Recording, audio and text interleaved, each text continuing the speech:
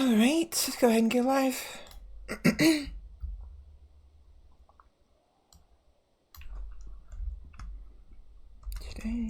will be a bit of a variety stream. Game stream.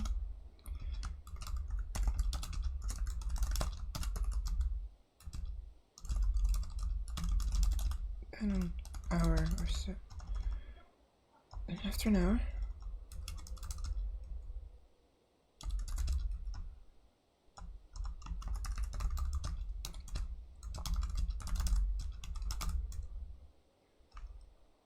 the games.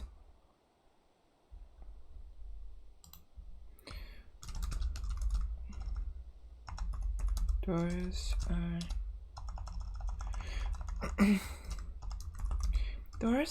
are now, my voice, are now open.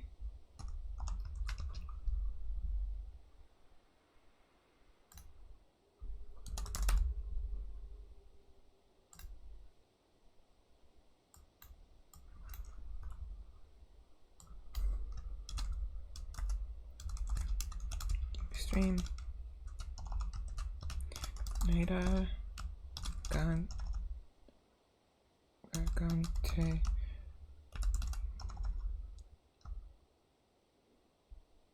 Kingdom.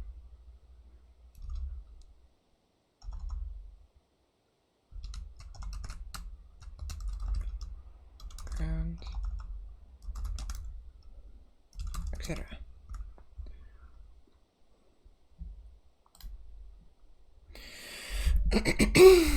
All right. Alright.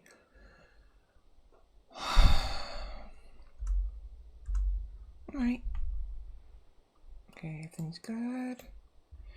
Everything is a go. And we are set. Alright. Greetings, everybody, and welcome back to my welcome back to the stream. My voice.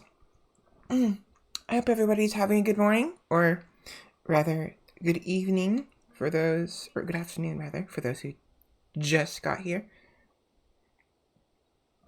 Let me start all over.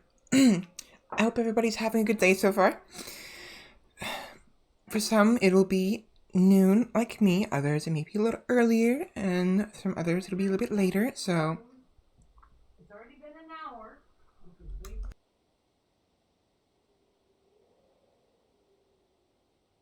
Sorry, someone's talking in the background.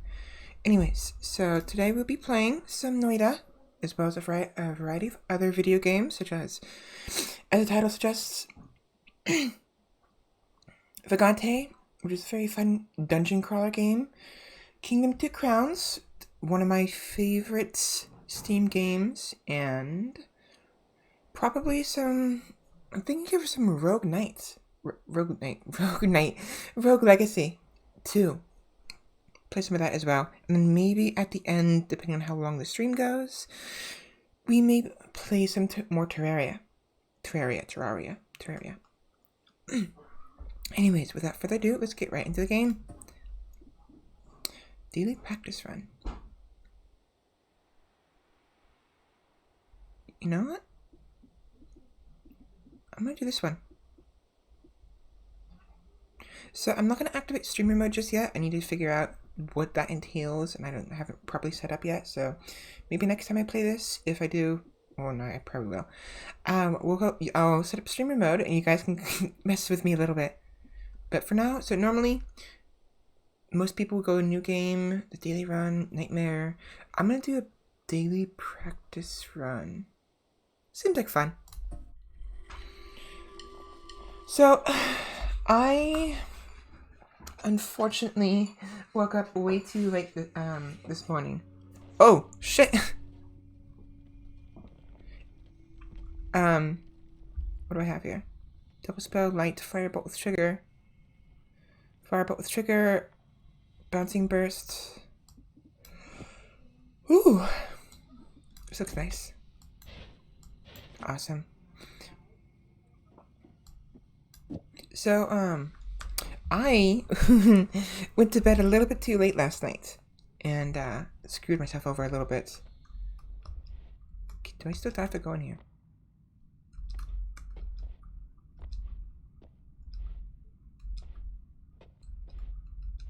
No. Okay, never mind. So yes, what's going on? I went to bed a little too late last night and ended up screwing my sleep schedule over a little bit. And this morning, when I went to go wake up, I was like, okay, you know what? I'll just sleep in a little bit. You know, like half an hour more, an hour more, and ended up sleeping for a whole 2 hours extra. Because normally, normally I wake up at 9 o'clock in the morning. At least that's my ideal time to wake up at. So that way I have at least 3 hours to do everything I need to do in the morning. So do the dishes, make some breakfast for myself, and other various stuff that I need to do in the mornings, and ended up brushing myself a fair bit. What is this? The TNT gunpowder bifurcated. Honestly, I don't need TNT anymore because I have the luminous drill, and not to mention the firebolt triggers do go through. They do help go through certain material, so it's not really necessary. What's this? Pheromone. Boop. So, anyways, for those who don't know, Noita is an... Wait, let me double check. 40 FPS. You know what? I need to increase the efficiency, the performance of my computer. Give me 1 second, please.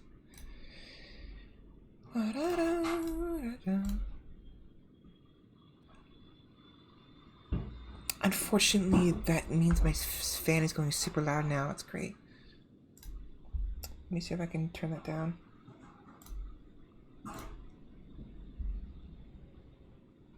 Is there no suppression?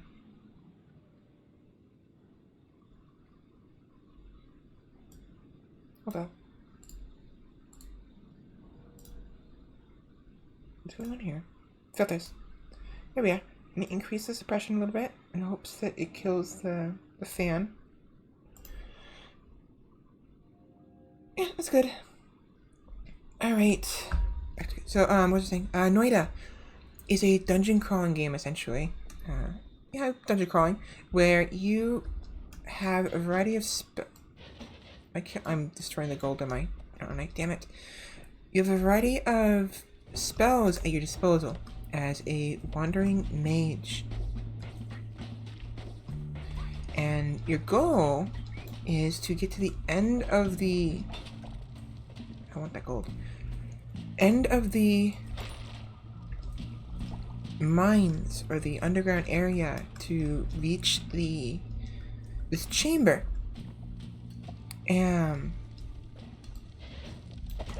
Ow. Bloody gold nugget. Interesting. And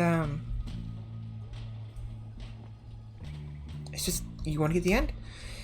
At the end, there is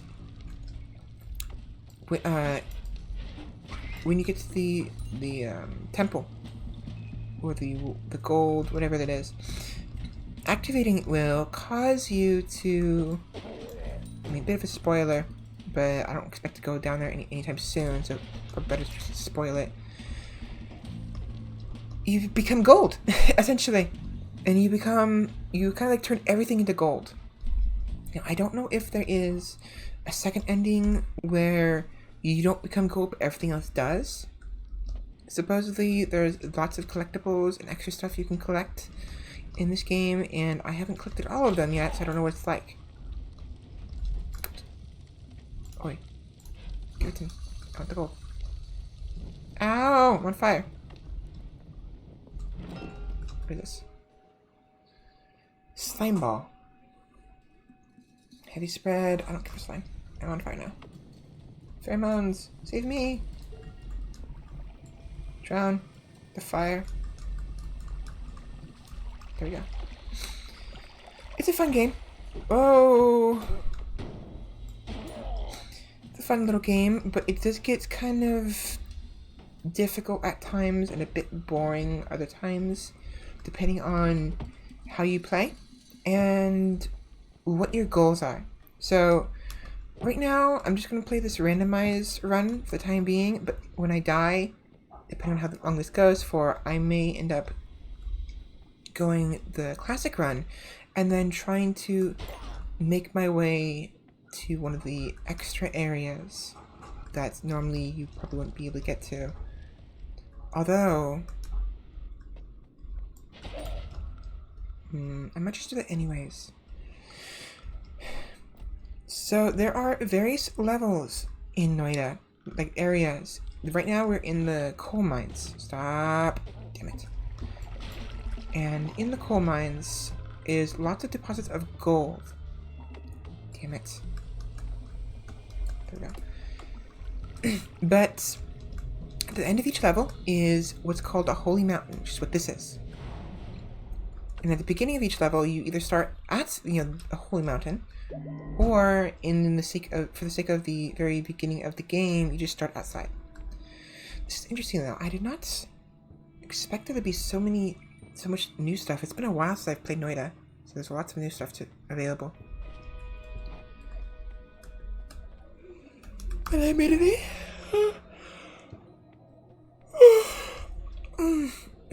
Damage plus, reduced recharge time, critical unwets, Giga Black Hole. I think I want the Giga Black Hole. This, and I can afford one more item.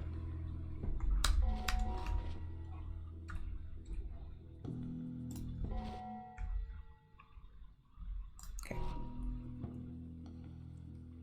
I definitely want the light. Light would be useful later.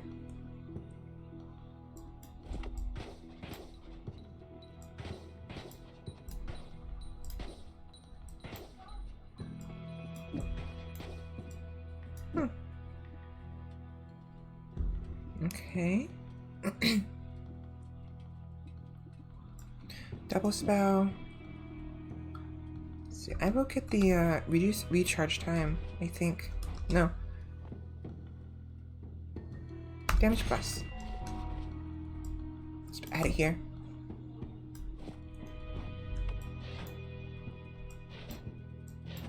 Okay, that will increase the amount of damage it does.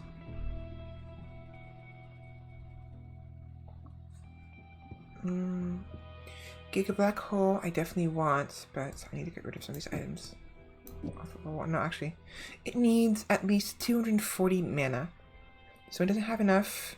This one has enough. So it's going to be on this one then.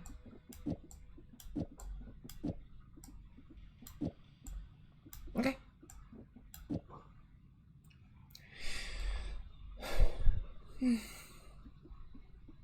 I'll keep these items for these spells for now. But I think I'm ready to go.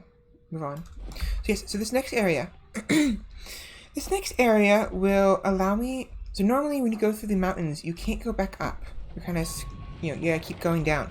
But there's at least one place in this area, the snowy depths, to the far right, that allows you to go back up if you so wish. I will be doing that carefully. I'm gonna die. Fuck off. Okay, that's very foolish of me. Ooh, electric charge. Giant firebolt. I definitely want the charge, but I won't be able to,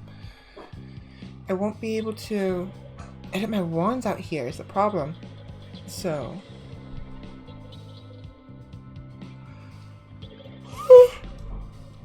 It'll be fine.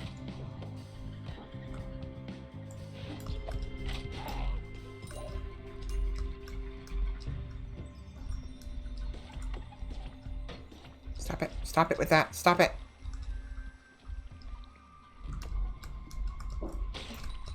Go away.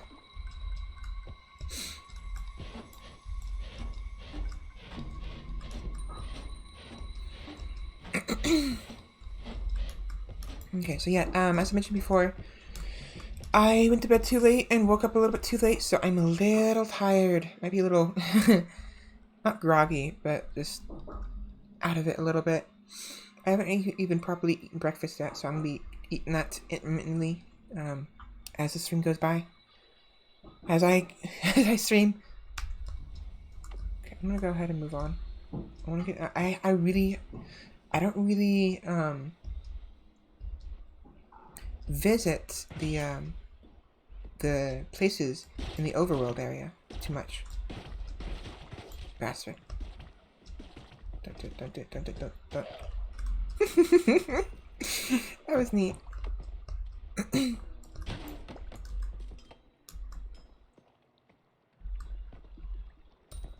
Can you fuck off?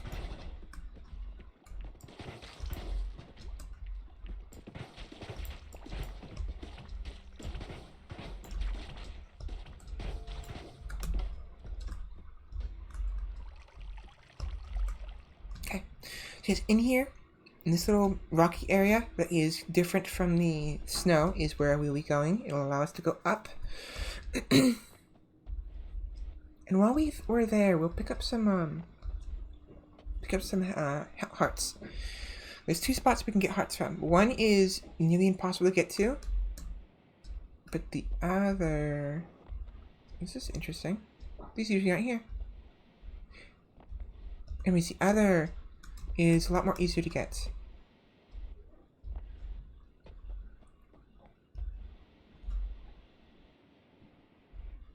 Okay. I should be able to go back up this way.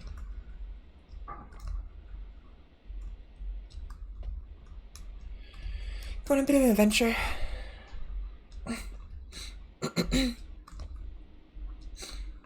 Ouch, my shoulders.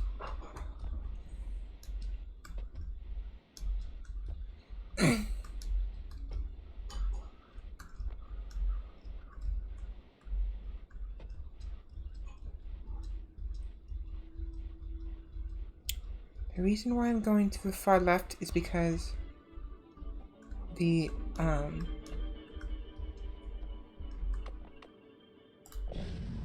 Whoa! Whoa!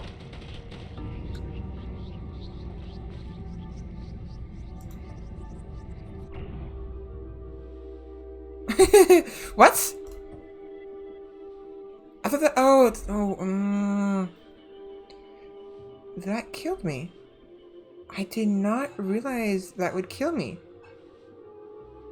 I thought that was the basic black hole. A growing orb of negative energy that destroys everything in its reach. Well, shit. No wonder I fucking died. Okay, so never mind. I guess we're gonna... Moving on.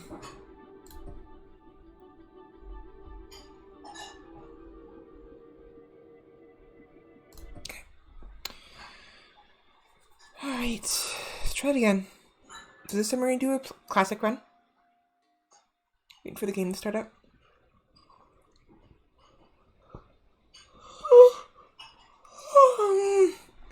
Alright. So yeah, this is the classic, usual beginning run that most Noita players will play when they first start out, as well as what people often play.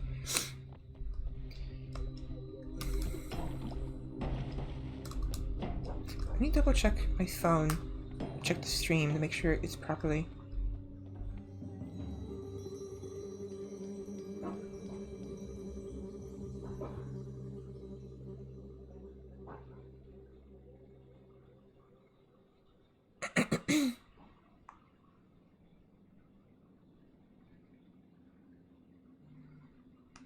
Come on. You ready game stream, Noita, Vagante Kingdom? Okay, good.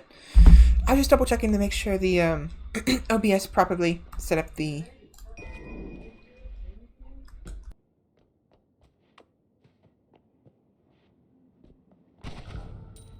properly set up my my Twitch notification.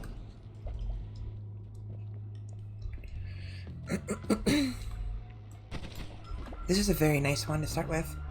To find a voice. Hold on, I'm gonna cough a little bit.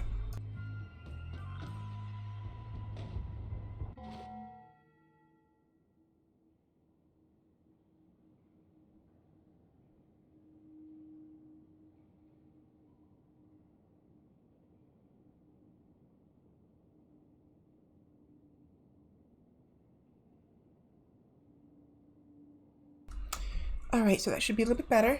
My voice was a bit of a phlegm in it.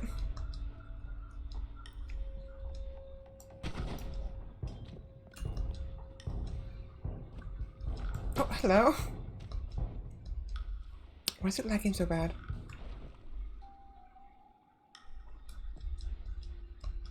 Yeah, unfortunately my laptop's fan is super loud, so I put the excuse me. I had put the suppression on my excuse me, good.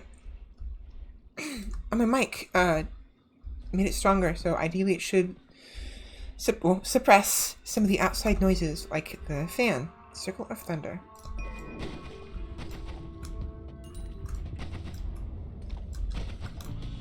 Ow.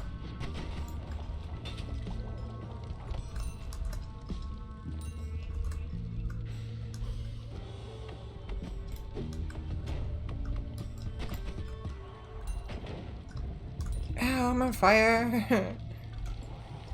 Put me out. Rainy Cloud. Same one as this. I'll take this one instead. That'll be useful. That's lava. Want to avoid that for now. Right. Things to talk about,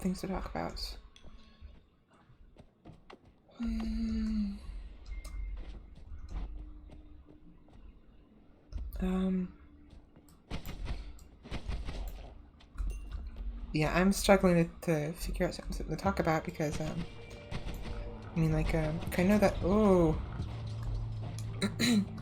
I know that lots of streamers, I mean, the whole idea behind streaming is that you're playing a game, but you're also talking to others.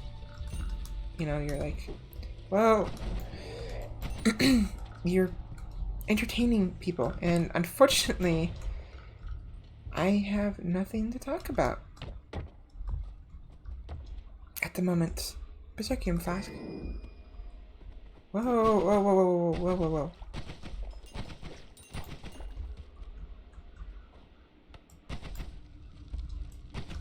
Actually, what I could say, so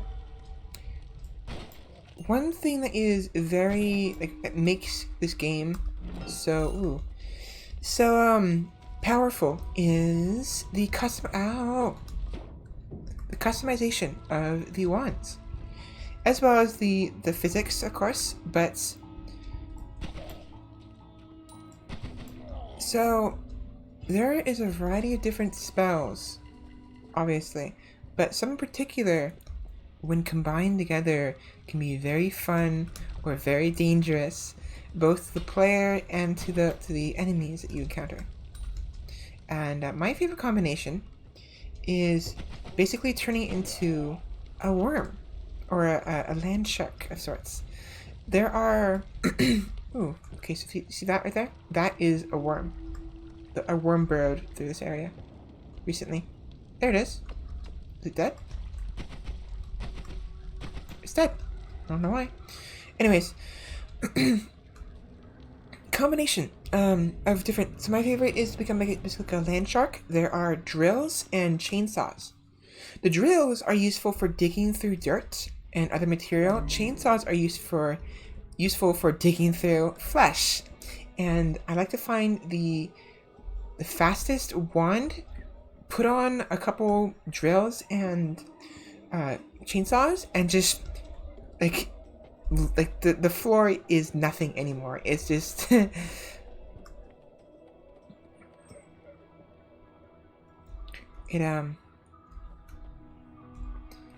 allows me to dig through the earth like it's butter, and just go down, go underneath an enemy, and just go up and just eat them like a shark would.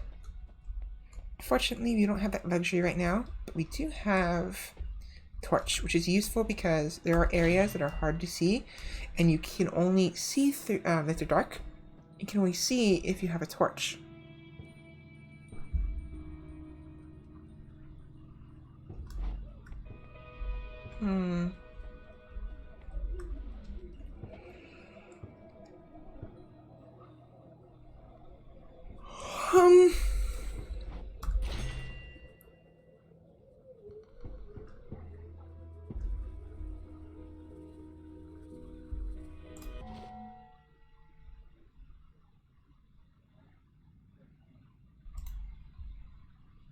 Sorry, I was checking something.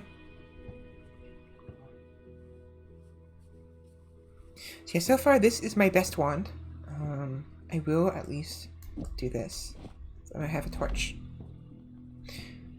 And let's see what else I can do. Bombs I want to keep for now. I don't have a way to unfortunately I don't have a way to get through material. And so the bombs are very important for that. My voice going up again. So with the extra gold we have, we are going to go ahead and shuffle this. I'm curious about the levitation trail, but it's not really important enough for me to really want to try it. Always cast one off. A random always cast spells added to the wand in your hand. Up to a maximum of 4.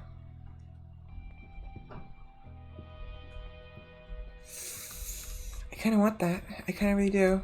But the fire immunity is also important. A random always cast spell is added to the wand in your hand. Always cast.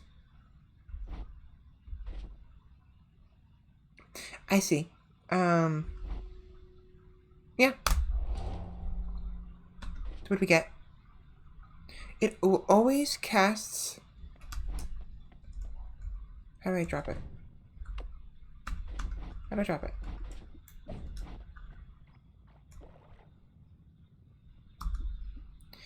Glowing Lance. A magical lance that cuts through soft materials. That's great and all, but it's got a mana drain of 30. That might cost me a bit because... Or not. I was worried that it wouldn't...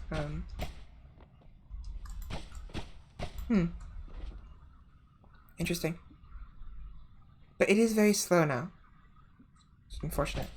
But also more powerful as well, and allow me to dig through materials more easily. That's always good. I got an achievement. You can't see it, but I got an achievement far right corner.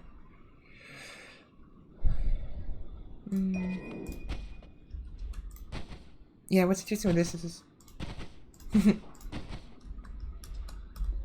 No, I still want the rain. The rain is going to be very useful later. If I could get set on fire and don't have any water to put myself out with. Alright. Yeah, look how more powerful this is now.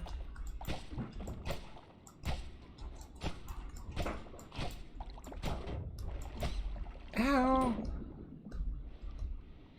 Something I didn't know for the longest time, and I've noticed that a lot of people don't seem to realize, is that when you mix the toxic sludge with water, the toxic sludge will default, it will become water. So if you're ever in a situation with too much toxic sludge, or you just, you know, don't like it being around, just spray some water on it and it will mix. And it will actually create more water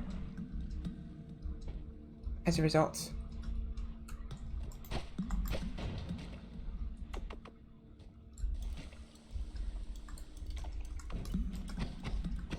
And just use a wand or an attack spell to mix it.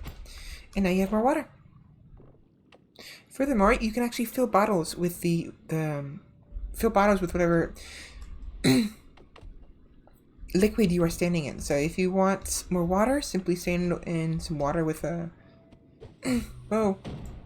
with an empty bottle or some empty bottle. If you want toxic sludge, for instance, same thing.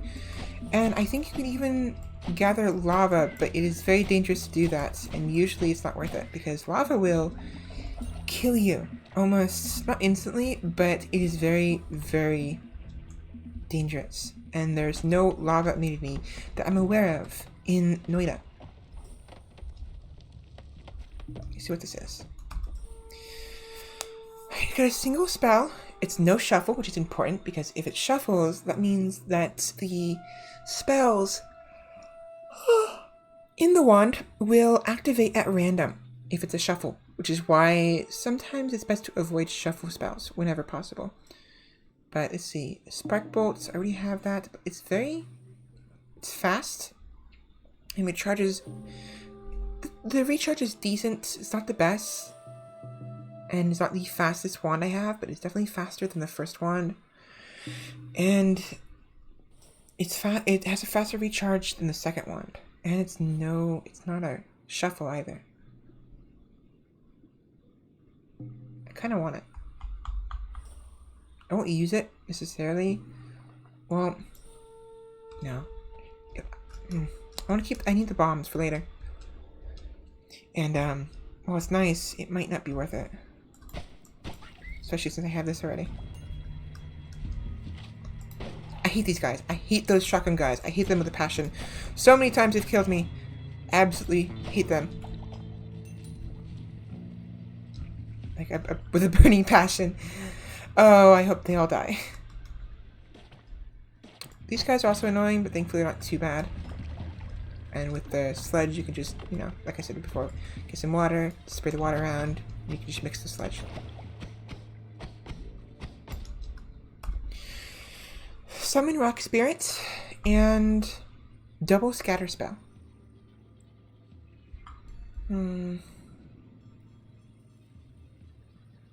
It's got a very nice cast delay, but it's not as fast recharge. But the regeneration is really nice. And it can hold 7 items. 7 spells. I wanted to keep the water though. Because it's better than this one in every way, I will take it. I kind of wanted to keep the water spell. But as it stands, I might need that better one.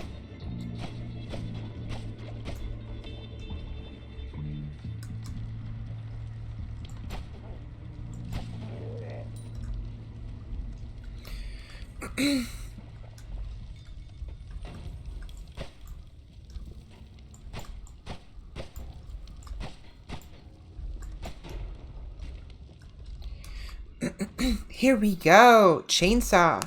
My favorite item. Alright, so because we have chainsaw now, I will go ahead and get rid of this one because it's not really necessary now that I have this. Is what I want to say, but the recharge. I'll put it on this. Yeah. So chainsaw. You can't see it here because the recharge speed on this one is absolute shite, but with the I'm on fire.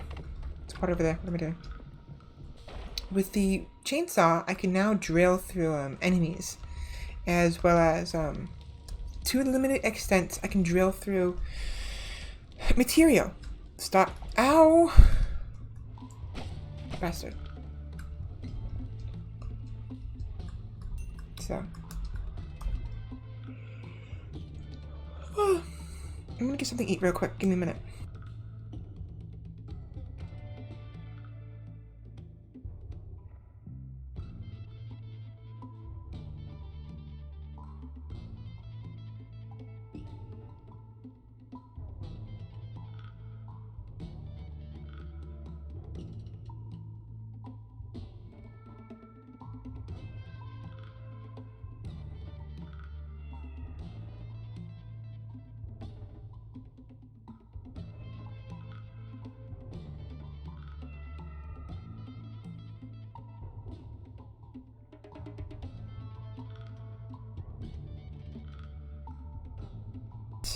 Alright, I'm back.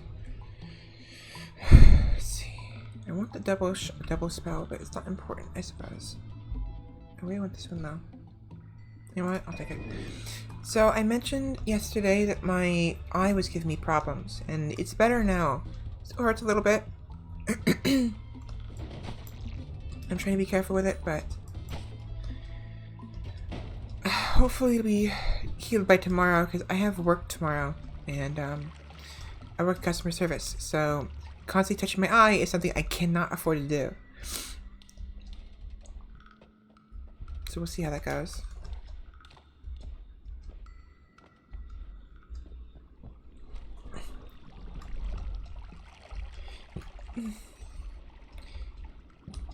Excuse me. Oh, hello. Hiccups. Hiccups, please.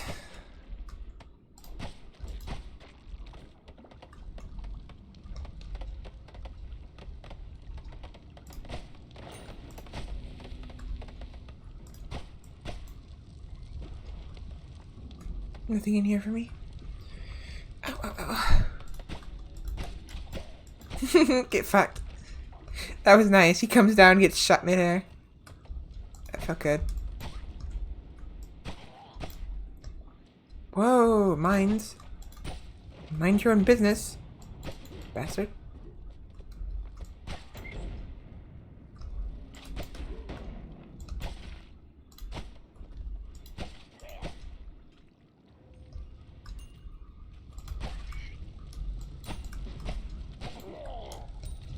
And I'm on fire. I'm gonna sneeze.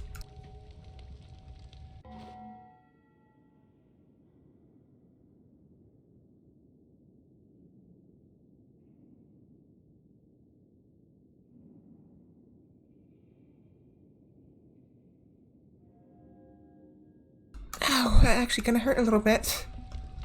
My head, for some reason, the back of my head is a little tense, and so when I sneezed, it put pressure on the tense part, and now my head hurts a little bit. Oh, that's lava. Gotta avoid that. But there's a mountain under there. Don't kill me. Ow. There we go. Blow my nose real quick.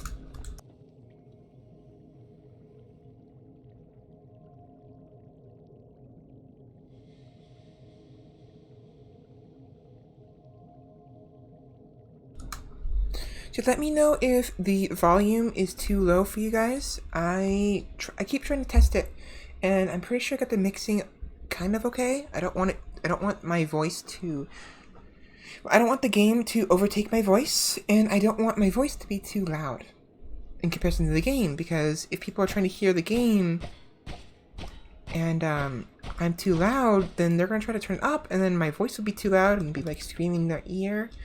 It just won't be fun.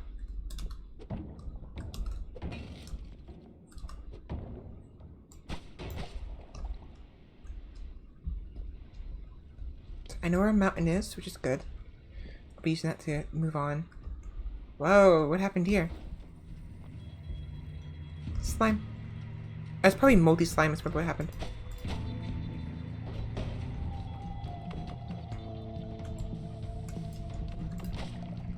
Fuck off.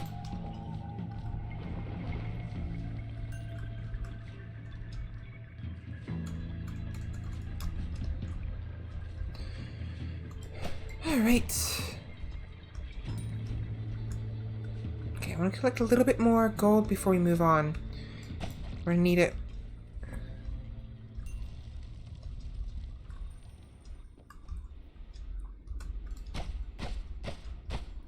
I really want that. I'm not getting that. Or I might. Whoa! I'm an idiot. I thought I selected the fourth one, but I selected the third one instead. Let me move that over so I don't do that again. No, this one is not good. I have to wait. It landed on the lava. I want at least 800 gold total, if possible.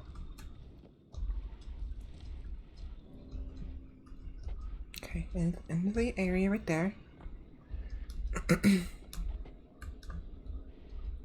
that I think about it, I never went to the far right, did I? How am I supposed to get to the far right? Because there's an entrance of sorts, or an area. Whoa. Not entrance. There's the that chasm from before that we ended up dying in when I was trying to get to the rock with the Giga black hole, and this is where it leads to. So the chasm basically connects the first level, which is where we're at right now, to the no, I'm stupid. We're in the mines, right? Never mind. It's the other way around. So the level we were at before, the I don't remember what it's called. This is the second level. The third level was before. The first level was before, and the third level is coming up next. The third level and the first level are connected by a chasm, which I had showcased last time, but I don't know if I'm going to bother going up this time. To pick high mana, low capacity. Your currently held wand loses half its capacity, but gains more mana. That's nice and all, but it's not mana recharge, it's just mana. None of those are are of really much interest. Let's see.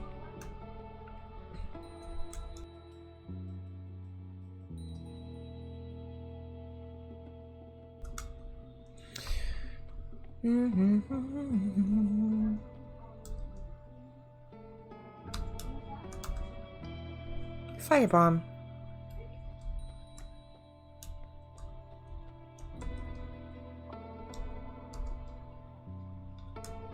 This might actually be useful. The firebomb. To slow fiery bolt, it's infinite. That is to say, it'll never run out of charge. And I believe it does some splash damage and no, it doesn't do any explosion damage, does it? It's still useful though. It's for 10 fire damage for 10 mana drain. It's a 1-for-1 cost, which is better than the spark bolt, but it's slow. Let me at least modify my wands first.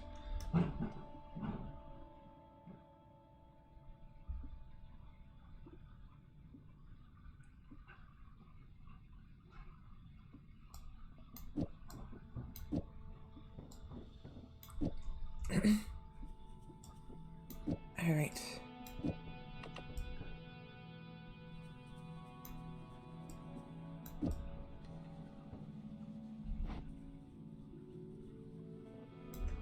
Better.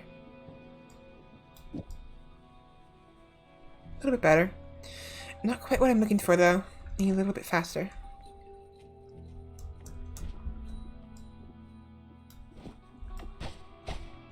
Oh right, I have it always casting that, damn it.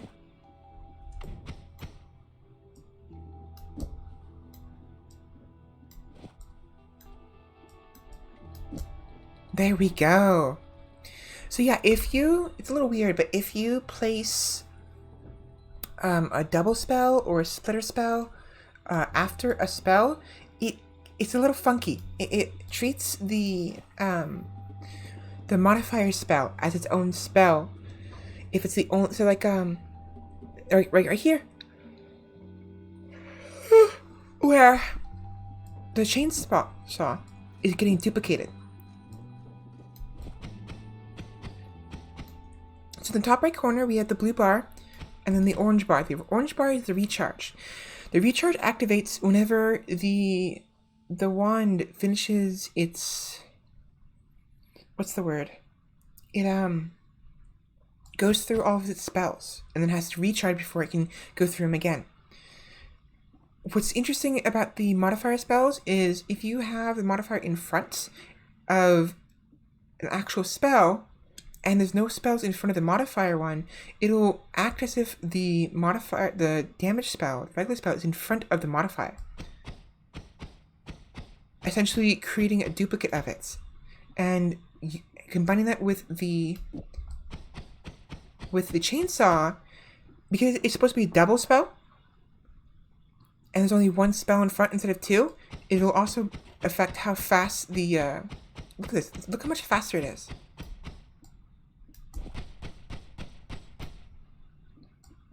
Let's get rid of that. So see, it's slower. The chainsaw is slower here. Move it over to the left, and it's so much faster. Now my goal is to make it so it's basically going constantly. Like there's no gaps. The faster it goes, the faster it drains, but the faster it deals damage too. So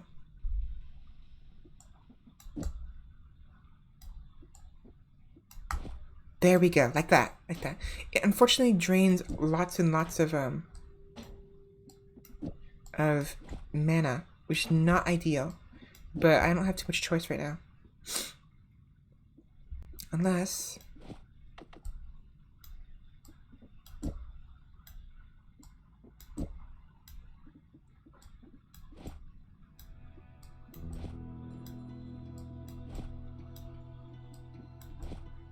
No, it's not gonna work.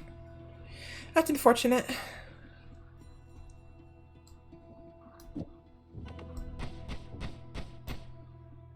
And yeah, the chainsaw, it decreases the recharge time at the cost of increasing the spread. So the recharge time is the orange bar, the top right corner, below the blue bar, and that increases how fast, like if it's a single spell, it'll increase,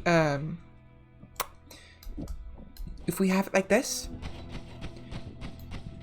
with the double spell in front, it'll increase how fast the entire wand functions.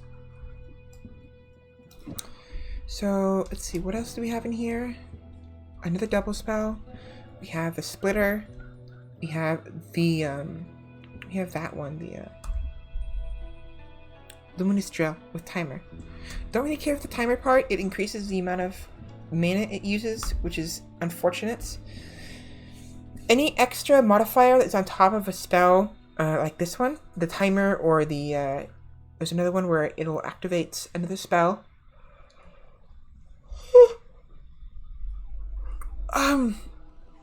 At the end of the initial spell's life, but it increases the mana drain, and the luminous drill already costs a lot of mana to begin with, so this extra bit kind of ruins it a little bit. I'd rather it not have that modifier. So what else can we do here?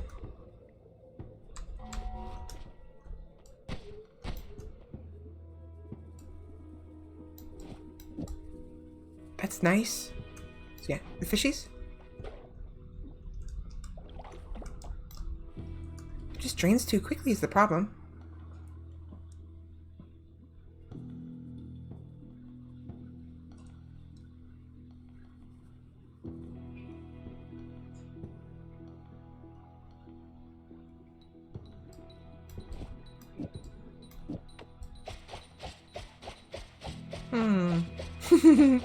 That might be worth it.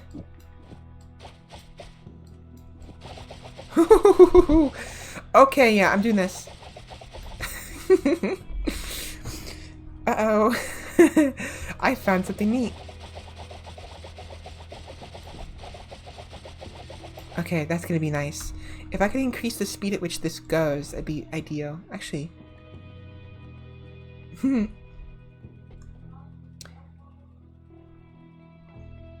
grabbing this one. Oh my god. Oh my god. Oh, it's gonna be fun. This is gonna be fun. Very fun. Alright, I found my new favorite weapon for this run.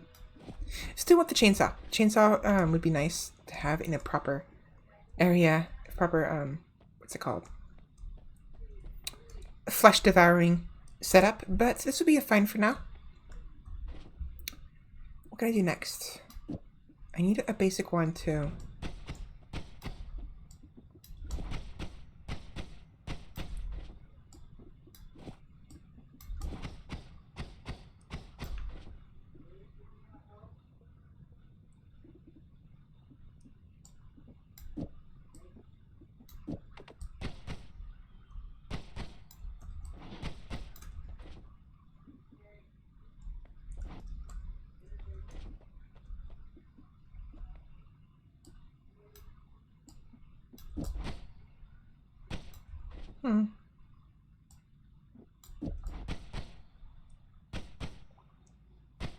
That could work. Alright, 1, 2... I kind of don't need anything else now that I have this one.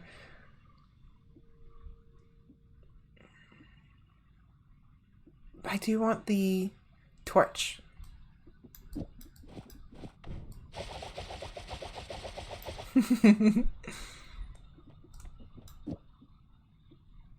Having the torch on...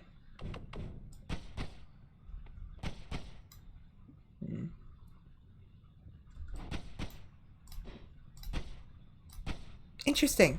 So the torch will act as, you know,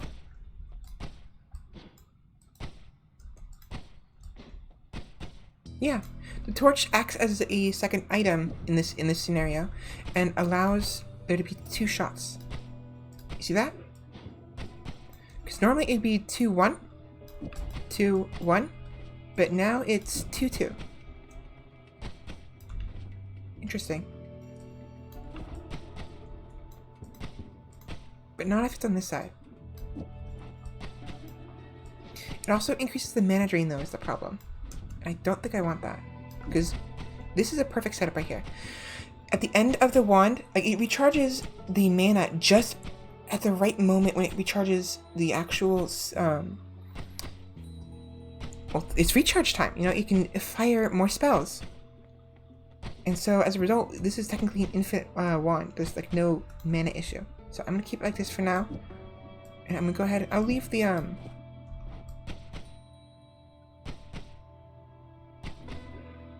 yeah, I'll leave the torch on this one.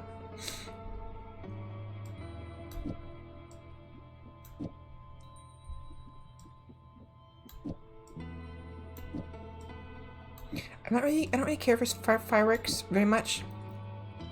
I don't really care for fireworks that much. I gotta enunciate my words. God damn it. My eye. Please don't do this to me. You know what? I'm gonna turn my hold on.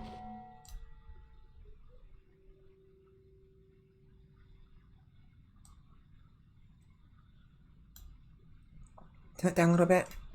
I have a light behind my monitor and it's really bright. I've been using it to try to make the tracking work better. But it's a little too bright. My eyes are hurting again. Shit. Okay, so I'm just gonna move on. I don't need anything here. I want the drill, but I don't like the modifier on it. And it probably is just not worth getting. Yeah, let's move on.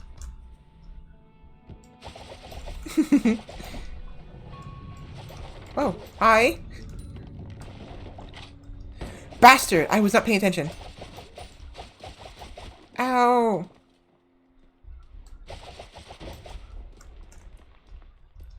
There's my health and my FPS.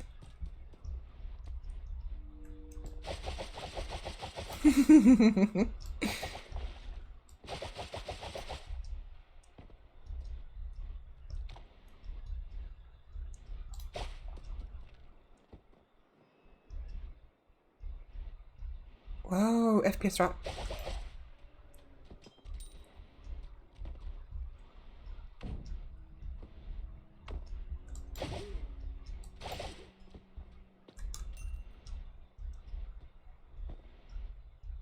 Why is my FPS dropping so bad? I mean, rather the game. Why is the game going so slow?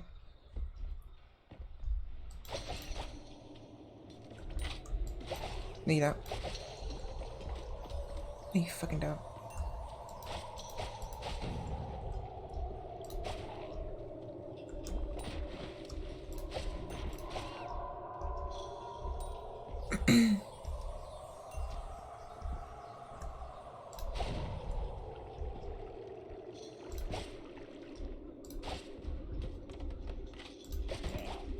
Get fucked.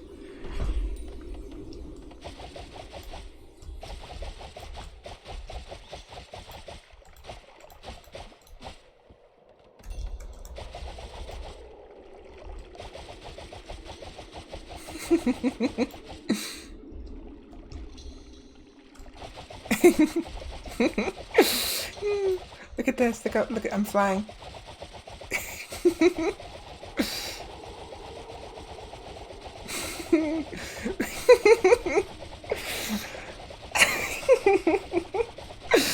Oh my gosh. Wee. Alright, this is like the best setup. Oh my gosh. And there's no cost either. Okay. So, whoa, what's up with all this text?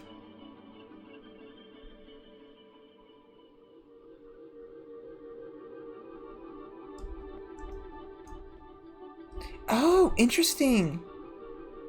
Look at that. It slowly goes to English. Anyways, so yeah, this is an Orb Room. There's a handful of them throughout the game. Most of them are hidden. Pretty hidden. And are difficult to find.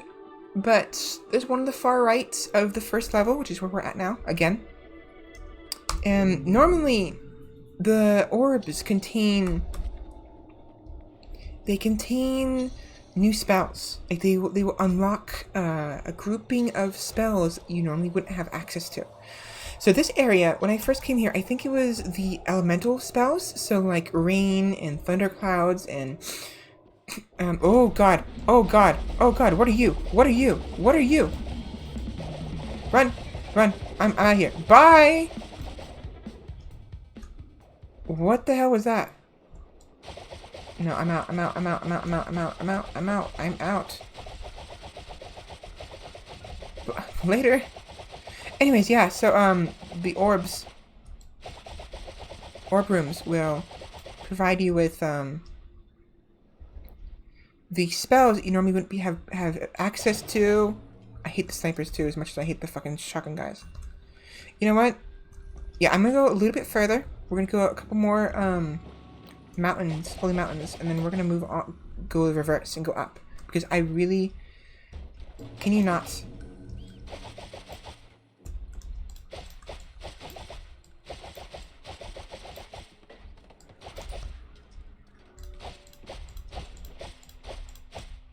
Ow, ow, ow, ow, ow, ow, ow.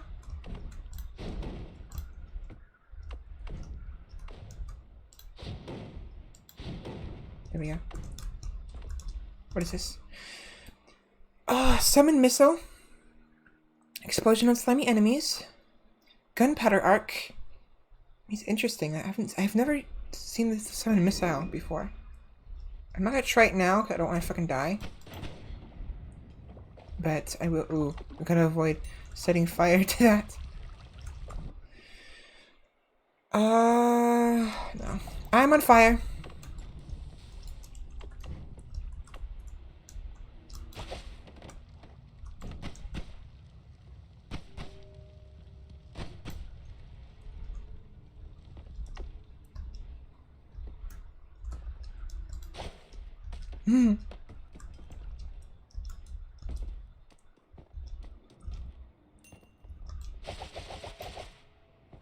Oh, hi.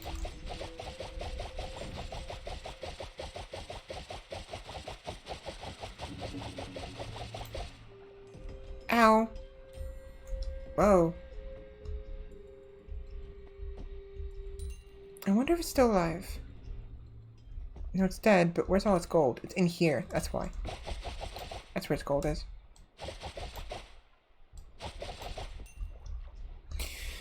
Yeah, those big guys that spit the, smaller versions of them, tend to produce a lot of gold when they die.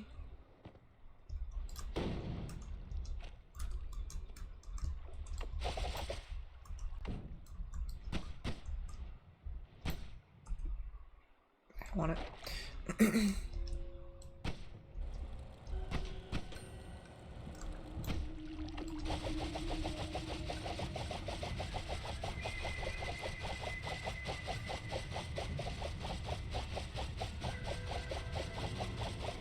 Bye! Okay. Nothing? Unfortunate. Sometimes when you kill the large worms, they will drop hearts for you.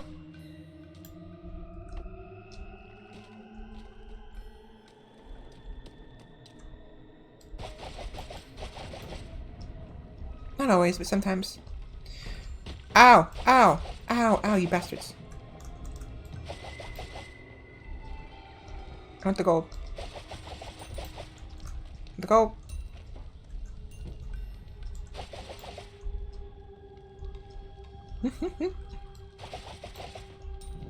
I'm on fire again. You're it.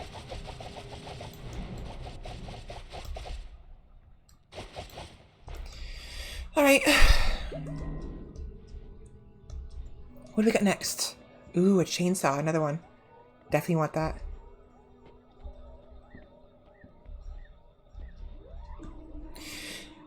Pick peace with gods, gas fire, high gravity. All creatures included. Gases near you ignite automatically. You make peace with your gods. Okay. I don't need that now because I haven't pissed the gods off yet. So I want the chainsaw.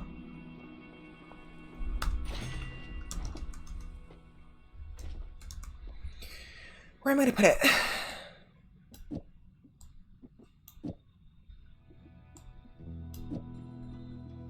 It's already been an hour.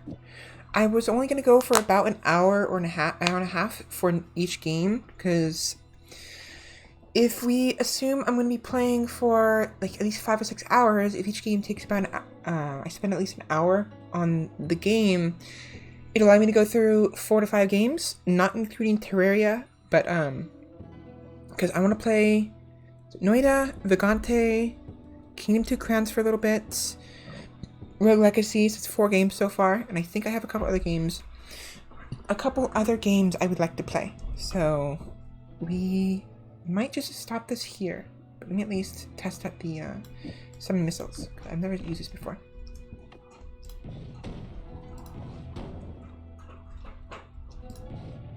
Oh, they lock on. Interesting.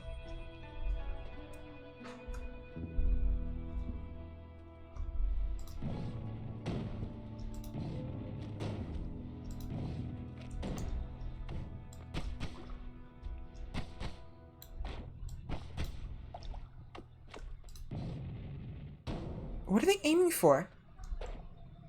Enemy down there, probably. Alright, well, those are neat, but I don't really care for them. What I could do. Oh. Okay, maybe I will. Maybe we'll take them.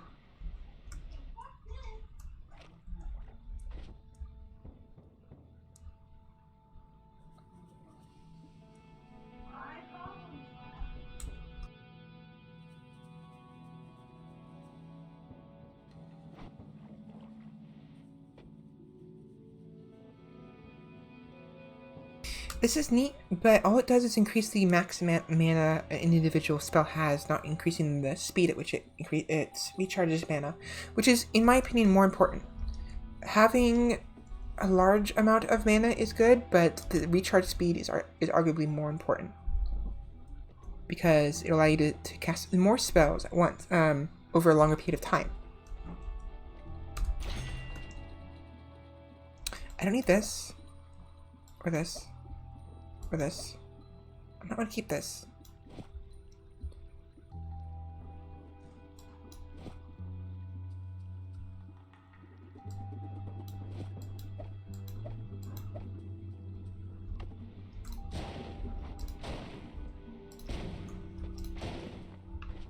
It's going to be used for later.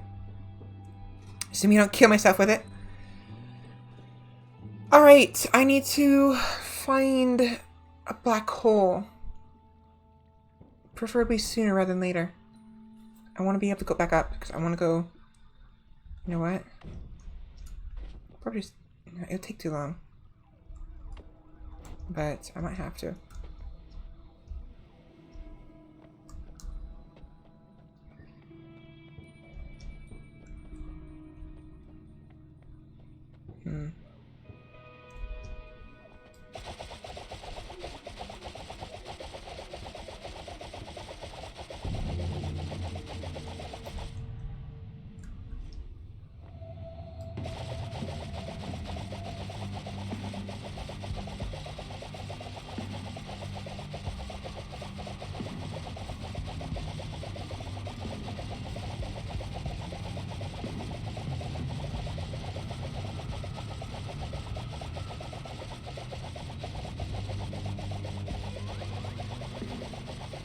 Yeah, digging through the mountain pisses off the gods, so it can be a bit difficult, but I mean, doing so allows you to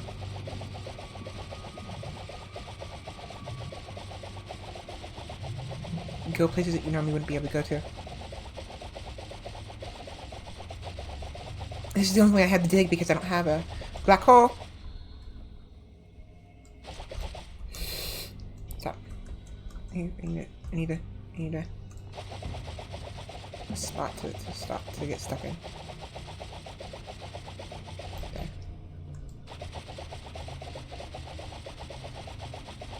Yeah, sorry, it's gonna take a while.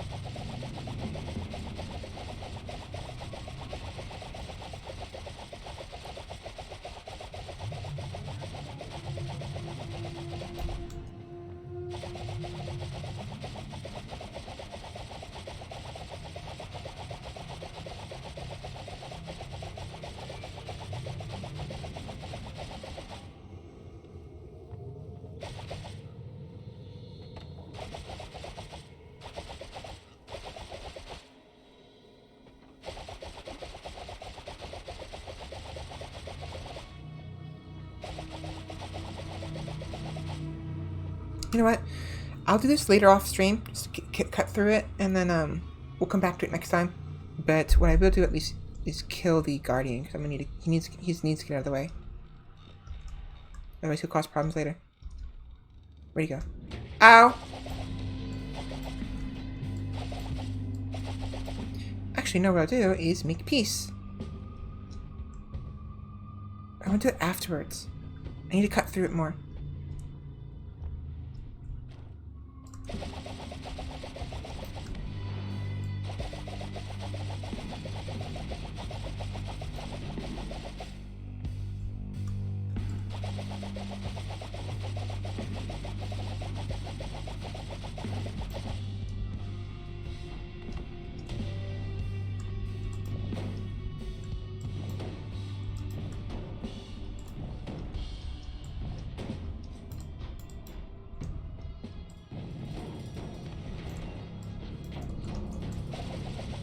There we go.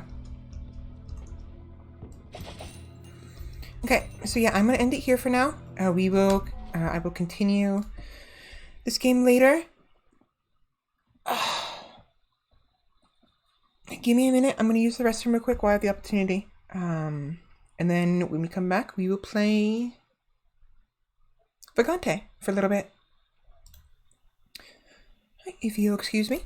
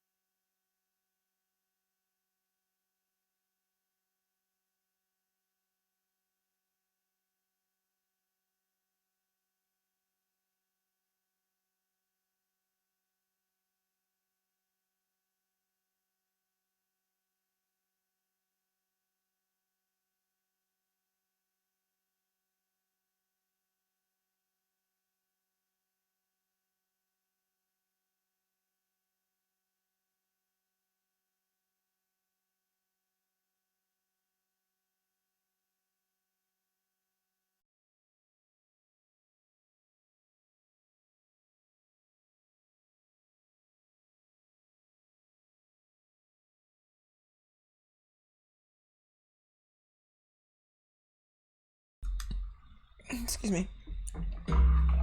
Alright, so I forgot to set my controller beforehand, so I need to do that real quick. Because Vagante is better with a controller than is a mouse and keyboard, in my opinion. I'm trying to reach. There we go. Or my Noita, Vagante. Okay. At some point, I will be streaming VR chat. This would be nice too. The problem is, it sounds super quiet.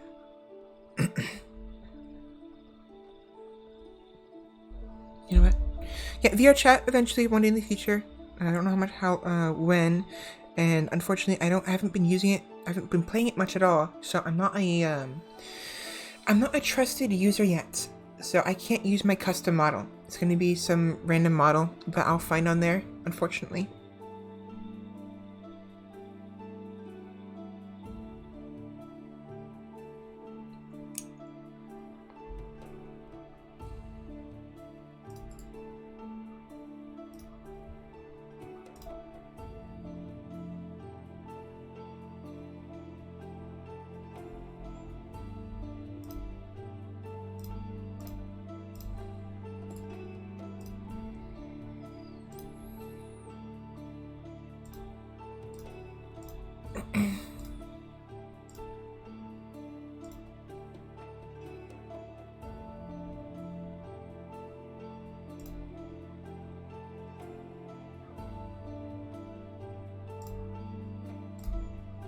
There we go. So Vagante, just like Noita, it is a dungeon crawler, except it's a little bit different when it comes to its aesthetics, the physics, and just the overall feel of the game. It's more close to, I'd say, while Noita is closer to, like, say, Terraria and Minecraft, Vagante would be closer to Hollow Knight in regards to the overall, like, idea behind, or not idea, the feel. I mean, it's vague. It's a vague connection. It's just if I had to compare it to something. So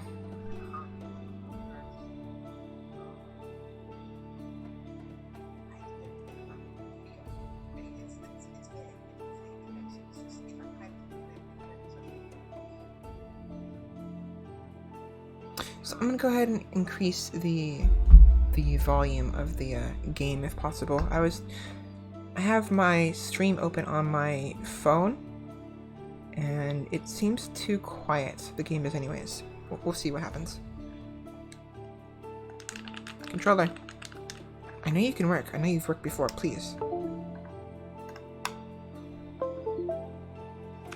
Please? Please? No? You're not gonna cooperate with me? There we go. Okay, that's what happened. I wasn't actually in the window. See, I'm gonna play a little bit, test out the sound. So anyways, yeah, so in Vagante, you have a couple options of characters you can play. In the very beginning, you have the knight, the rogue, and the mage. Eventually, later on, you will eventually unlock a new character, I believe, called the wildling. What's unique about each of these characters is they each have their own stats they specialize in. The knights, of course, would be melee, like physical damage, right? Up close physical damage. They are a little heftier, they have a little more health, and their weapons are probably heavier. The rogue, they are a lot weaker, but they specialize in crits and also range damage, because they will come with a bow and a dagger. Whereas the knight will come with a giant sword and I think armor, because normally you don't start with armor, but I believe the knight does. The mage, He is, I think, the weakest of the three when it comes to the overall health pool, but he has a lot of powerful spells at his disposal, or her disposal. And while they're not super long range like the rogue's bow and arrow is at the start, eventually the mage will encounter some spells that will allow them to fire off from a distance and thus allow, protect themselves a little bit better and maintain their already low health pool. The wildling, however, while the mage has a staff, the rogue has, the mage has a staff in magic spells. The rogue has a dagger and a bow and arrow, and the knight has armor and a sword. The wildling has nothing. They don't have anything. They don't have armor. They don't have weapons. They start bare fists. But I believe I don't remember the exact details. And I can't... How do I look at it again? Whoops, wrong button. I have to do it in-game, don't I?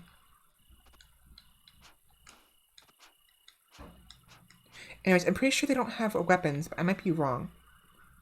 Oh, yeah, they don't have weapons. So... right now, I want to go...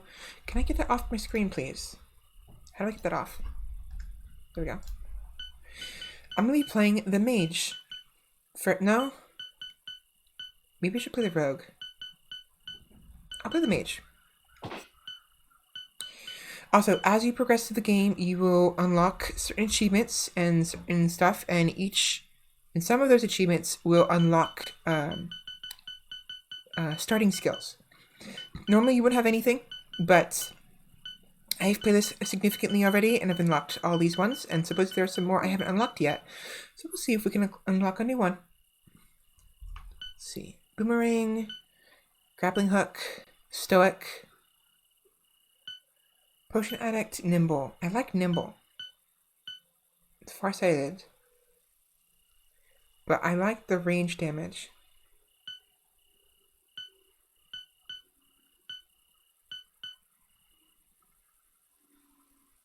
I'll do this.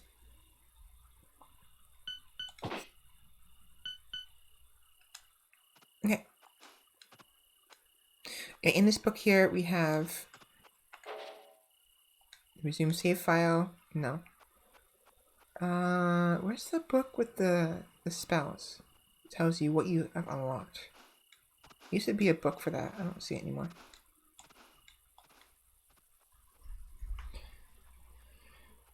Let me check something real quick. Okay.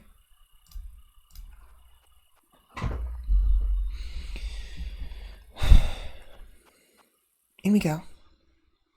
Noita, Vagante is actually quite a fun game.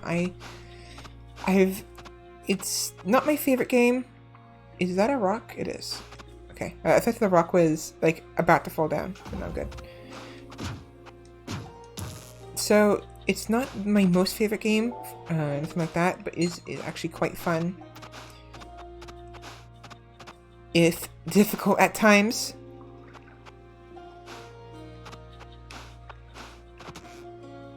Bow.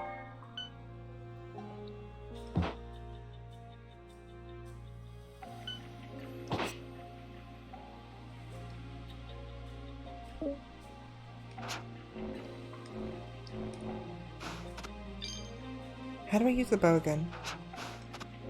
I don't have arrows. Yes, so as you just saw, spikes are insta-kill. So you definitely want to avoid those whenever possible. Ow!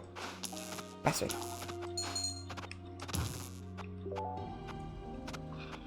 Dragon. I'm not ready for him yet. I mean, I will be event in a minute, and I don't have much at my disposal except...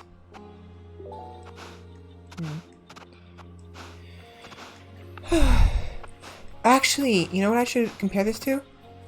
This is better compared to Spelunky. Spelunky and Vagante are very similar, albeit unlike Spelunky Vagante doesn't have the ghosts that you have to worry about. So you can be in a level for as long as you want. Which I personally prefer more. It's why I never really liked Spelunky too much. Is because that timer, because I wanna get as much stuff as possible, and I wanna, you know, fill about until, you know, I'm ready to go to move on.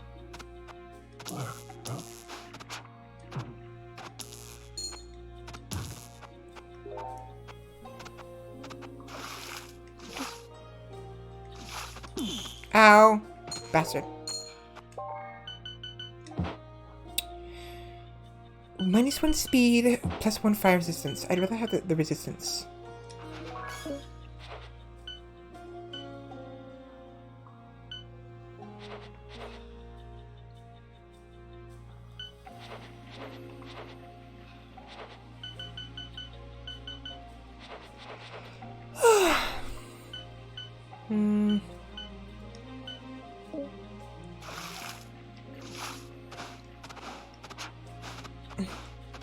Okay.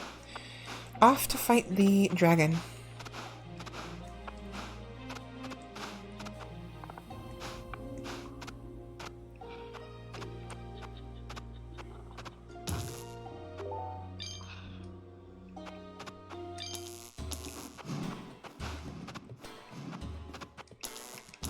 Ow.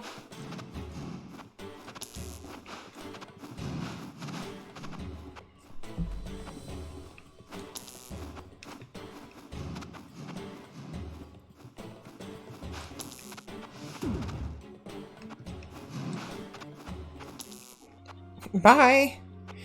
Alright, so now that I have the key, I have two options here. Well, I think one option for now. Oh, I don't want to use electricity in there.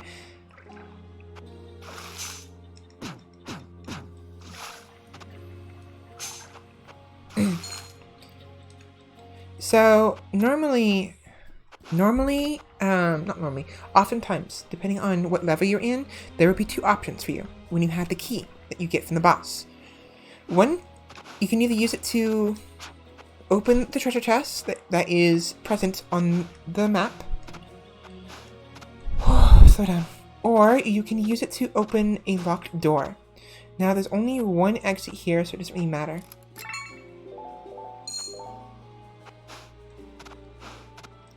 But sometimes, if there's a locked door available, you can use it as a shortcut to go ahead and move on to the next area.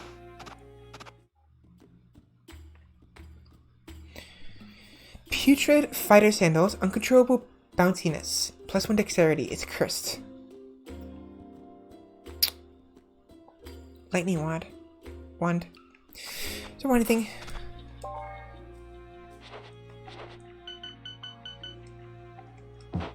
Two speed and +1 luck? Awesome.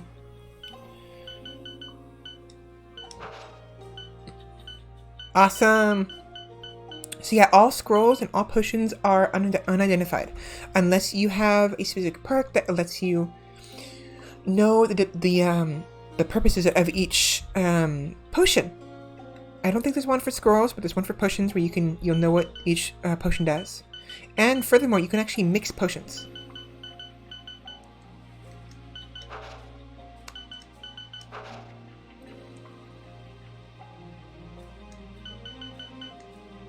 I can't do that now.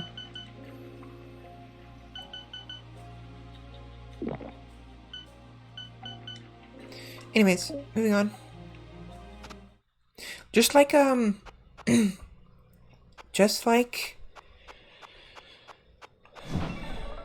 Spelunky, there are some characters you can save, specifically fairies. No. So once I get those, the fairies don't increase your maximum HP, but they do oh, you bastard. They do heal you. And as you noticed, the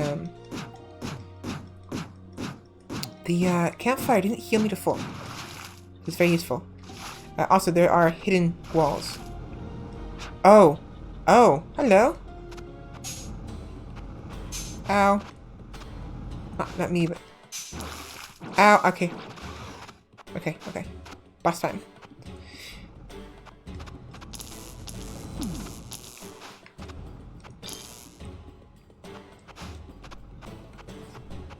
Let me scrub.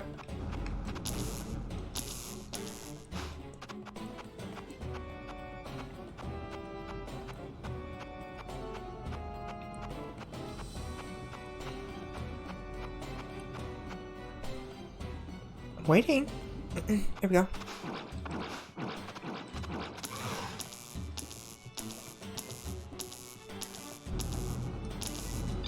Ow! Ow! Ow! Ow! Ow! Ow! Ow! You bastard!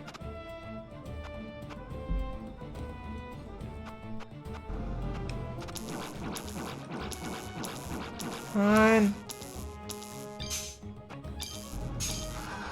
Goodbye. Alright.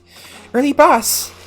That boss is a little difficult. He's not the most difficult one to fight, but it's a bit of a pain in the ass because of his ability to go underground and, more importantly, the poison he spews. Definitely prefer him over... There we go. That guy explodes. I prefer the worm over the bandit king. These guys, they have a king.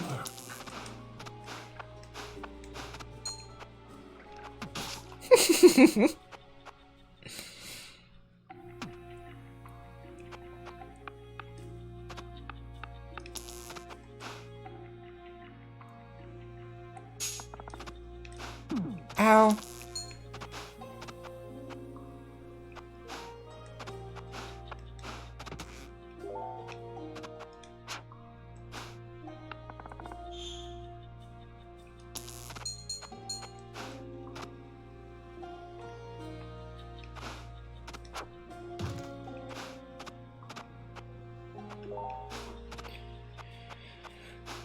Yeah, they've changed this game since the last time I played this.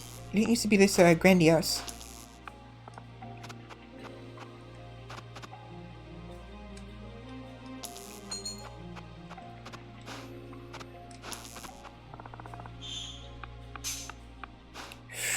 That would have been bad. He would have knocked me off the ladder and I would have fallen on the spikes. Okay, as I mentioned before, there is... Ooh, chickens! There's these locked doors. Now, what's interesting about these chickens is, if you take one, they're like the turkeys in Spelunky. You take the chickens to the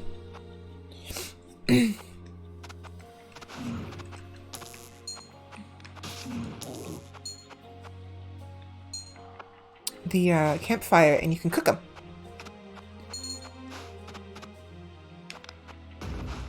Gotta watch out for those.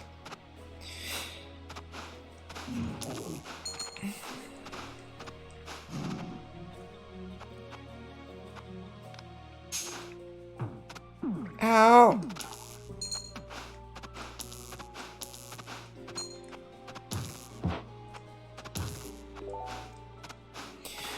Yeah, I'm not gonna save the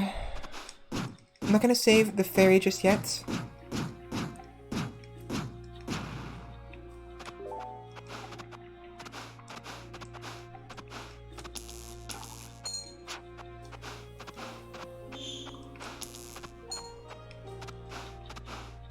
And I don't want to use the shortcut right now.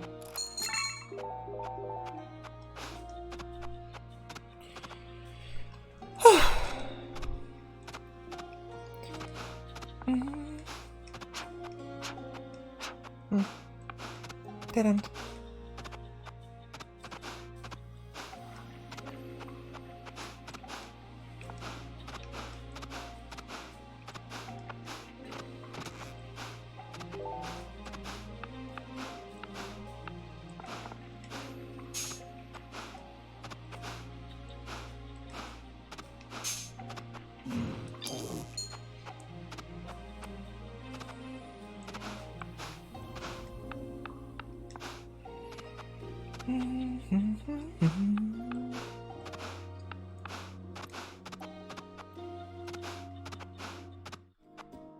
Hello! Shimmering short bow. Very slow attack speed, plus knockback, plus 2 luck. Blessed steel sword. I'm good.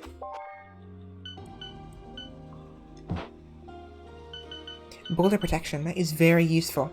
That will ensure that if the boulders fall on my head, they'll get destroyed instead. But freezing aura is nice. It's -1 intelligence.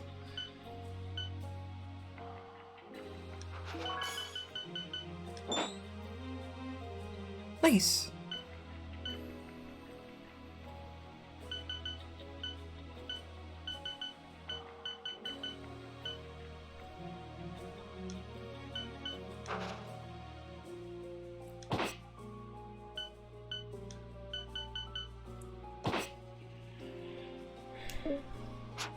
Whoa. This is a new weapon? This one's not, but the flail is new. Arrows.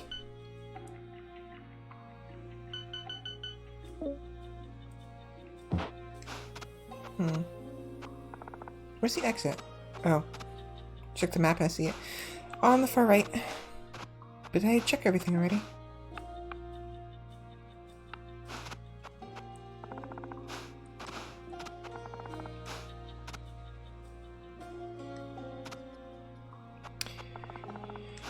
Alright. Yeah, as I thought, I can't bring him with me.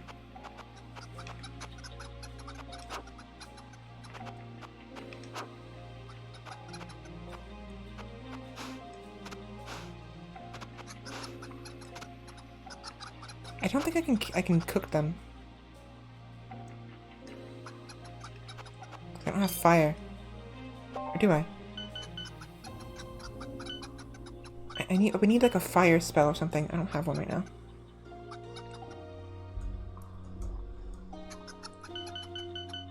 No.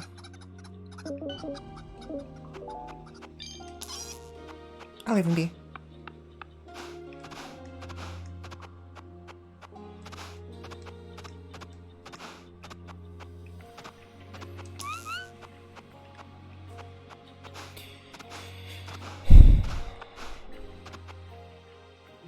The scholar.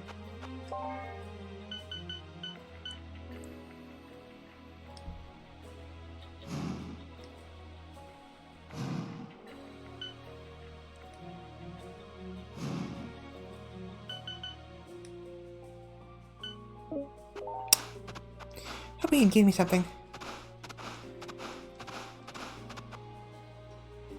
But they're ranged.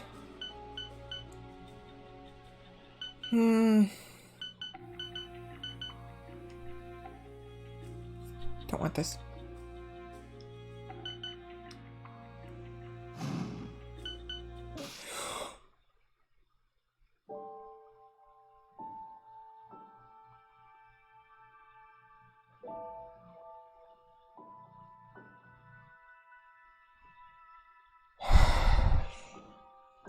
Fuck you!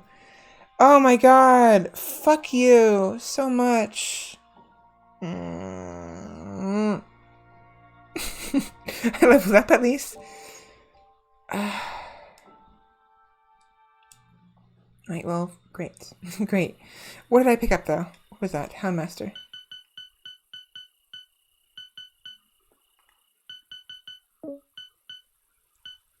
Houndmaster. This is new. I didn't really realize this person existed. Interesting. I'll give them a shot. So, for the Houndmaster, I will go Nimble, I think.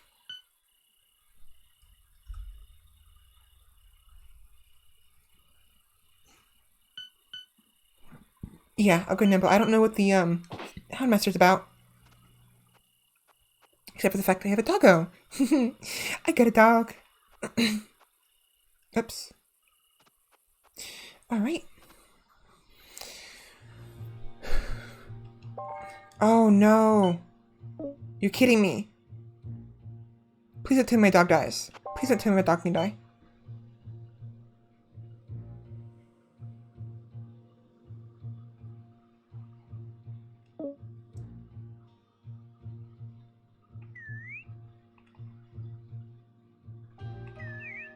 Stay. Woo! Come.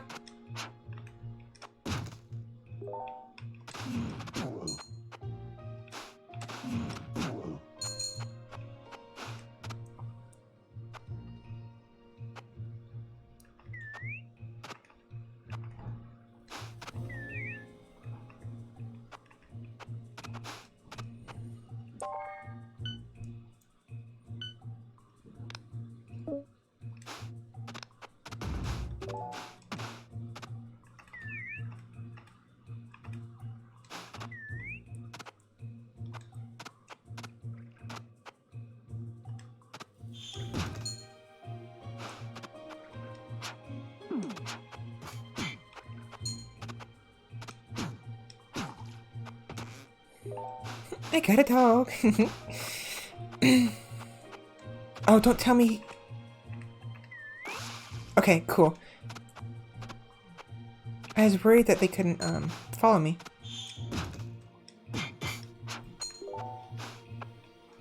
Doggy, doggy, doggy.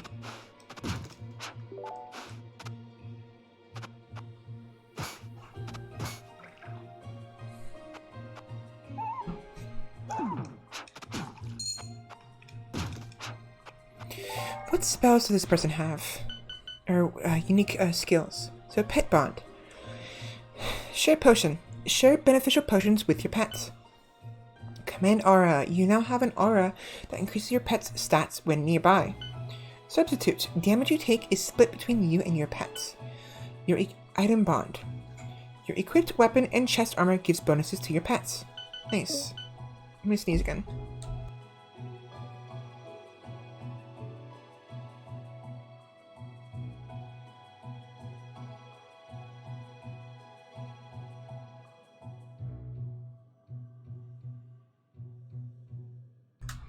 Never mind. Pet offense. Lunge. Your pet can now lunge attack. Weak point. Attacks critically hit more often than normal. Your pet can sometimes lunge multiple times in a row. Interesting. Interesting. Loud bark. Your pet's barks are more effective. Your pet can bark more often. Your pet can bark at enemies while carried. Your pet bounces when thrown. Oh, I can carry him. Interesting. It's cute. Club attacks deal more damage and stun enemies more. Hold the attack button to charge up your swing. Fully charged attacks unleash a powerful shockwave. Attacks charge up quicker. And then just the basic luck, intelligence, vitality, strength. Okay.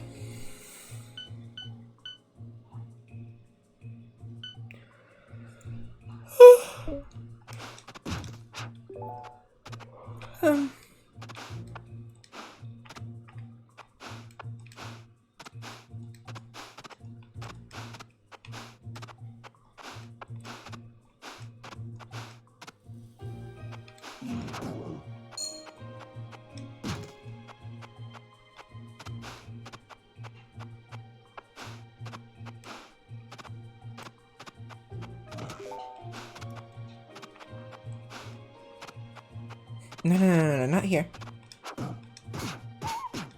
Fucker.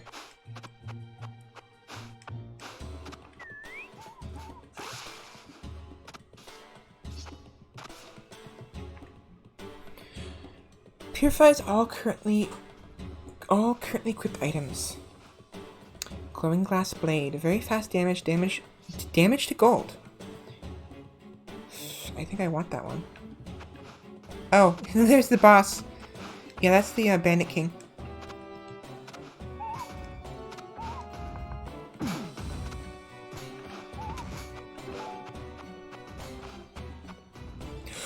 Oh my god! Oh, I hate you. Yeah, when he jumps like that, he makes you bounce, and I forgot about that. I wasn't expecting to jump. I wasn't expecting to land in the spikes.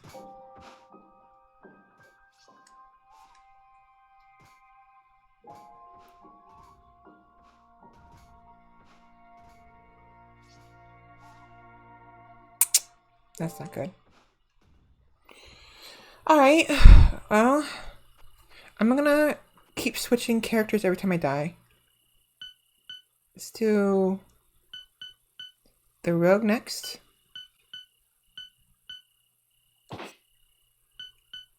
And we'll go Farsighted.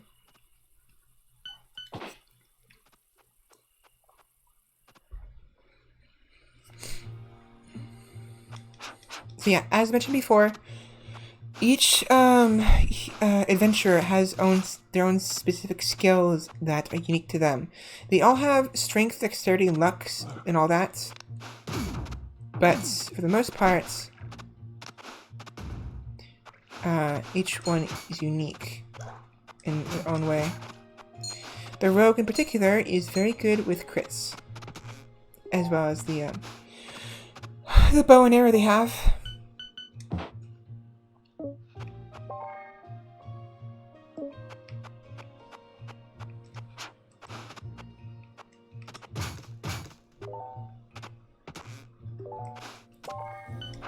Oops.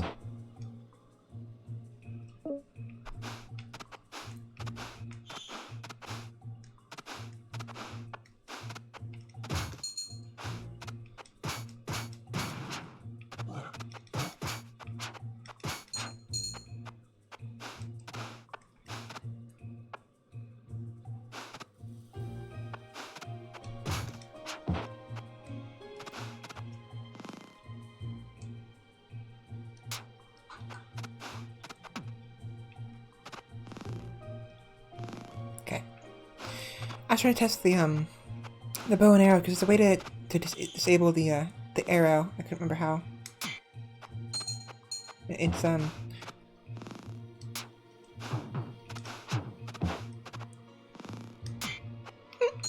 It's left bumper.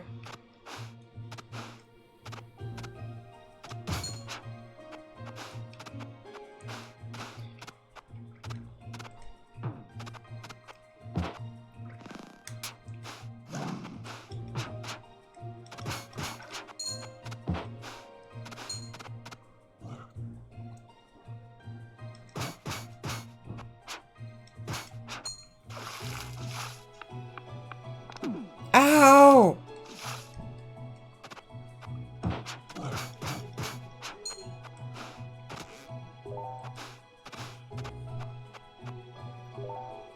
Flame pillar. That'll be useful later.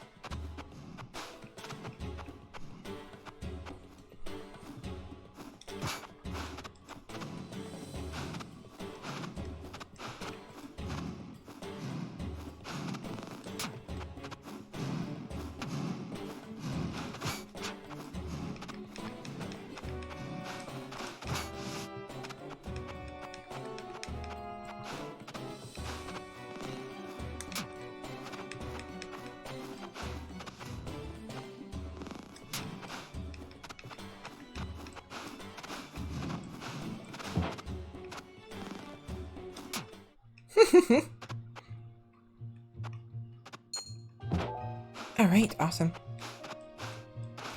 Yeah, the ability to increase my damage by walking around was super useful.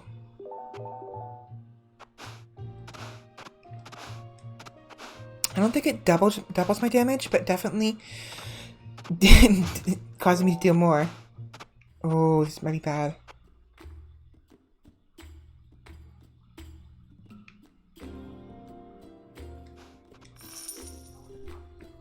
I was worried that the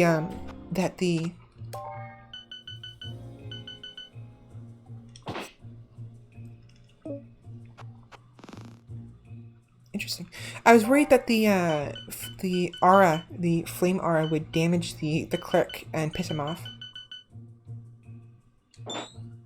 Death protection. 1 dexterity, 1 speed. So this will protect me from death one time.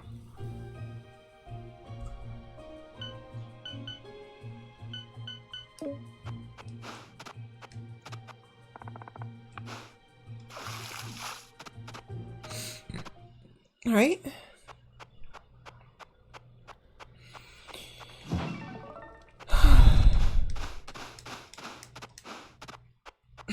Nope, it's... Oh, gosh.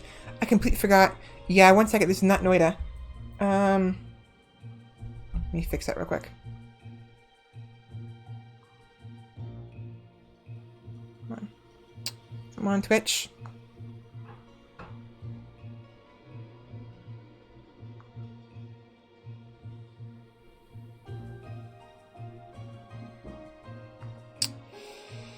Come on. I don't want to have to open Google Chrome on my computer because it'll mess with things.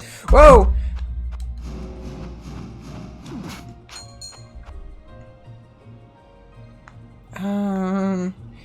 How do I change it? I'll have to do it later. Or not. How do I? Damn it. Okay, I have to do it later.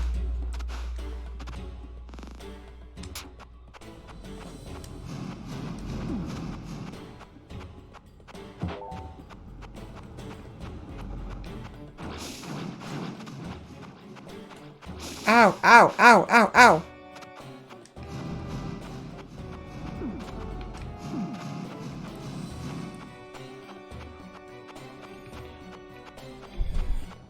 Okay, give me a second. I need to get in a safe spot first.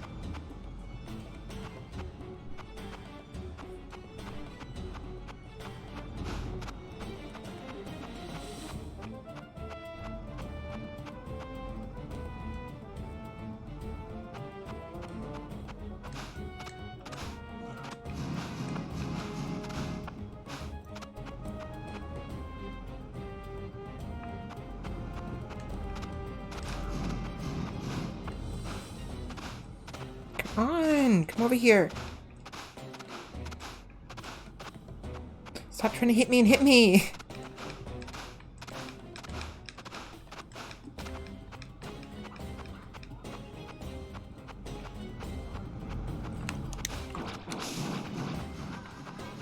There we fucking go.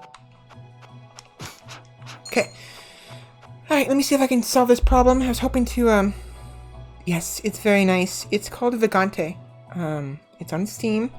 It's similar to Spelunky, and it's in the way you kind of crawl through the dungeon, try to make the exits, collect gold and treasures on the way. There are characters you can save that will heal you. Unlike the pug and the other animals in Spelunky, the characters you save won't increase your max health, but they will at least heal you. Uh-oh. Uh-oh. That's not good. Okay, so the place is filled with water. How do I...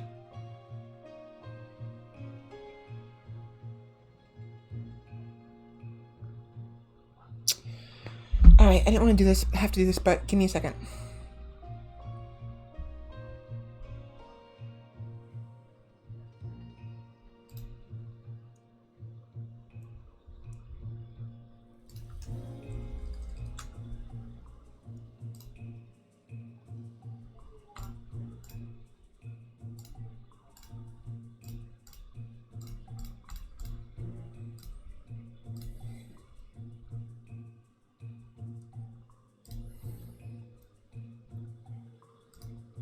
Come on. Come on.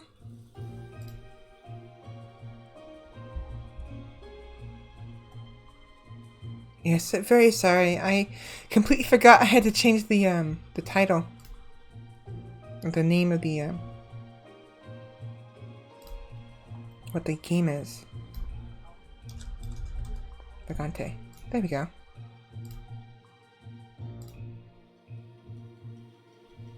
Okay, should be fixed now.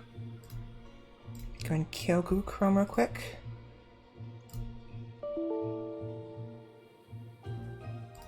There we go.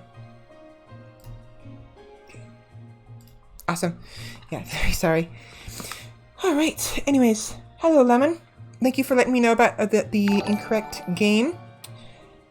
How's your day going? Oh, and thank you very much for the follow.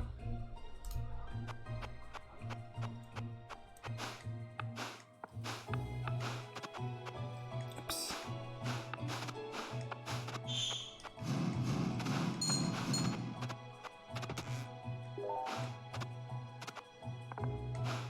Okay, so yeah, as you see here, the area here is quickly filling up with water. So I have to get out of here quickly. Or soon. I want that, I want that, I want that. Come here.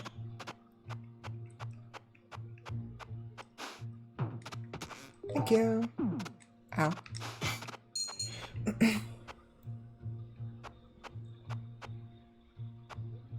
Certainly, no worries. I'm actually pretty tired myself. I didn't get much sleep, so I feel you.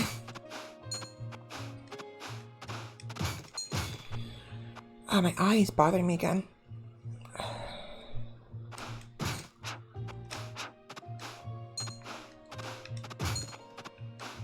Bye, have a good day.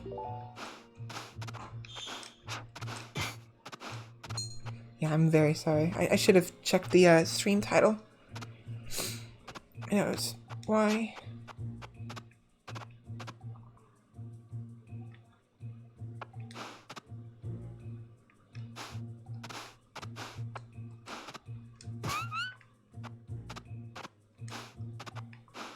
Okay, good.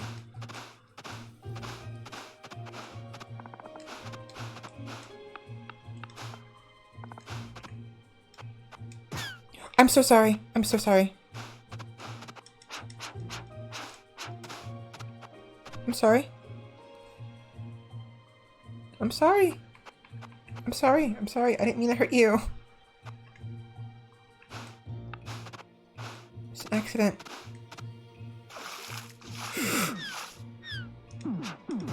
Fuck you.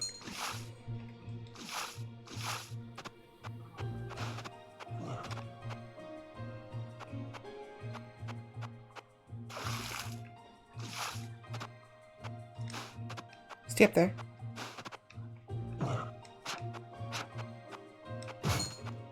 Ow, I'm gonna die. I don't wanna die yet.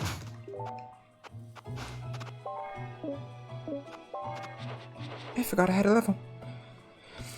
Press interact while holding left or right to roll. Holding a direction when taking fall damage will roll. Jump off of walls. Also, rolls can be cancelled by jumping.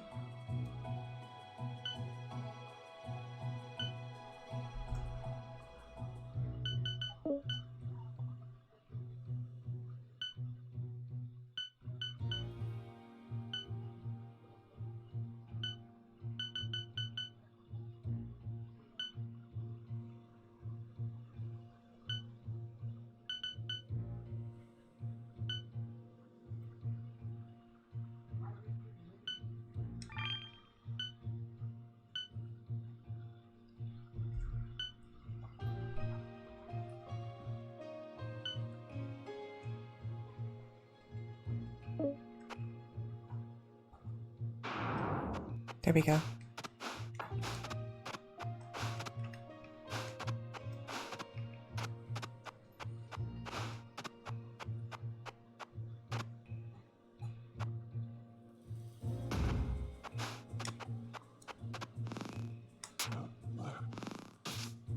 RX.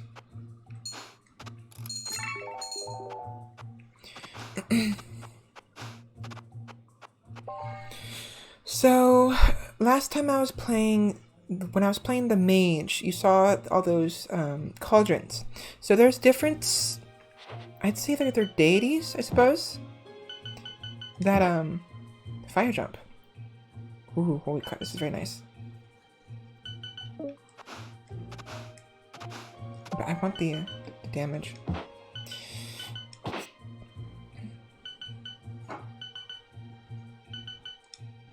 So yeah, there are like deities with their own kind of shrines or like stuff to them. Like for instance, similar to Kali, you give them, depending on who they are, you give them different stuff, and they will bless you after a certain number of gifts or rather sacrifices.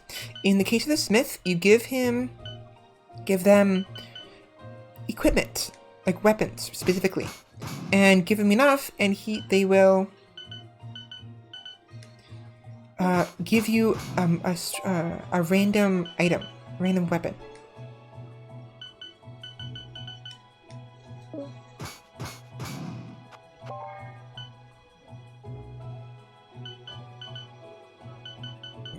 Excuse me. I don't have enough. No! I'm dead. Oh, I didn't realize those things don't attack her. I panicked. Oh, come on. Alright, well. Oh, I'm still alive. Right, I forgot. Okay, well, that's broken now. Great. Whatever.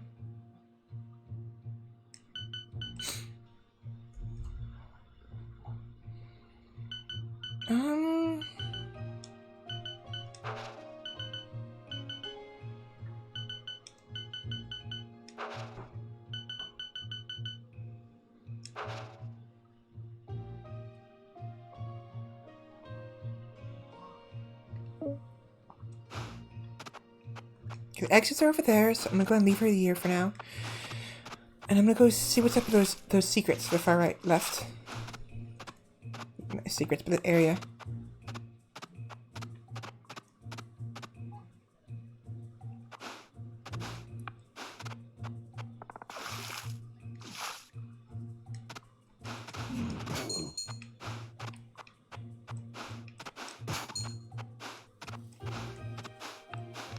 Ooh, that was close.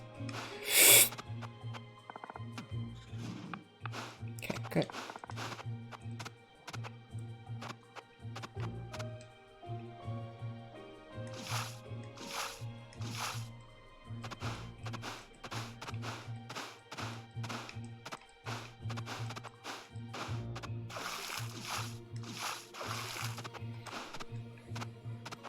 I'm so sorry, little one. I did not mean to hurt you.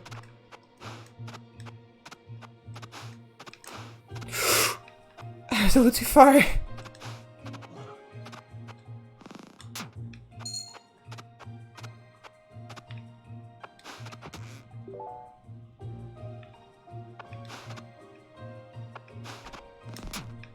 No.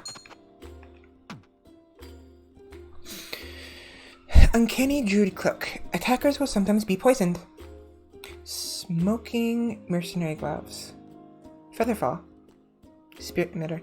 Featherfall would actually be very useful.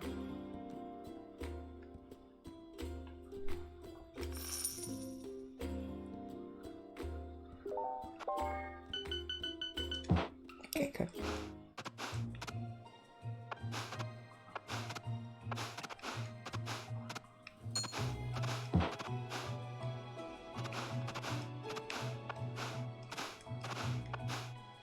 Oh no, she's in the spikes. Okay, I good.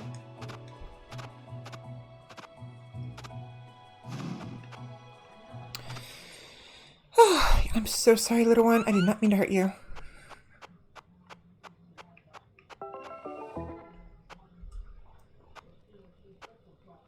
So she blessed the campfire, so now it'll give me more health back.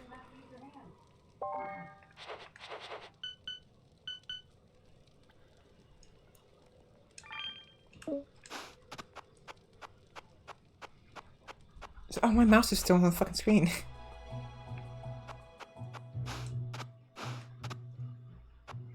Okay, so the light.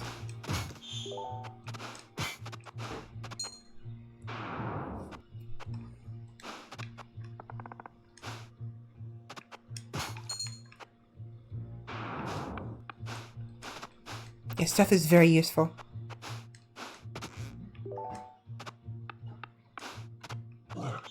Ow!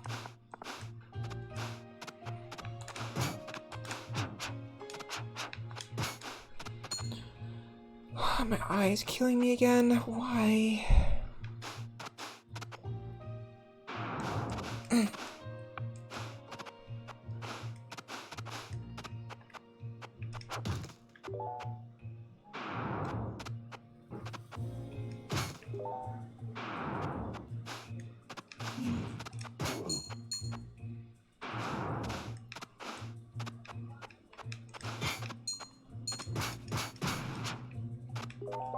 Book of Dash.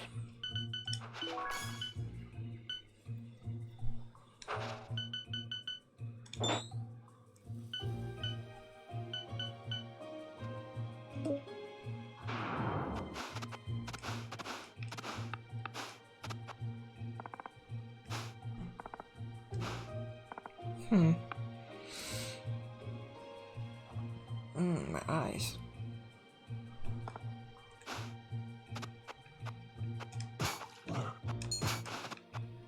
Goodbye.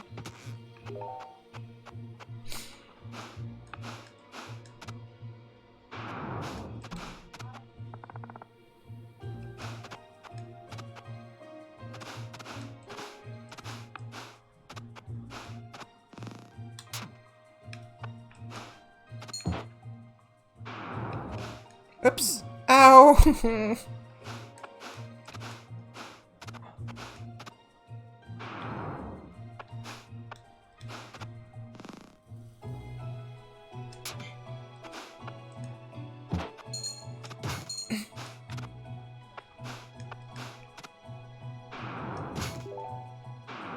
There's the boss. I think the boss can see through my invisibility. I don't know for certain. No, he can't. Okay, cool. That's ideal anyways. It's a bad spot to fight the boss at.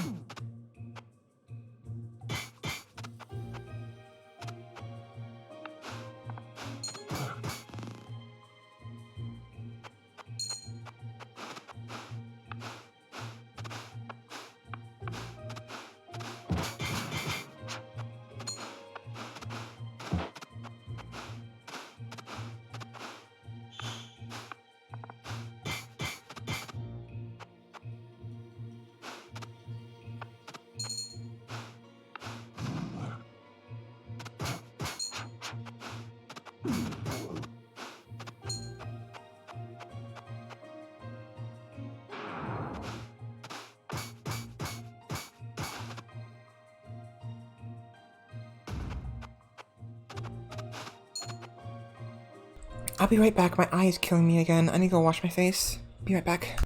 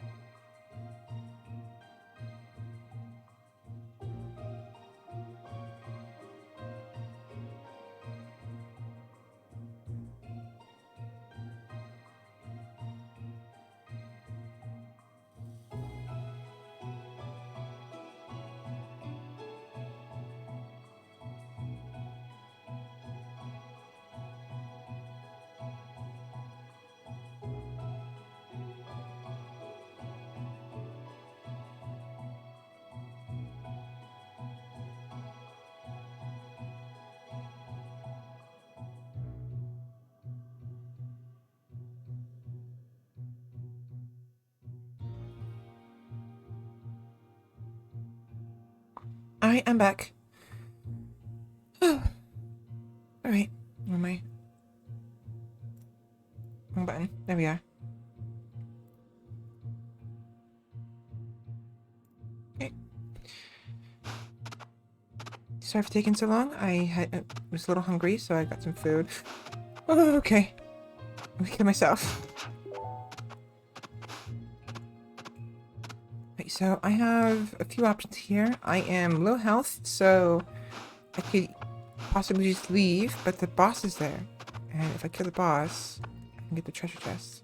But do I want to kill the boss?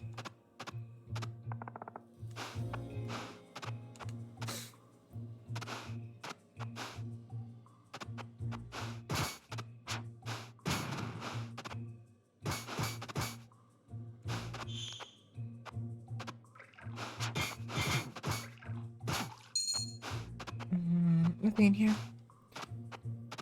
Alright. I guess I could kill the boss, but I have to be careful about it.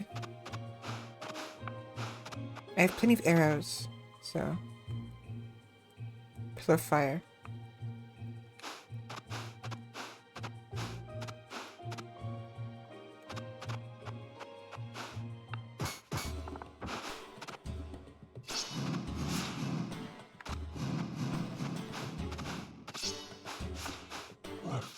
Ah, fuck me. I just clipped it. Just barely clipped the fucking spikes, of course.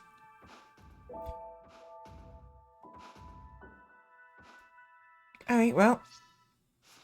It's been almost an hour since I played this, so we'll do one more character and then we'll move on.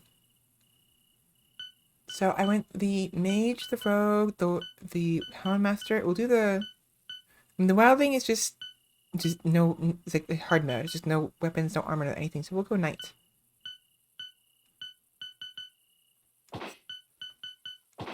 And this time, I'm gonna sneeze. Hold on.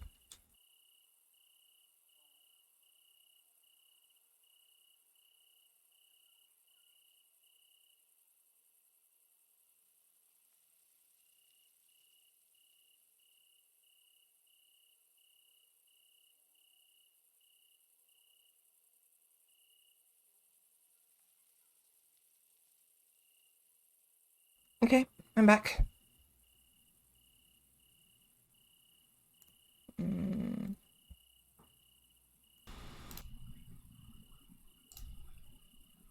Okay. What's he doing? Right, so...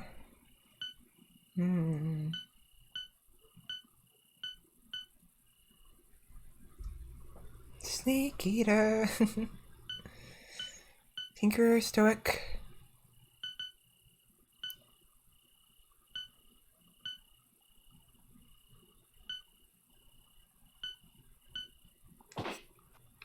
Do strong. Yeah, so the knight has only a sword on them. It's damp in here. Okay, so it's gonna start filling with water in here in a minute. But their skills. Sword, holy defense. So slide backwards or forwards while stabbing. Hitting an enemy while sliding deals extra damage. Hold down and attack while falling for a falling attack. Hold up and attack to do a weaker overhead slash. Hold your attack button to gather strength. Hold your dexterity. Draw your sword faster than the enemy can react. Hold it up while jumping to perform a powerful sword spin attack. Okay, so no damage from falling. Swing your weapon after damaging enemies, manifest holy lights. Store divine weapon charges give bonus defense against elemental damage and negate fatal damage once per floor. Hold down to block physical attacks. Become immune to knockbacks when taking damage. Gain a recharging defensive shield. Correctly timed blocks will reflect attack damage, and some attacks will be automatically blocked. So they're all about defense and surviving for as long as possible.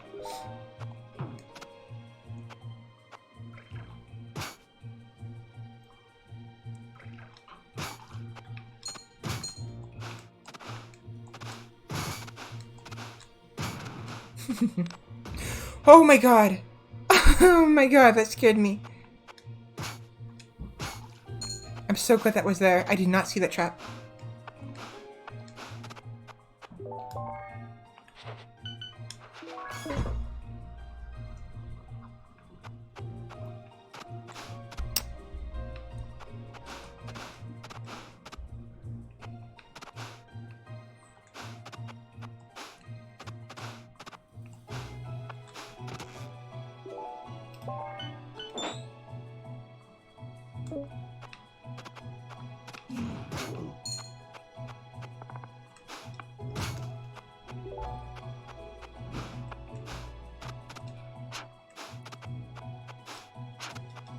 Okay.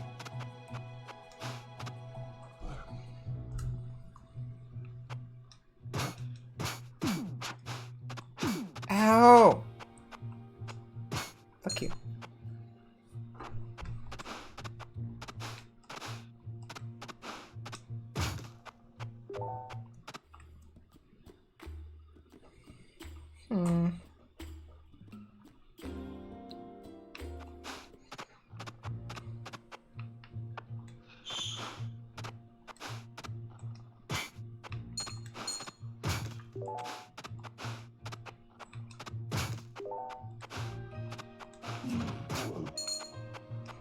On my shoulders. Alright, so here is the chest room. Fire wand. Could be used for later. And the boss.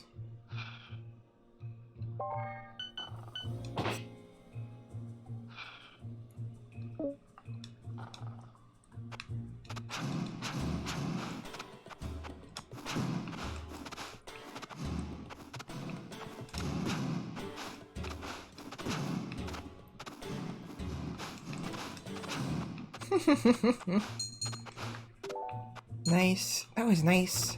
That went by really quickly. Short bow.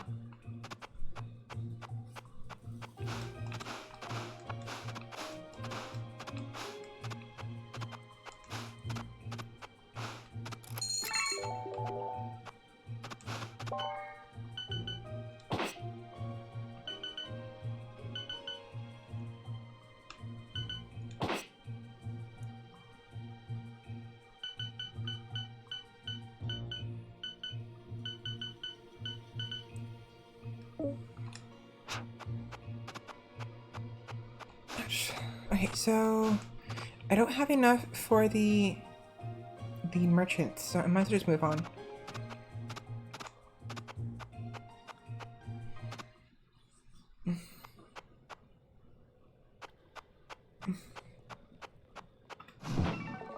Oh, one thing I forgot to mention, in Vagante you can't level up even if you're at max experience until you go to until you use a bonfire.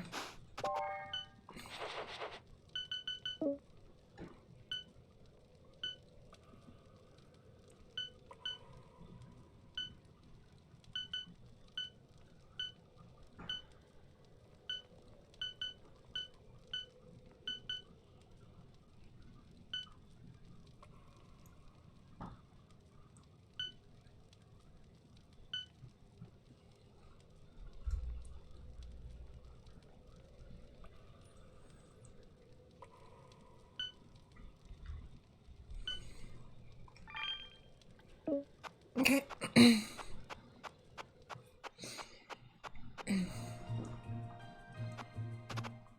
Hello.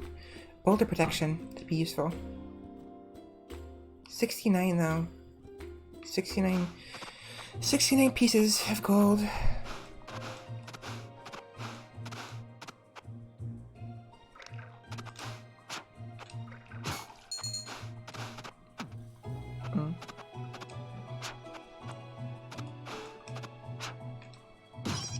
Chicken!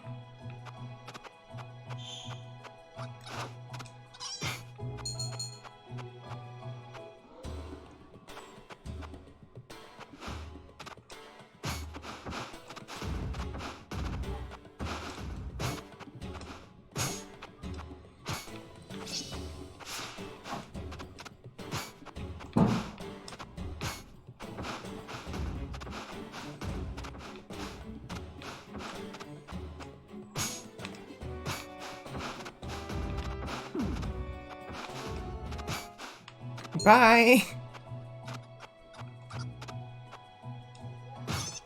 2 chickens.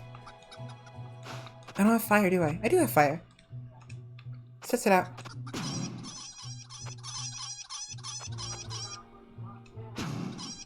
Nope.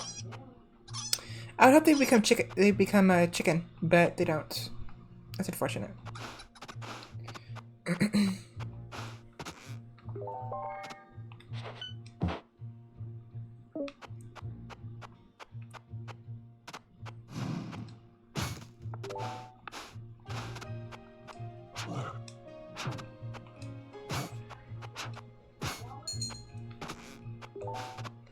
Incomplete ring.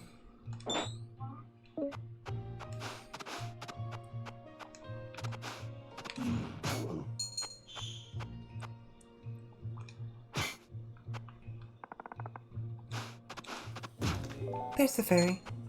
I'll come back for her later. Ow. So like, oh, okay. That was nice. Oh, right, it's the, that was the demonic ring. Deflects projectiles. Very nice. Oh, not so nice.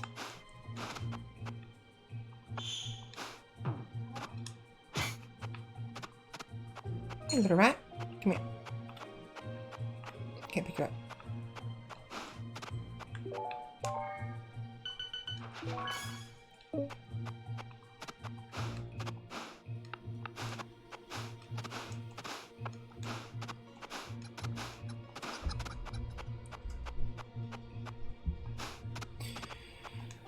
Alright, so 48 gold. It's not enough to get the, that helmet. I really wanted that helmet too. It's the boulder protection, which is important.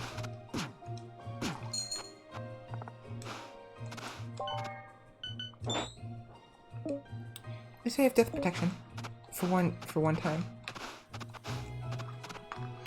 And if I can get the maximum holy tier of the levels, if I can get those to max, it'll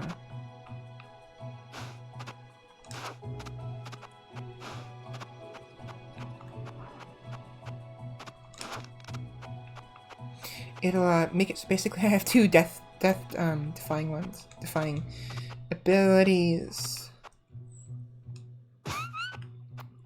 Alright, moving on. Oh. Okay, I'm gonna take her to the exit at least, and then go over there. Okay.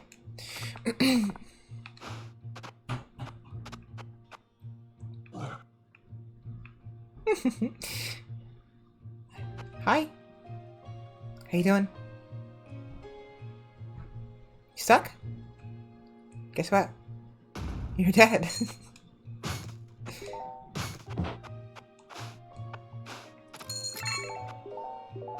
Compass. Vengeful Familiar. +1 strength, 1 luck, -2 intelligence, and 1 poison resistance.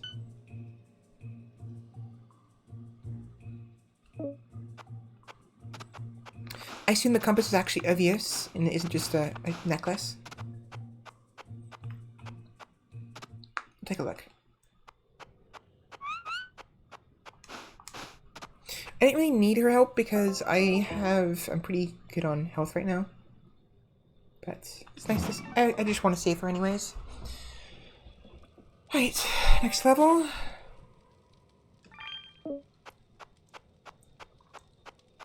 Now I assume the compass will tell me where all the stuff is on my map. It does not. So what good is the compass then? That's better anyways.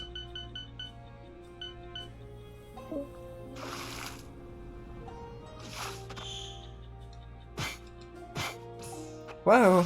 Oh no! Oh my god! Okay. I thought I hit the merchant. That was bad. Okay, lifesteal would be very actually useful. 3 damage, 3 damage knockback, coated with poison, minus speed, strength. How much? What's this do so far? 109 damage, slow attack speed, freezing, plus 2 luck.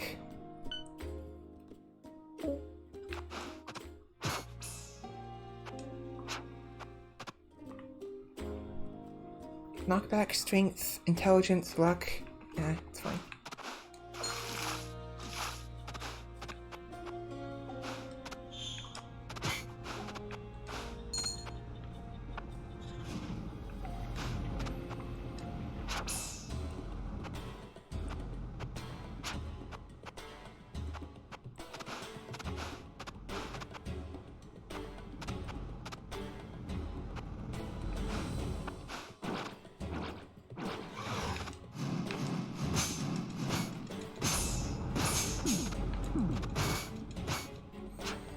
Come here. Come on. Let's do this. Let's tank a motherfucker.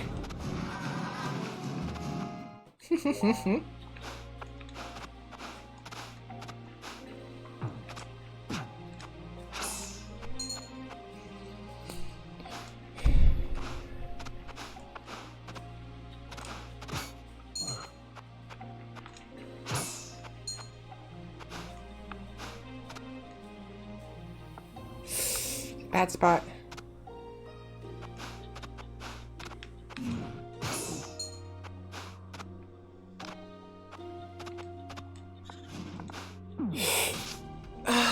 Fuck me. I panicked. I panicked. I panicked. I panicked. Oh, that was a very bad spot. Oh, I'm alive. I'm still alive. Well, never mind.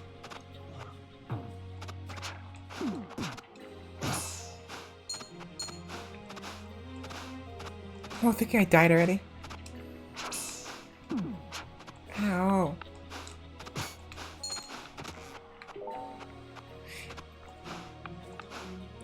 It's even sillier is if I had gone a little further, I would have noticed there was another way down there, so I didn't have to worry about trying to find a way up. So silly. I'm an idiot.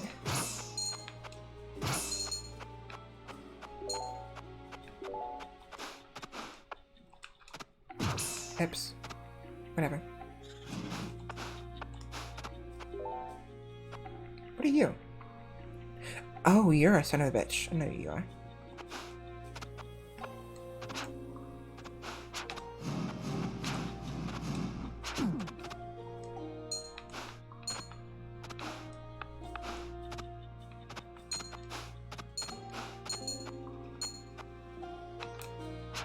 Get back here. Get back here.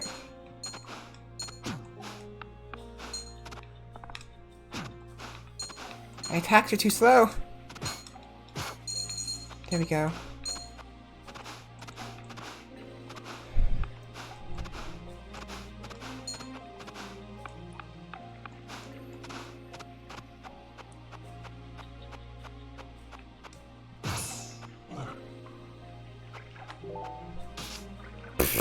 Nice job. Oh gosh. Rip.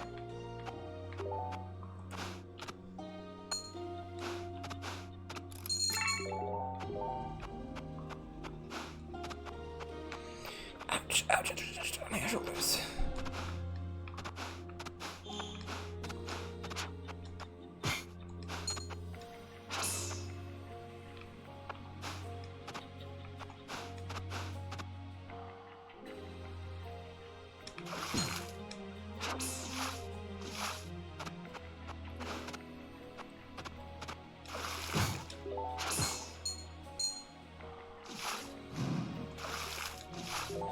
Okay.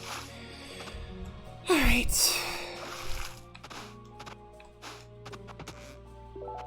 Steel sword.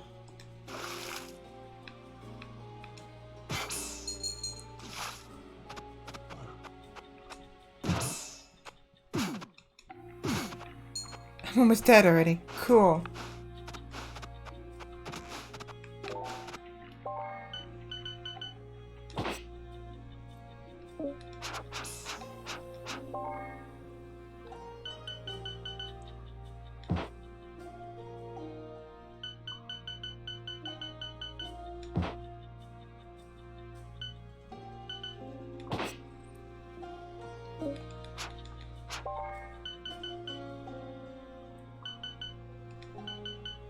I have too many weapons now.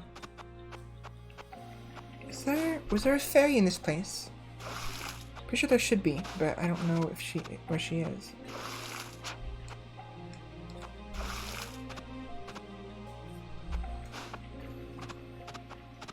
Oh, hi! Almost died from those.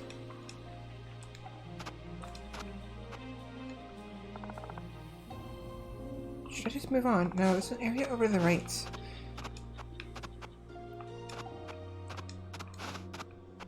How do I get across without dying?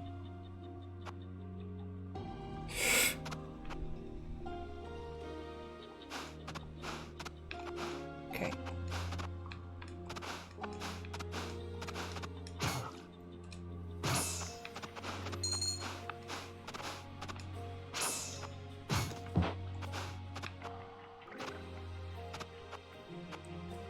I'm gonna move on.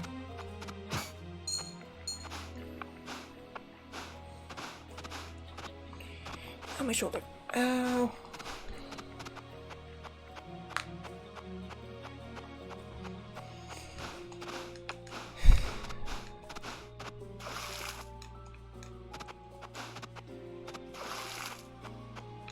Okay.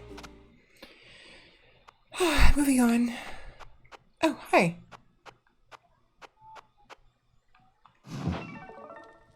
Are you still here?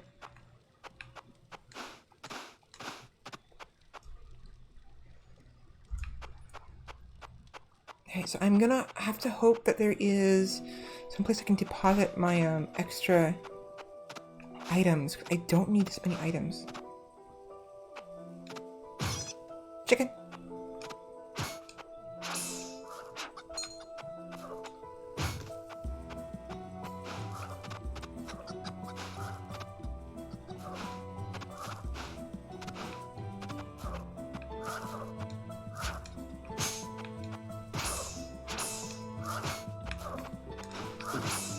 Fucker.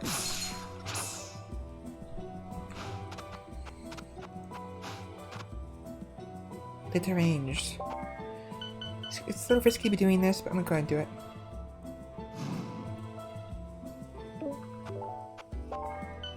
Purple scroll. Ooh!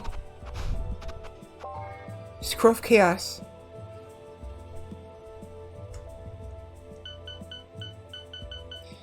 Alright.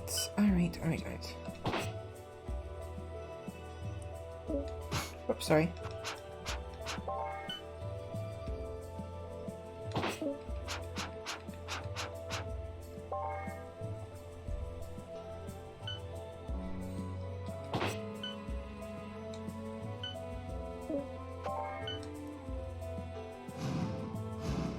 God damn it! Yeah, screw you. Fuck that. Fuck that.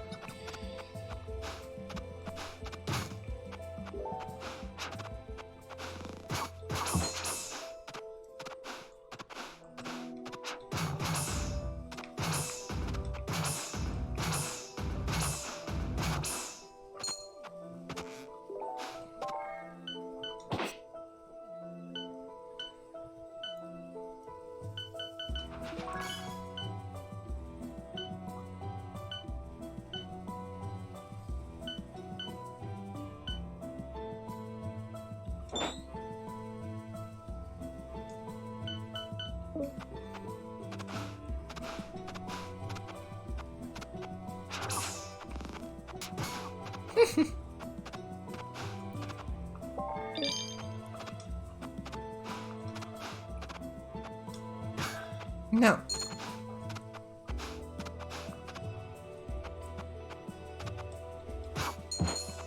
Get fucked. Who is that? I mean, clearly it's the boss, but what kind of boss is it?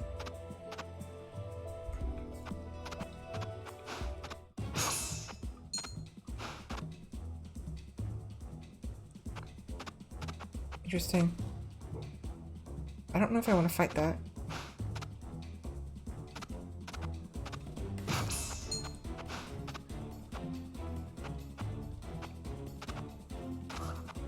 No, I don't.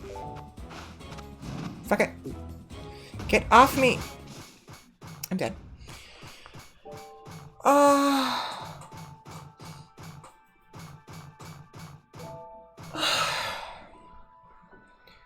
239 in? Oh, I just realized that my oh damn, I have to move myself. Background Mimic Whisper. New unlocked.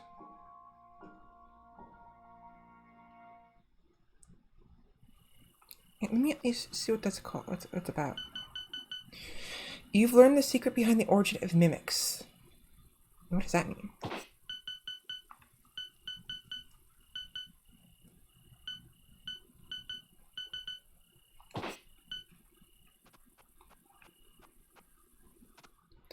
Real quick, I want to see what this is about. You know the origin of the secrets. You know the secret behind the origin of mimics. Does this just mean you'll know when it's like a mimic? Not that big of a deal. Or does that mean that mimics are more likely? What does that mean?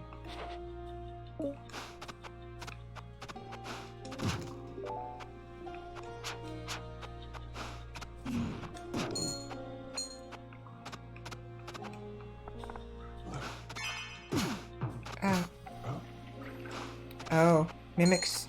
Mimics are friendly.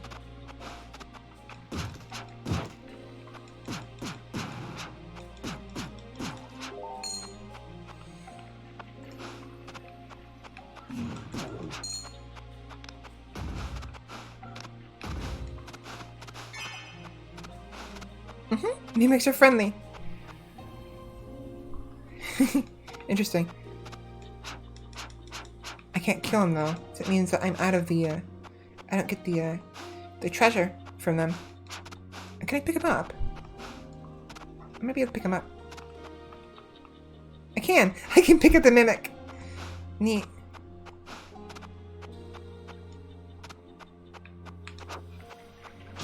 Oh, well, it's dead now.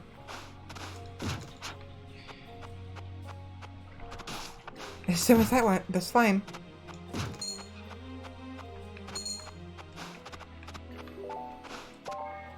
Okay.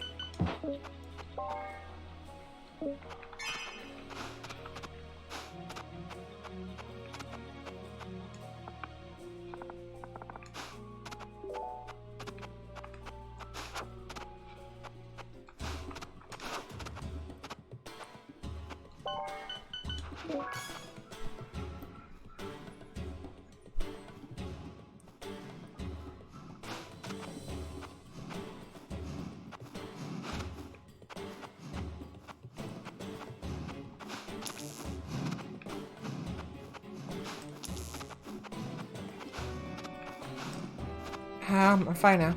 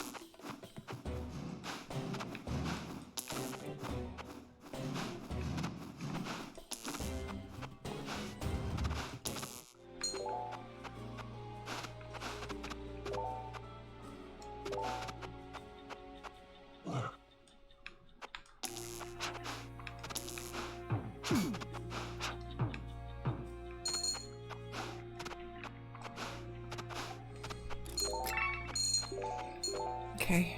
A little bit longer, and then I will end this one and go to a different game.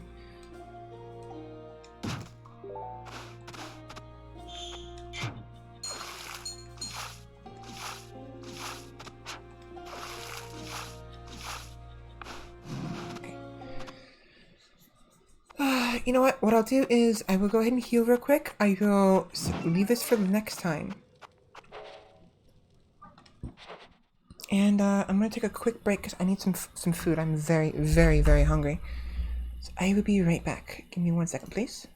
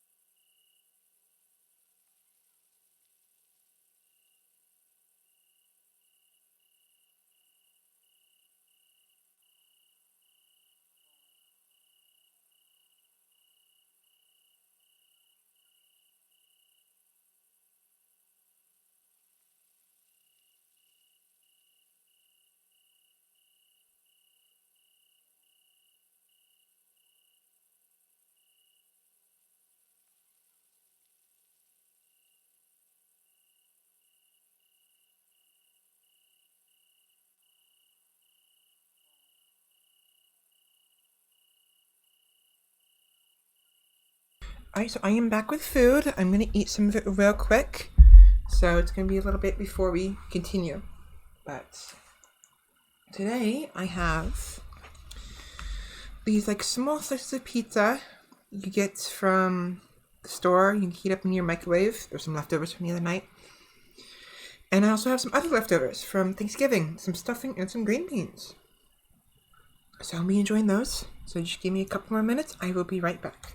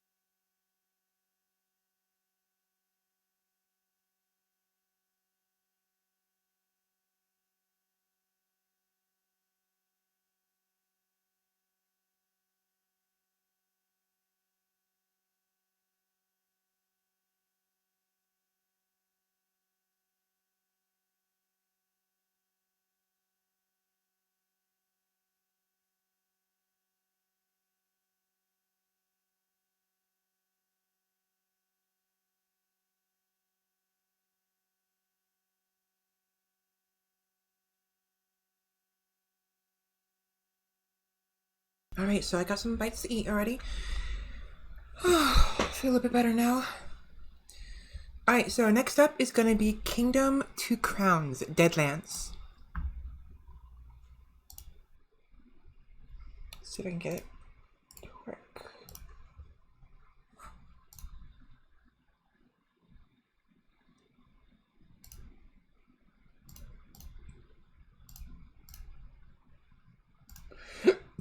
Hiccups.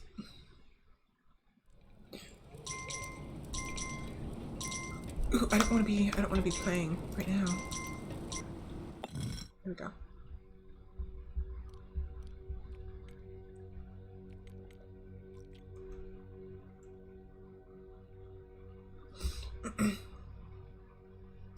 Game capture, come on. Being difficult.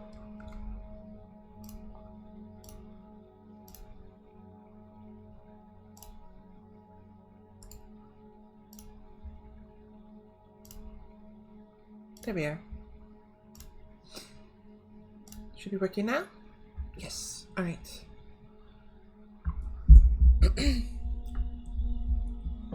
Alright. Alright.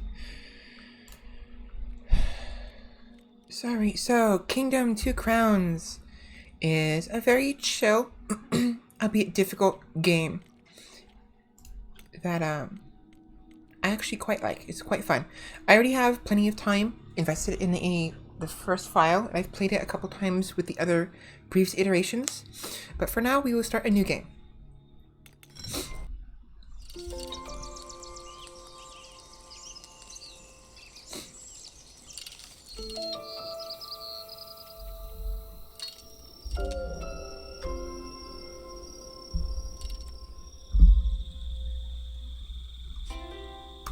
Now, we have a couple options. There is Kingdom Two Crowns, the classic experience. Kingdom Shogun, which is same thing, but with an Eastern sort of feel to the aesthetics. And then we have Deadlands, which is essentially, it is a DLC that was, not DLC, an update added to the Kingdom game series that allows you to play as characters from Castlevania, the Castlevania series. Specifically, I forgot her name, but let me see if I can look it up on my let's see. Hold on.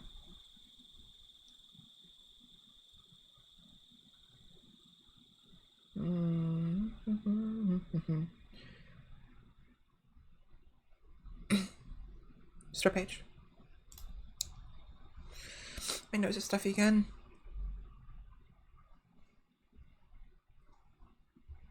Deadlands. I'm looking at the Steam page. So it's the Shard, yes, it's Shardbringer Miriam and other characters. So I don't know what her Bloodstained. There we go. So it's from Bloodstained. That's what the DLC is from. It is DLC. I thought it was base game update. No, it's a proper DLC you have to buy. I'm gonna blow my nose real quick. I'll be back.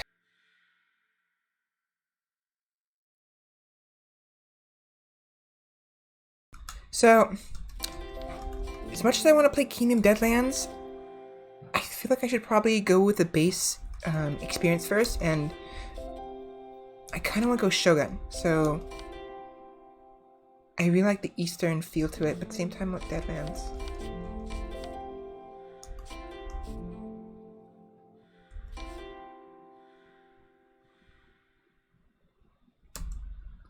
Shogun.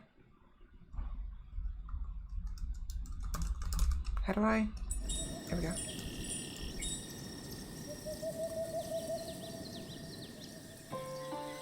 Alright. Oops, I don't want to mix with that.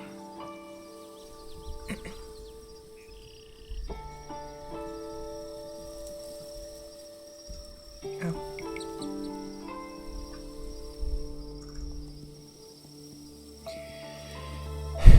So yes, Kingdom Two Crowns, the Kingdom series, is a very nice game. The aesthetic is unique. It's pixelated, but the style is, I want to say unique, but it's not that unique since plenty of games are pixelated like this. But the way it's such a simplistic gameplay mechanic.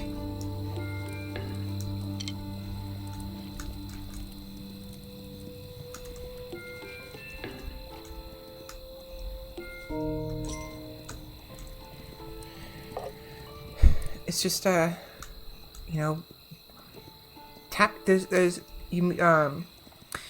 like basically three controls: right, left, and down. Right causes you to move right. Left goes left, obviously, but down causes you to, if you press it, you drop a coin. If you hold down, you will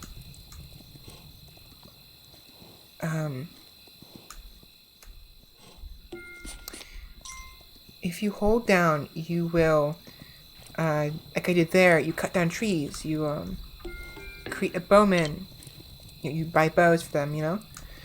And the purpose, as this spirit is saying, is to build and expand.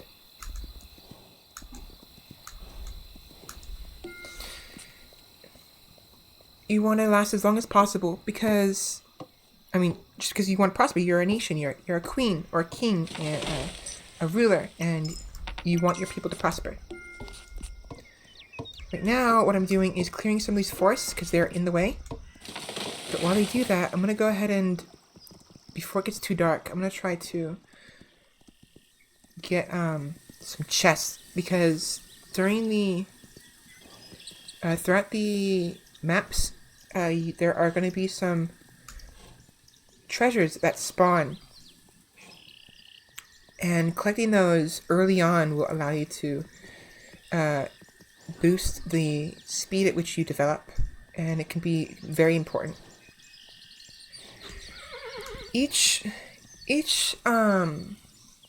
There's various places, like special places like this, various there's a chest right there, huts and mines and like other stuff that allow you to upgrade your experience. Or like these huts require a currency I don't have, diamonds. Once I have enough diamonds and use it on that hut, the hermit in there will come out. The hermit is useful because they can upgrade your buildings, your structures, in ways that aren't usually possible. For instance, one hermit can create a bread stand, like an actual, like, a food stand. And the purpose of that is to attract beggars, attract people who don't have jobs or homes yet. And that's important because it's those people who you have to recruit by giving them a coin and then buying them either a tool of some sort, either a bow, an arrow, a hammer, or some various other ones that are available later on in the game. But you want to prepare as soon as possible before night begins. Especially with okay, well, I need some more people. I'm not doing a very good job explaining. Point is, build, grow, expand. Try to survive, because at night you will be attacked, and you'll be attacked by these things called greedlings. Their desire, their goal is to take all of your gold as well as your crown. You lose your crown, the game's over. But the way it works is every time you get hit by one of the greedlings, every time you get hurt, you can drop anywhere from 1 to a dozen coins and or rubies. If they touch those, if they touch the rubies, gold, or your crown, they will grab them and take them to their cave. That doesn't sound very loud.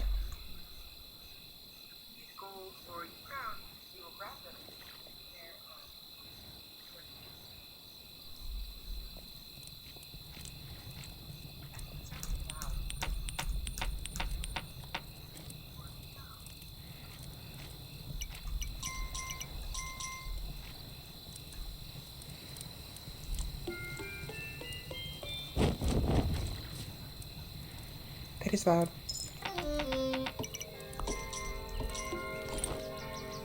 Okay, that's loud enough then. I was worried it didn't sound very loud. It doesn't sound very loud to me, but viewers, you can hear it just fine. That's fine.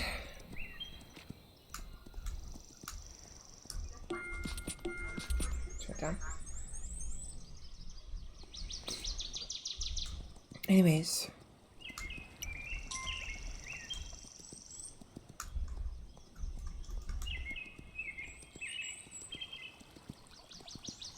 Each night that progresses will be progressively harder. The greedlings will become stronger. They will attack more. There'll be more per raid, and if you're not careful, you can get easily overrun. You have to This is a boat here. You want to build this boat and go to another island as soon as possible. You want to be prepared, of course, but the longer you wait, the stronger the greetings get, and the harder it is to maintain your current kingdom and survive each night.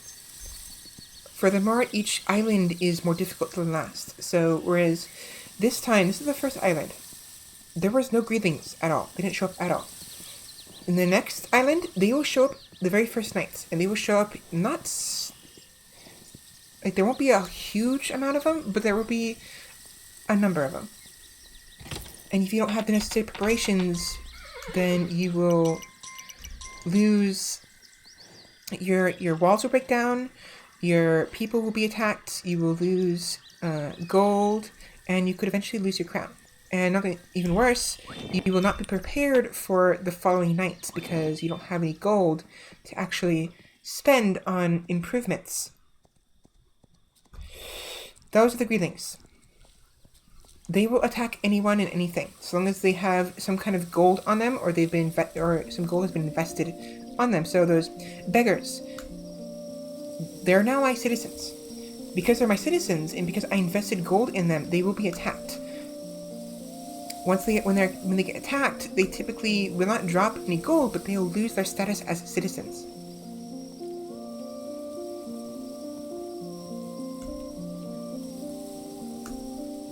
I'm waiting last second. I don't want to have to waste the gold, but if I have to, I will.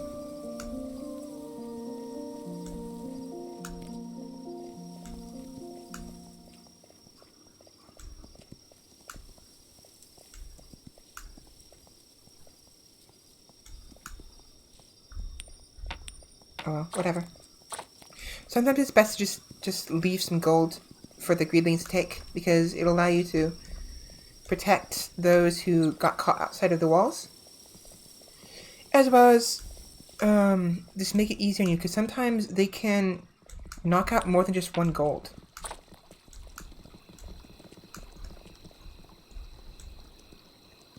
Okay, they're safe now.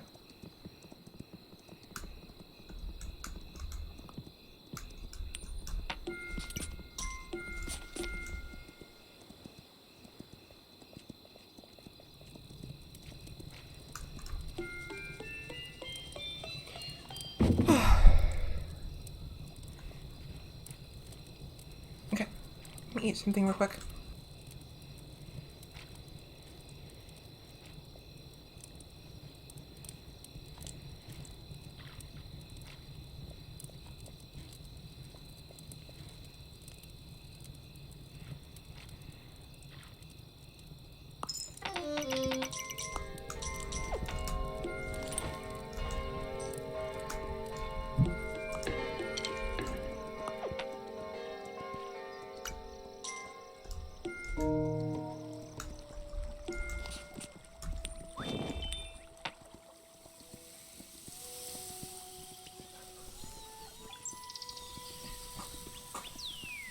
I think there are some diamonds, other gems on this island, but I don't know for certain. If I can find some, I can use it to get a new mount. Because there is a mount that I would prefer to have over this one. It's been a while since I played this. I don't remember if there actually is someone else. Ooh, this is a good spot. This is a very good spot. I love spots like this. So, you notice how there's lots of forests. Sometimes you'll have spots in between the forests that allow you to build, whereas normally you wouldn't be able to. This spring here, I can build a farm here, but I can't right now because the trees are in the way. What I like to do is maintain as much of the forest as possible and build there in between the gaps of the forests. Mostly because there is at least one mount that benefit. Oh, it scared me! Oh my god, that scared me! Hello! So that's a mount, just a separate one. He's hurt. I have to heal him later on. But yeah, so there's a mount that benefits from having lots of forests. And as a result, I want to keep the forest as much as possible since it'll make it easier to travel. Here is the mountain, the cave. the greedlings will spawn from this if you get too close. And when you want to complete, when you want to make an island safe, you have to destroy the portal there, go inside, and then destroy the greedlings' hive. Once you do that, the island is completely and utterly free of greedlings and are completely safe, no matter what happens. But it's not easy to destroy it, the portals, on its own, for one. And two, it's even harder to get around to actually being able to destroy the hives. One, because you need the technology for it, and that technology isn't a few islands in, so I won't even be able to do that this time, on this island yet. It's going to be quite a while. More importantly, however, there are... It's not going to, you're not going to be able to just destroy the cave, or the hives, rather, without resistance. So you have to be prepared. And as you can see, I'm building up my town center. The town center is useful because, one, it's my home.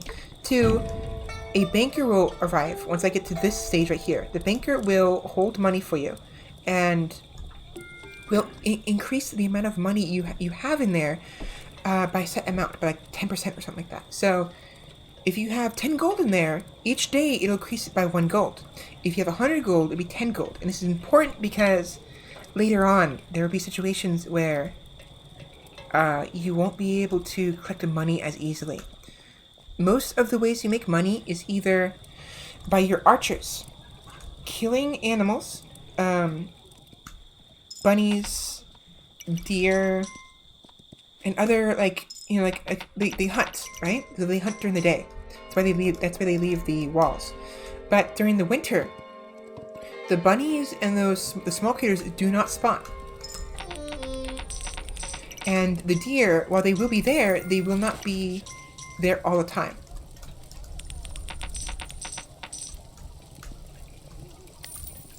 He will take 10 gold at a time. One more.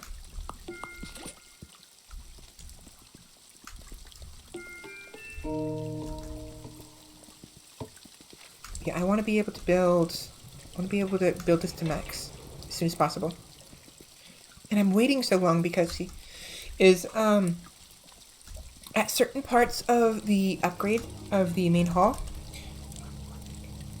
Excuse me, at certain upgrades, you will get free walls. For instance, if I'd gotten to this part without building any walls right here, they would have built these wood walls for me. Meanwhile, there's 2 more upgrades past this. If I can get those upgrades, they will increase these walls automatically to stone for me. I don't have to spend anything to increase them.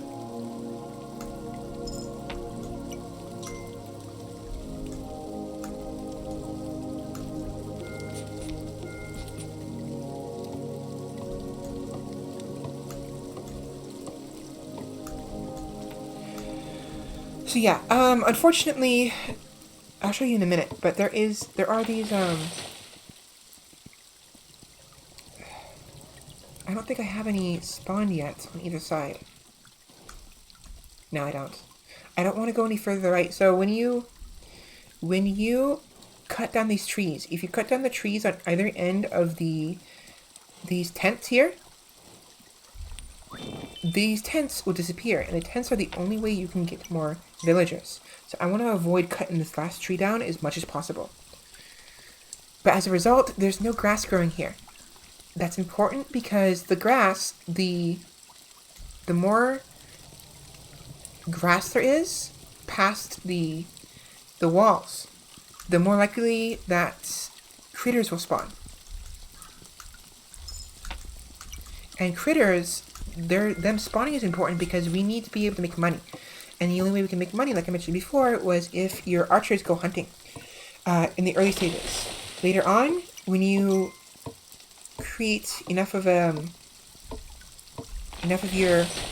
your castle, your town, you will be able to develop these streams into farms.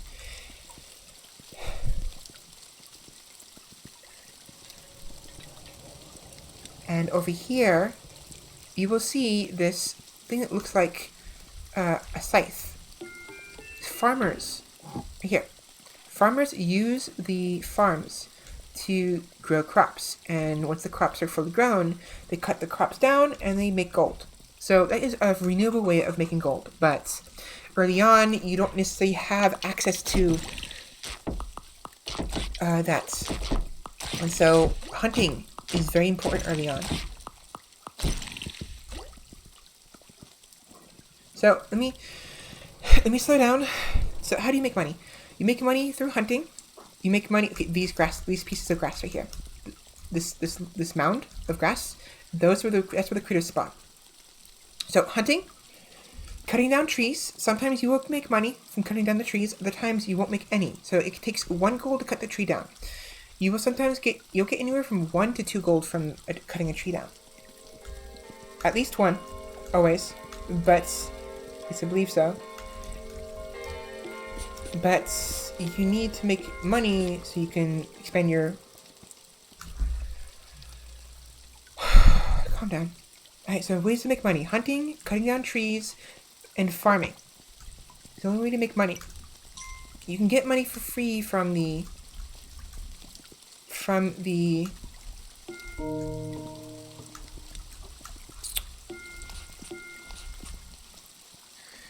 chests, but there's no guarantee you'll be able to reach the chests on any given day.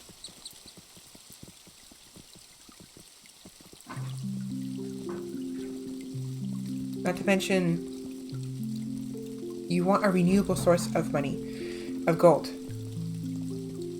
You know what? What am I doing? I need to go back. I need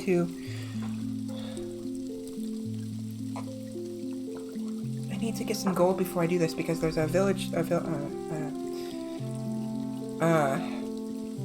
village tent to the left, and I want to recruit some of the villagers while I have the opportunity.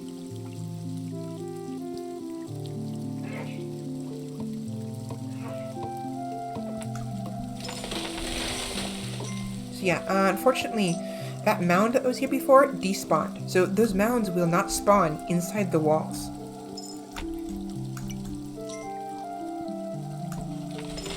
So having a lot of open space in front of the walls is very, very important.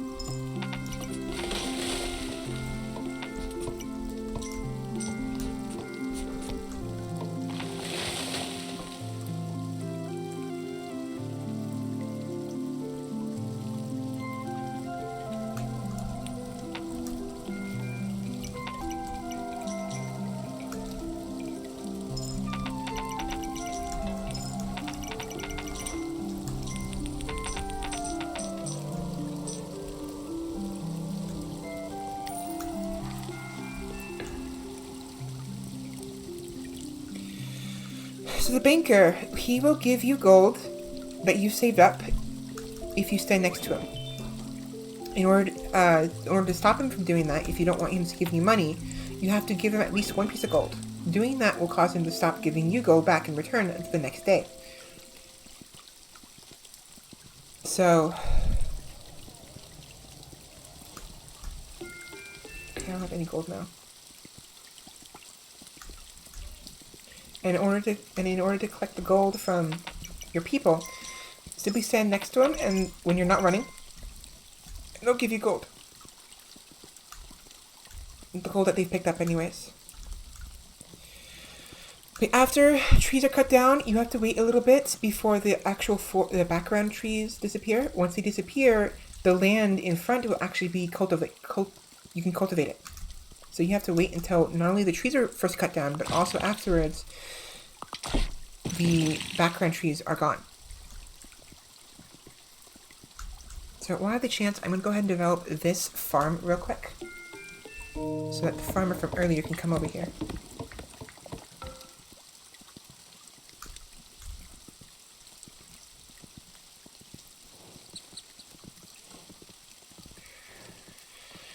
I really don't know why I always have a hard time talking.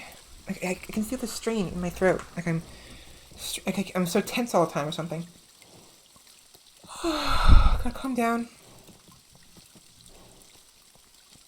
Okay.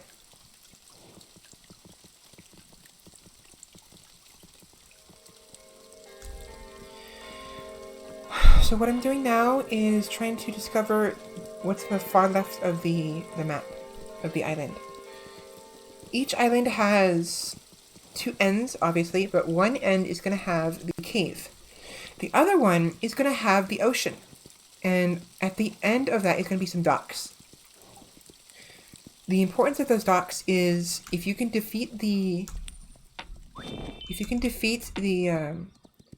portal at the docks, because there's a portal there, you will be able to form this thing. You'll be able to form a lighthouse. The lighthouse is important because it allows you... So, when you leave an island and you come back later, depending on how much time has passed and depending on whether or not there is a lighthouse, your town will be in ruins. The walls will be torn down. You may or may not even have a town center, and there will be various unemployed people as well as beggars wandering around your town center. And those are the people who were originally employed by you, who were originally your people. The lighthouse prevents that from happening for a certain amount of time.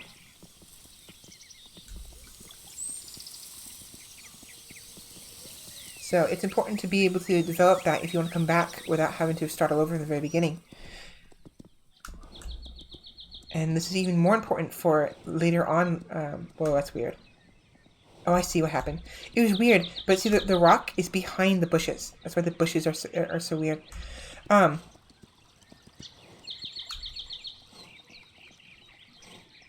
Later on, being able to start from where you left off is important, as it allows you to have a head start on the greed. The greed will resets every time you visit a new world, a new island. They'll reset, but in order to get an advantage on them, you want to be able to start with an already developed town.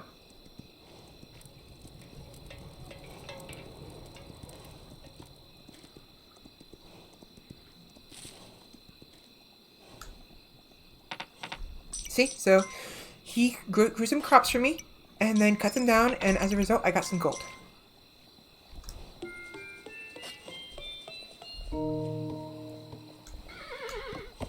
And now, normally, so see how it was just a regular field, and they're building a building now? Normally, during the night, he will run back to the town center whenever nighttime comes. Whenever he's done with the work. He will do that under two conditions. One, if the farm is not within the town walls, and two, even if it is within town walls, if there is no building there, he will not go back to it. He will not stay there. He's no place for him to sleep. But now there is.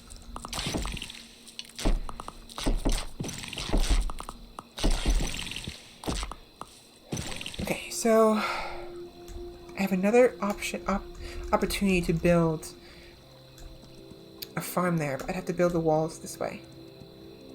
Which is fine. I'll do that.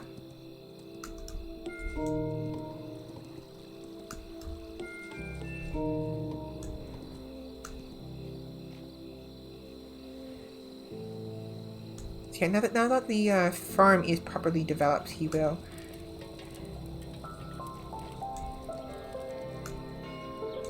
go there to sleep.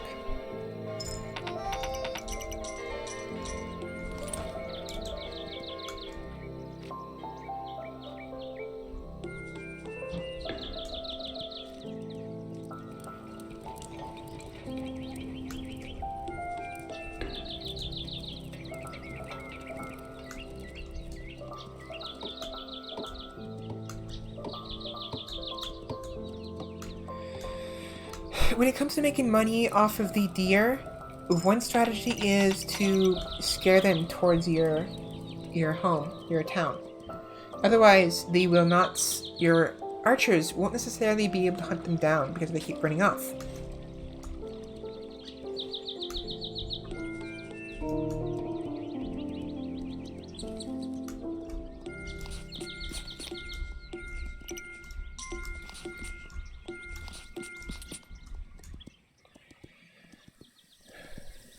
I need to slow down when I'm talking. My eyes hurting. My eyes hurting again.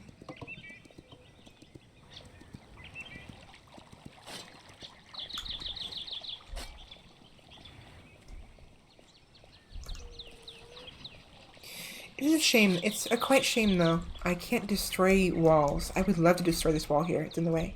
Because I don't need it now. I have the other wall. And I'm pretty sure that they can build farms in this spot if there's no wall here. But since there's a wall there, they can't build a farm now.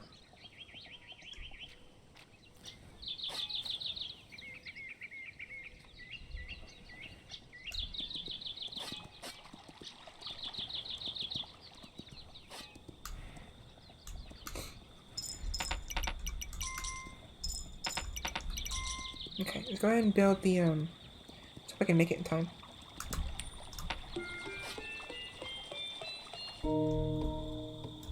I probably won't make it. It'll be nighttime before, they finish building. I think. Or not. Awesome! Okay, got a stronger wood wall here.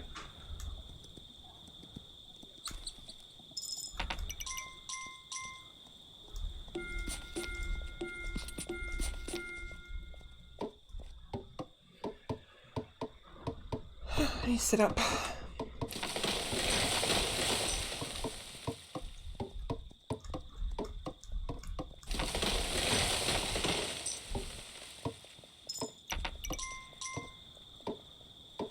Come on. Having a stone, some stone like that in front of a wall is very important. Those pieces of stone is where you will be able to build towers. Having the tower behind the wall is fine to an extent, but having it in front of the wall is so much better, because that way the archers don't have to worry about missing or worrying about the arrows hitting the actual wall itself. So having the tower in front will ensure that they have more, there'll be less structures in their way, making it easier for them to kill the greedlings. Speaking of towers, what's interesting is, I believe, even though, so like when you come back to a previous island and everything is run down and your wall's broken, the towers don't break down. It's kind of odd, but like, so long as there's no way to actually destroy the towers. So they'll be standing even if there's no one inside them, and there's no one to man the actual towers themselves. I keep going in circles. I keep repeating the same things over and over and over and over again. What's my problem?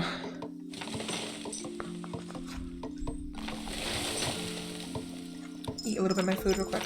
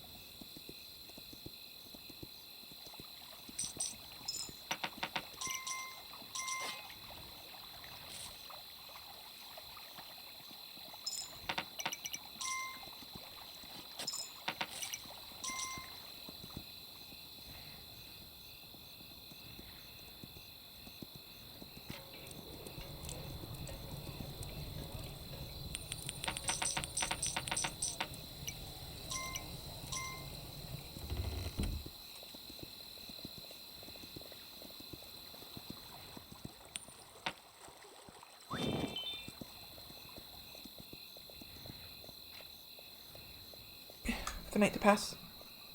Oh my god. Oh my god, I just now realized I'm muted again. Oh god damn it! What was I even talking about? I don't remember now. I was talking the entire time and I failed. I hate myself sometimes.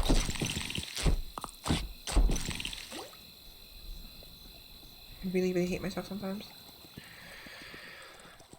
Whatever. It's over now.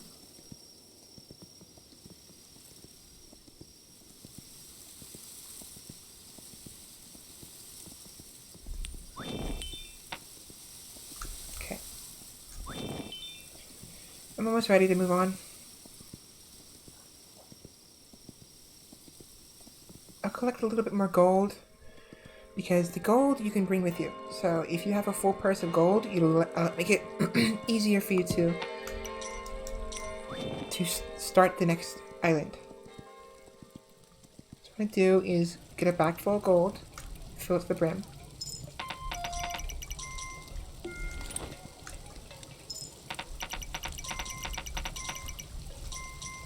That's good. That's good enough. No, one more batch. Wish I can get over here.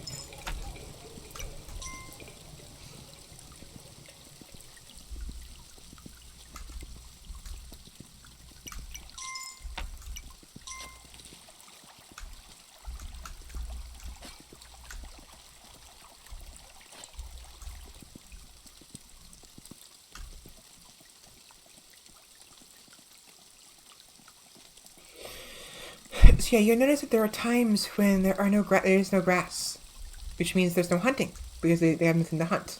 This happens during the winter and I think the fall seasons, or the dry seasons. So being able to make farms is very, very important, but you have to be able to protect the farms too. Build, expand, defend. Make some food real quick.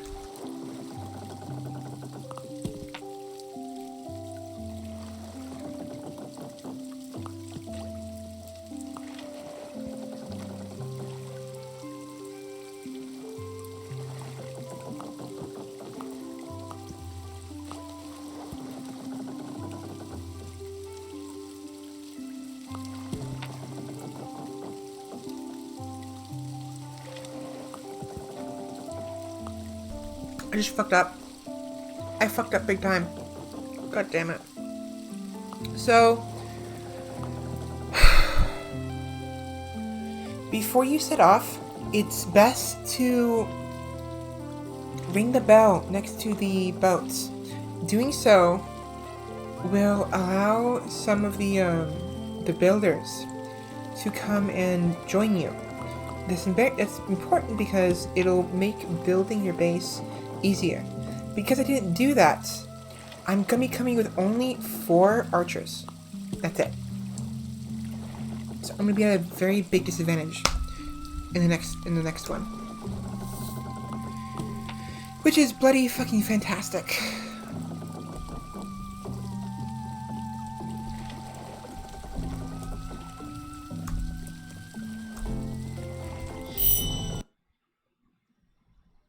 It's great.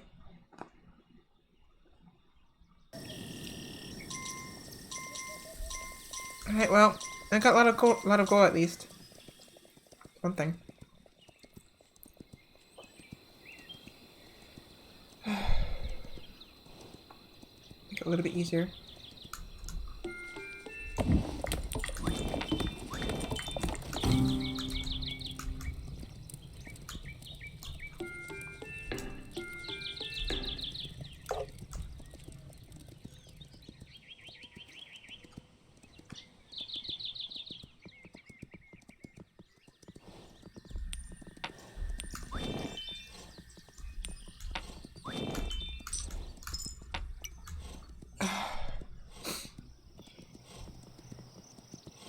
It's more efficient to be able to build your town center in a way where you don't have to build the walls yourselves. Let me see if I can accomplish that. See if I can get some more chests. Hiccups.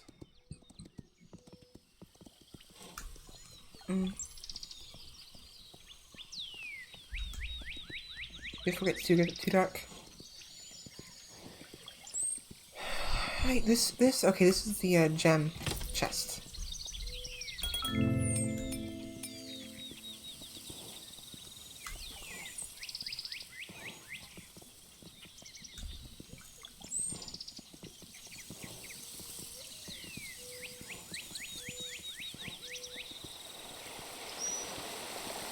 Here we are.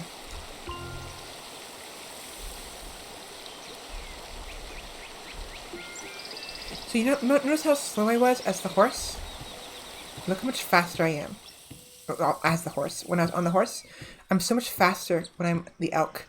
But as a result, I'm slower in between, in the places in the grasslands.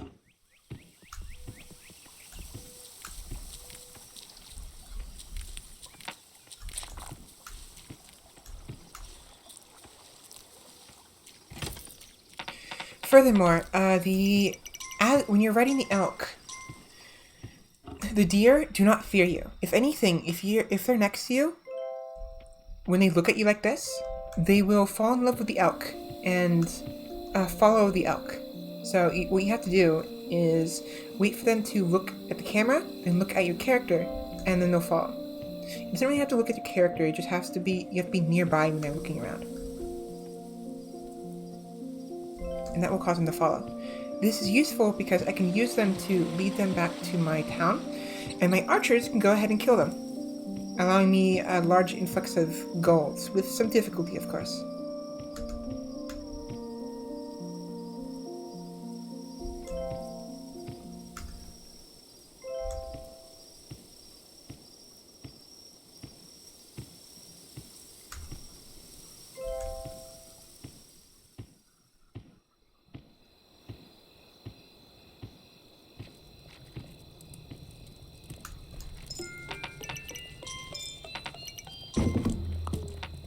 Yeah, so second level. So first, second, the third level. Once I get to the third level, I will get free walls.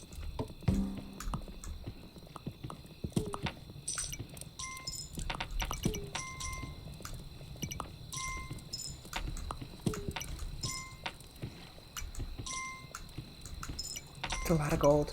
Right from the get-go. That's awesome.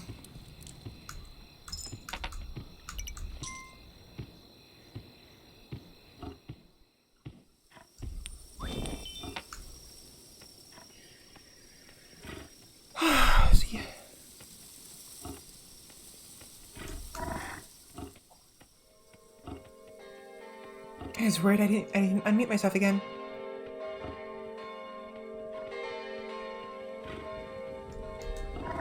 Come on.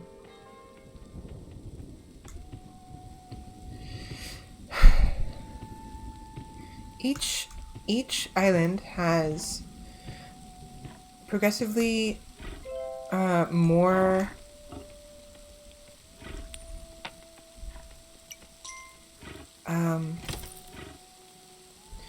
portals. Greeting portals.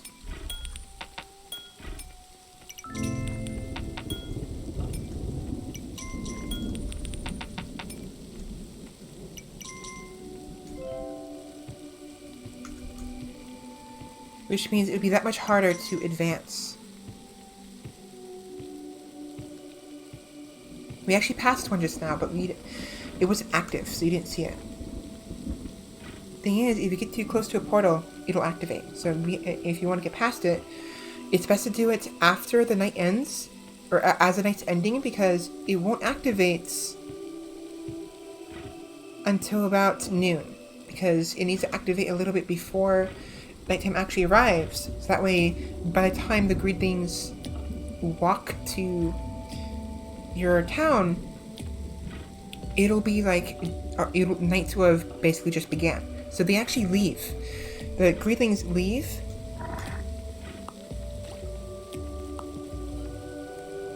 early, and then go home when the sun rises.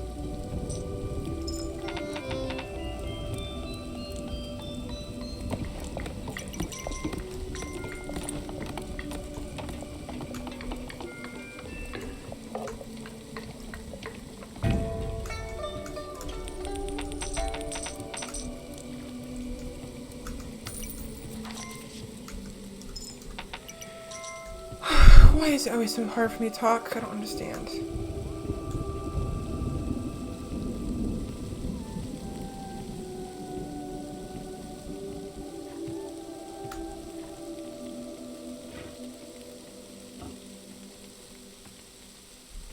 Ducky. Okay, they're coming from the left. So yeah, that fallen tree has a dog in it. Depositing 1 gold under the ground, you won't pick the gold up, but just throwing the gold down will cause the dog to spawn out of the stump. The dog is useful because the dog will bark in the direction that the greed is coming from when night arrives.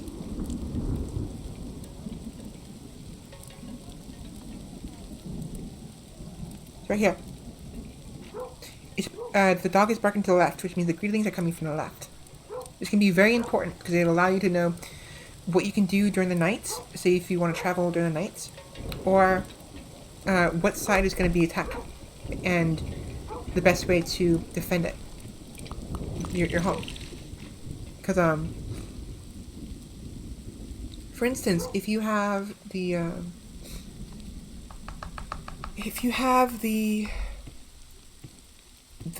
dragon, the Komodo dragon, you will be able to prepare ahead of time and set up yourself so you can help defend the walls, because the Komodo dragon has a very short amount of stamina. It can't run for very long. And unfortunately, its ability to spew fire uses that stamina. So if you only find out after the fact, after you get attacked, you won't be able to defend it as nearly as well. Not too much of a problem, as long as you can get a couple, as long as you can get at least a single shot of fire off, because the fire will do damage over time. But the dog is still very, very, very, very useful. And unfortunately is also subjected to the same treatment as all the gold coins in your crown is. So if you're out and about with the dog and greedlings come after you and your dog isn't fast enough, they will grab your dog and take him. And you will never see him again until you break open their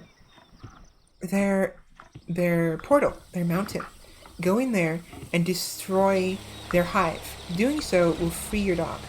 But unfortunately, you typically won't have that capability until late in the game.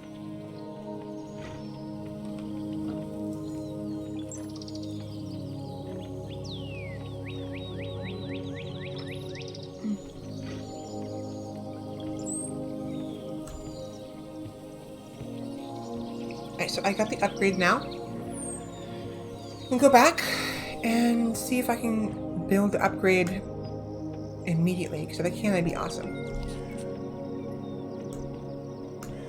The upgraded town center. No, I think I need more. I don't have enough. Not yet, anyways.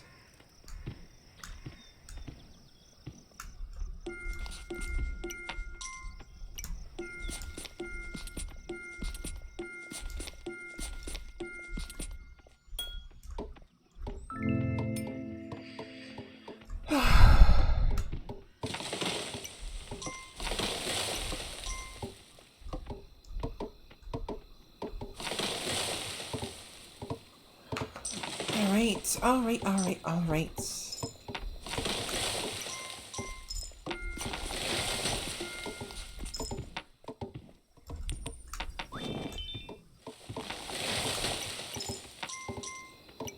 Alright, doggo. Which ways are they coming from?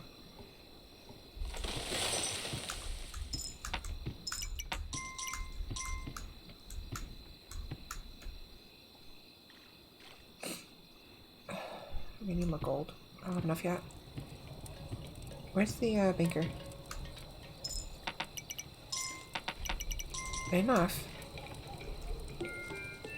It's not enough. Just shy of 3. Shy of 3. Okay, 1 more night, and then I'll be able to afford it.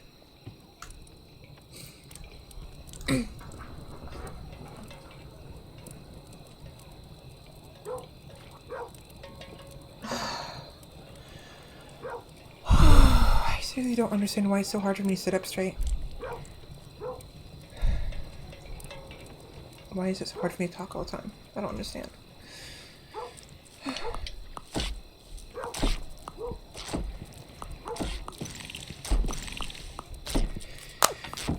I mentioned before that the grasslands will spawn critters. Each different campaign will actually spawn different critters. In the base campaign, when you're a Western Kingdom, they will spawn bunnies. In the Eastern Kingdom, they'll spawn raccoons. And in the Deadlands campaign, I don't remember exactly what they spawn. But see, it wouldn't be bunnies, it wouldn't be raccoons.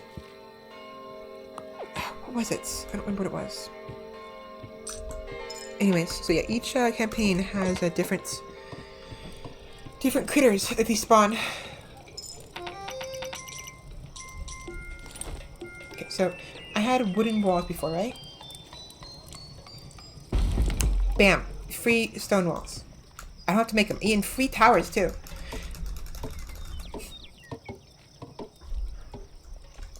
So being able to build those upgrades soon and quickly is important, since it'll allow you to get free defenses without having to spend money, which is far more efficient. But it's also difficult to pull off, especially later on in the later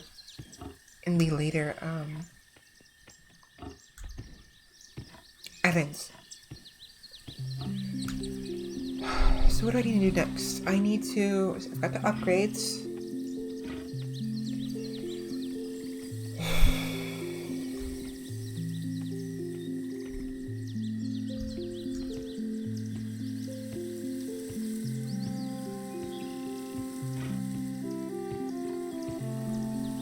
I'm actually in a very bad spot because the merchant, which is what this hut belongs to, the guy who keeps popping up and gives me free money, he's a traveling merchant, and he's employed by us, by me. You give him, so in the mornings he will give you money, and then after his packs are empty, you give him a gold coin and he will leave. The idea is that he's traveling the world, trading goods and providing, people, your kingdom with funds in the way of trade goods. I can speak, I swear. But if you destroy his hut, he will disappear. And the way you destroy his hut is the same way you destroy these little tents here, these beggar tents. If you get rid of the trees on either end, here or here, the last tree on either end of the beggar's tent, they will disappear, and they will not come back. But in order to advance, you have to get rid of the trees and make room for your archers to hunt and to be able to expand your walls. So you have to make a compromise and figure out when is it worth it to destroy these tents and the merchants' huts. Sometimes you can get away with not destroying them by finding gaps between the forests, and it'll allow you to build defenses without having to expand too far and destroy these tents. But not all islands are the same, and so sometimes you'll find that there is no clearance whatsoever.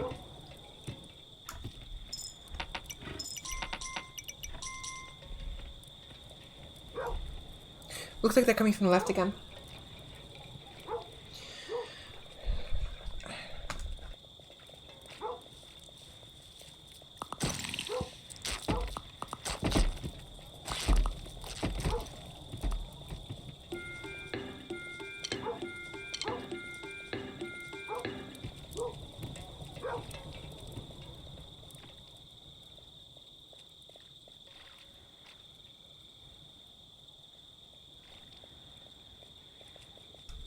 Just getting something to drink. Pardon me. Okay, so I'm gonna go ahead and build another... I'll do it later, but I'm gonna build another wall there. The merchant. Yeah, eventually... the merchant becomes kind of unnecessary. He's nice to have, especially in situations where there's no grass, which happens during the winters season. You can't grow anything during the winter season, and no critters spawn. And during the fall season, I believe during the fall the critters also don't spawn, but you can at least still grow crops. So having the merchant is very useful as a backup source of income.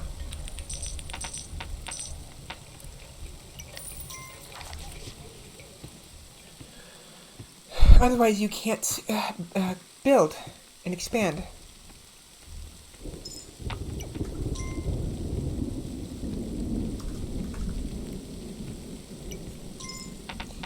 My eyes hurt me again. My eye, why?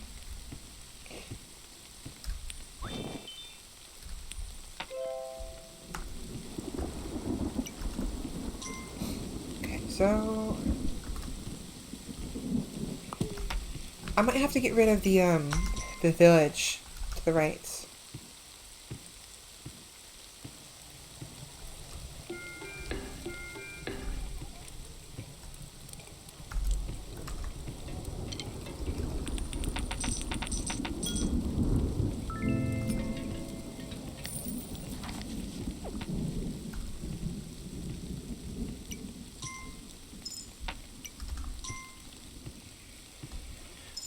I'll see if I can find a gap with a wall in it. I can just do that. It just means that my border is going to be stretched thin a little bit, and it's going to be difficult for them to travel from wall to wall.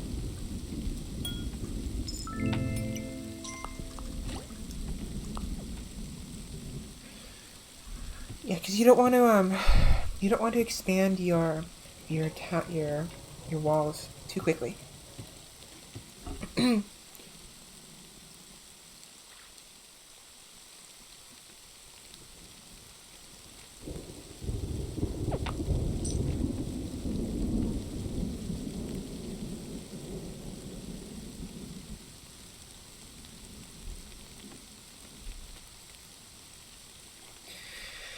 Alright, which side, doggo?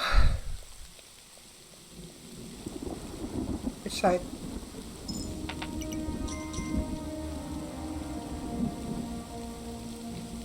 What are you doing?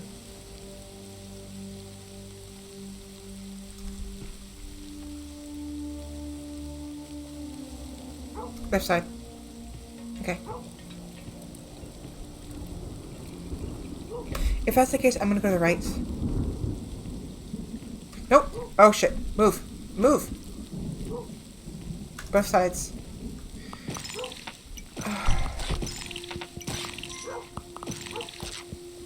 Okay, good. We're good. Alright, let's see if we can find another gap in the forest.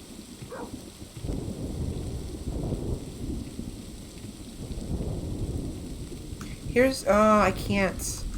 That's the portal right there. I'll need to kill the portal first. Yeah, there's a gap here. And I can cut the trees. Awesome. So I'll need to cut down these trees, build a wall here, and I will have the entire eastern portion. But it's gonna be closest to the mountain. I don't want that. I want it to go the opposite direction. Because if I can clear the western portion, if I can get rid of the portal, both of the portals, there's two of them now, on the west side, including the dock, I will only have to worry about the eastern portion of the island.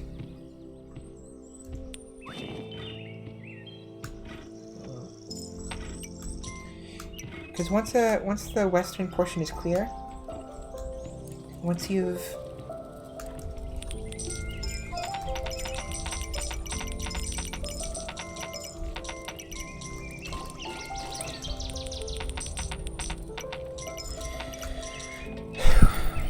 cleared the side where the docks are, you don't have to build defenses anymore. You actually don't have to even worry about that side anymore. It's become completely free of greedlings. And all you have to worry about is the side that the mountain is on. Alright, this is how you take out those portals.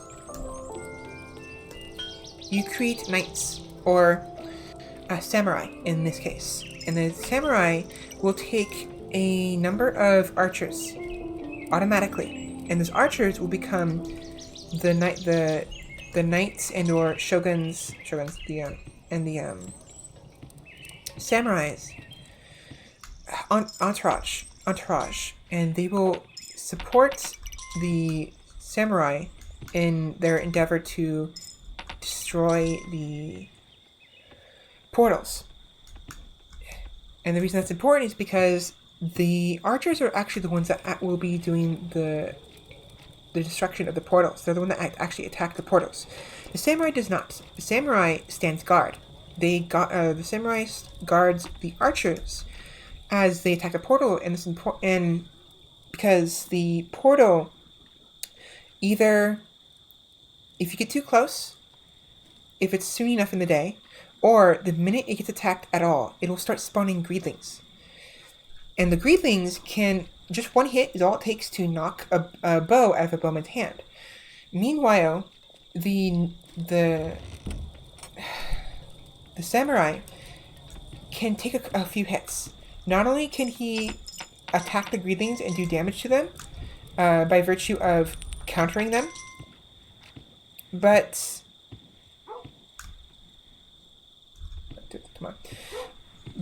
they can hold on to gold pieces. The gold, if you give them gold, or they pick up gold randomly because your archers were hunting and you left some gold on the floor, that'll add an extra layer of armor for them. Every piece of gold up to a cap protects them, so they'll be able to take more hits. And eventually, you'll know when they need more gold. If a piece of their armor falls off, a gold piece will fall off. You can pick that gold piece back up and just give it back to them. But if they run out of gold completely, or they're never able to collect gold to begin with, and you send them off and they get attacked by greedlings, they will lose their samurai sword immediately. And you will have to start all over. You will lose the samurai, the archers will panic and try to run back while being attacked by the greedlings. They will fight back and shoot the greedlings, but in order for them to actually fight the greedlings, they actually have to physically stop what they're doing, that is running. So we're gonna go west first. See right here? So it looks like 3 to 4 gold pieces is their limit. So the samurais are great. The knights are great. Downside to them is their archers will not attack critters. They will not attack... I don't think they'll attack deer, so they cannot hunt. You need to make sure you have at least a few archers who can do hunting for you until you can establish a farm or some other renewable source of income. Do make too many samurais and don't have anyone to hunt, and you're not making any money. And you're just SOL until you can somehow make money again. And so if you don't have a merchant, and you don't have any gold saved up in your bank, and you don't have anyone to actually hunt for you, you will not be making money. You will be stuck at a stalemate. So balancing all the different resources that you have, your gold, your builders, your archers, your samurai or knights, the bank you have, and whether or not you have a merchant. Balancing all of that and knowing when to expand and when to save your money is very important.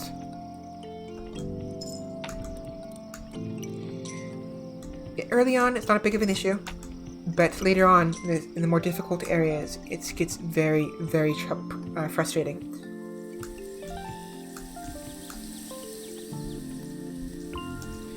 So here we have the gem hermits. They will hold any gems that you have. You can take the gems back, but it requires 1 gold for each gem. But they're important because if you get attacked by greedlings, you lose money, right? You drop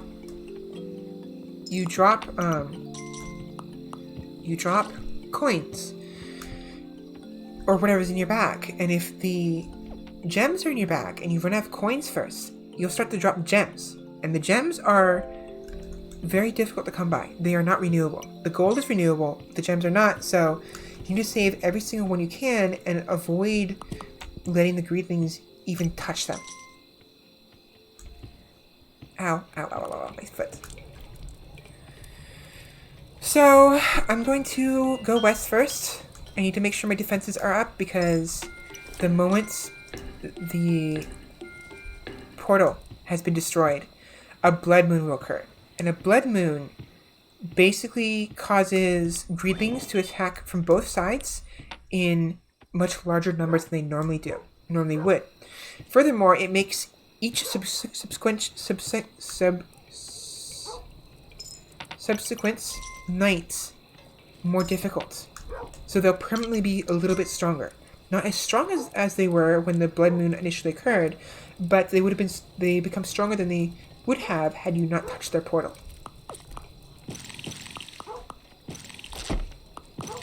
So what I'm going to do first is, I believe it's usually both sides, but sometimes it's only one side. So I'm going to reinforce the east first. No.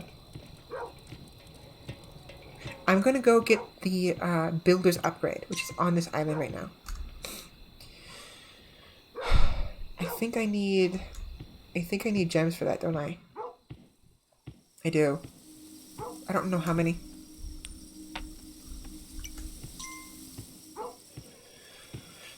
But the builder's upgrade makes it so that way your builders will make walls stronger.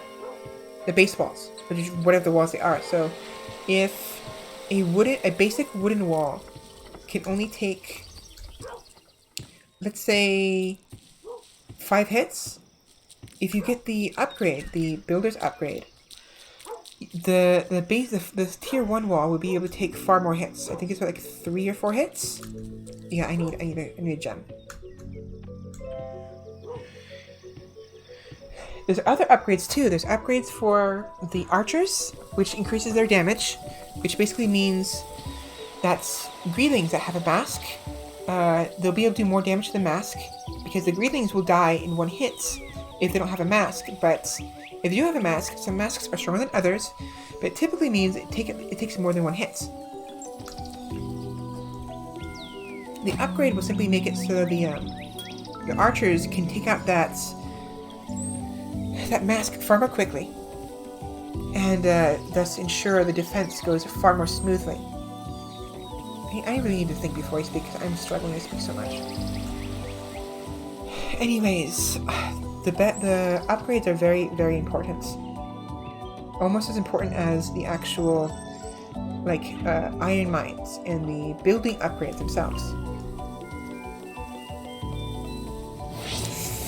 Oh, it's not the builder's upgrade. Damn it. That's fine. I wasn't paying attention. I thought this was a builder's upgrade. Whatever. Alright, next on my to-do list is to get a little bit more money and then go back west. And that gap we just saw a minute ago, I'm going to build a couple walls there.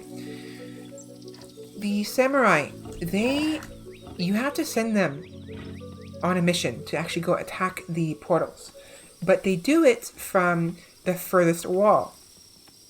So they actually have to travel from the wall they started at and then make their way to the portal. The further they have to travel, the longer it takes for them to actually get there. And if they take too long, then it'll become nighttime by the time they actually make it to the portal, causing greedlings to spawn and they'll just make their way back and be forced to fight off the greedlings during the night, the normal night greedlings, and on top of the greedlings that are going to be spawning because they're attacking the portal.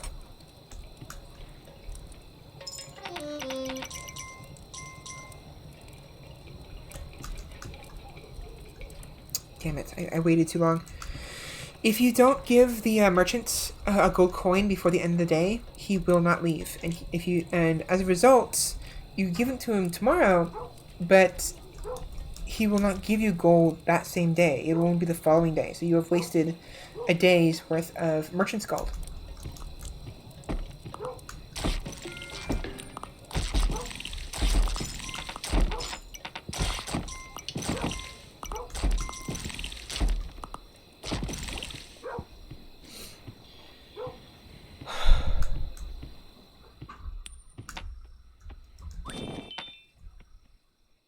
There's two of them over here, wasn't there? No, it was the other side. No, it was this way.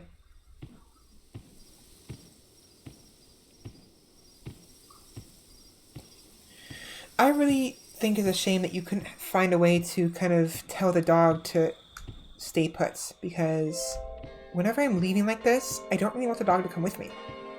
I don't need to know which way the greedlings are coming when I'm traveling to get more gold or resources or villagers, because I'm going to be coming back to the town center regardless once I'm done, once the night comes. This just puts the dog at unnecessary risk, especially if my mount loses breath near the portal.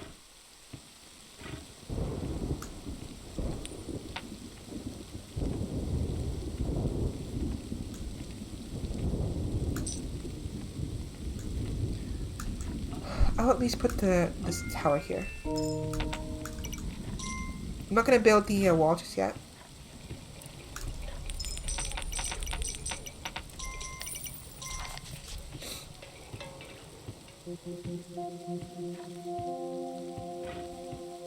I have to wait one more night.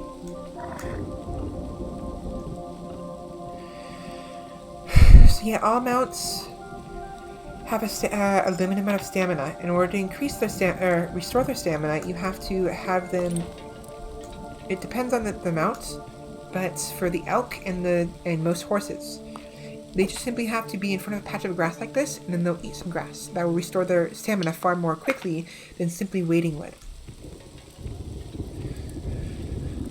Other mounts, like the Komodo dragon, do not need grass to restore their energy. They can just, so long as they have a spot to sit in, they will lay their bodies on the ground, raise their head up in the air, and basically just breathe out all the hot air that they've accumulated, because, and they'll like sunbathe a little bit. It'll give them a moment to rest. That's all they need. So it's very easy for the Komodo dragon to recover from exhaustion, but they also have a very low stamina. And while they can also breathe fire, the fire breathing costs them stamina, so if you do it too often, you have to stop to let them rest before you can use it again. And in the middle of a raid, that's not ideal.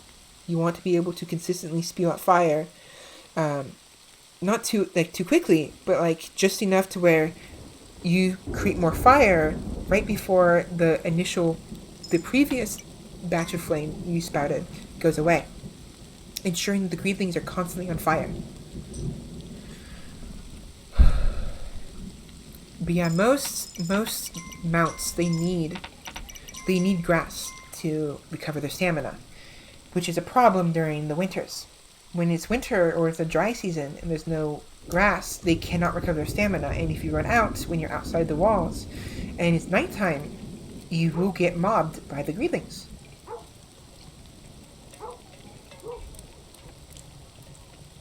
So pacing yourself, pacing your mounts, knowing what your mounts can do, and when to leave and when to stay inside is also very important.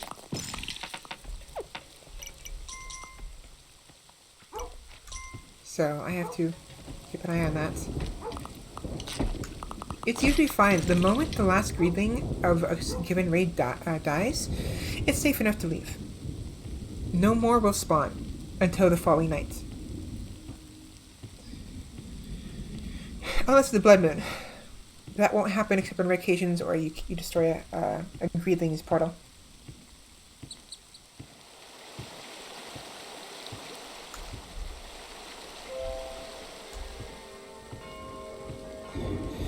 Alright, day 10.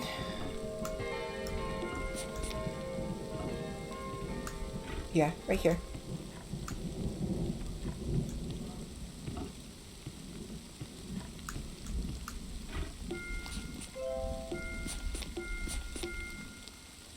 Should be enough.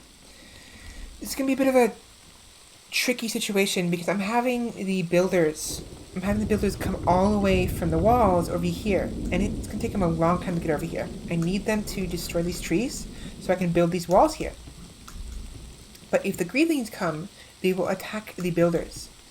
So what I have to do is keep an eye on the left side for the greedlings, and when they spawn, sacrifice some of my gold to ensure that the builders can continue to destroy those trees, cut the trees down, unhindered.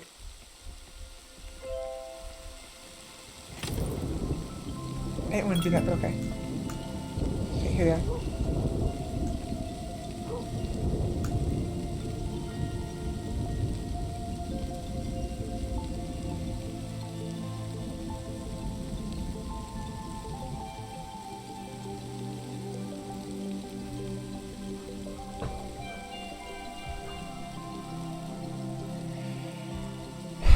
Yeah, the portal being active basically meant that they're getting ready to raid.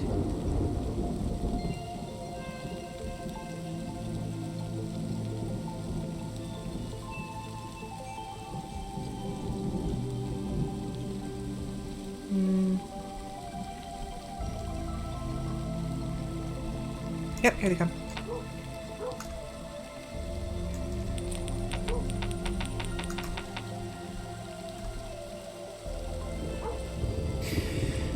A greeting will only ever take one piece of gold, and they will not come back for more. Once the max, so if 12 greetings are spawned,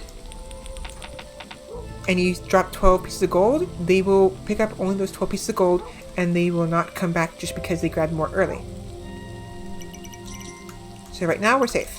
Sometimes it's very much worth it to just sacrifice some gold if you have a lot, to ensure that the your builders, if you're doing something risky like that, are safe. Good. Also useful when you're trying to do that, trying to pick up some more villagers. So far from home.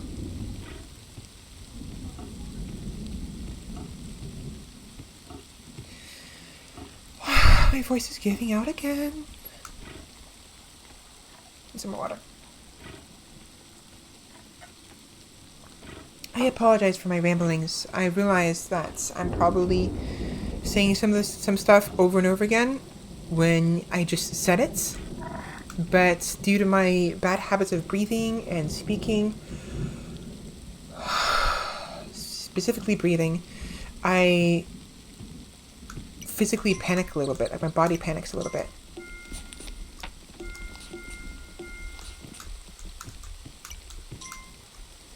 And as a result, I become out of breath and try to speak at the very end of my what breath I have left in my lungs, and it makes it hard to concentrate on what I'm trying to say and the point I'm trying to get across.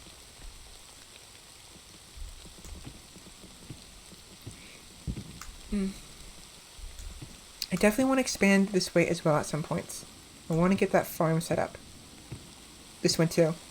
So I'm going to probably clear it all the way here. Stop here. And just clear this entire forest area. From there to here. Allowing me to build 2 farms. I don't need this second wall right now. That would just be a waste. Because there's a place to put a tower right here.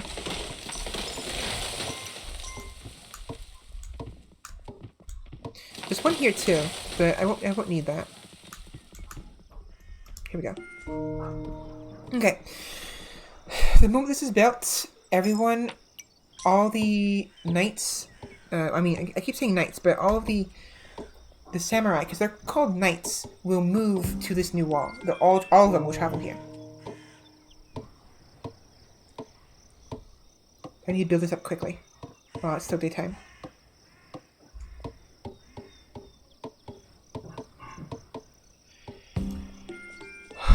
Breathe, talk slowly. Enunciate your words.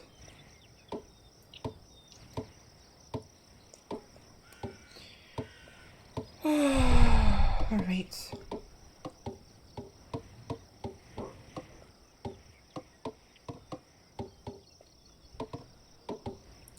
I don't even know if it's important, if it's necessary for me to build the, no, later on it will be. But right now, it's not necessary for me to build the tower here. Because if an archer is in a tower,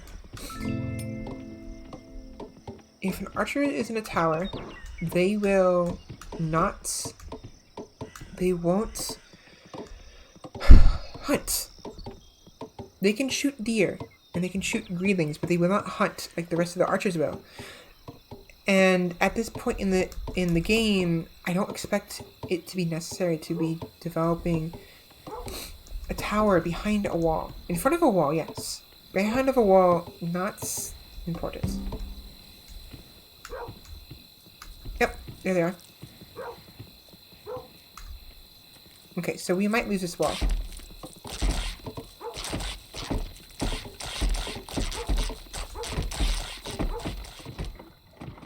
Yeah, we're gonna lose that wall. Unless I can sacrifice some of my I don't have enough. Yeah, we're gonna lose that wall. God damn it. Well, it costs less to upgrade a wall. Or, I mean, to repair a wall than it does to upgrade it, so...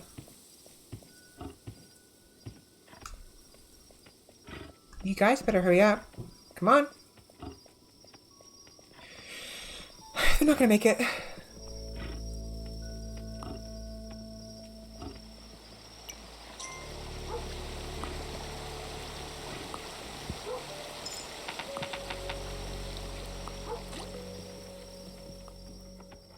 Yep, there it is. Wall's gone.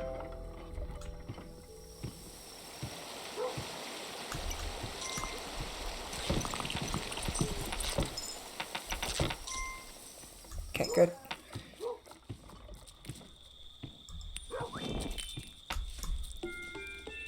Yeah, it sucked. It really sucked really bad. Where's the other beggar? There's a second one somewhere. There he is. Okay, let's go back. That's the downside of building so far. Build too far and all your defenses, your archers and your samurai will take too long to get to where they need to be.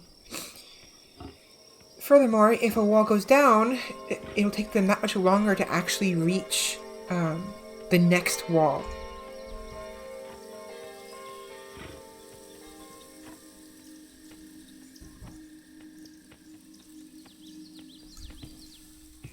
So, might have to rebuild this wall right here just in case.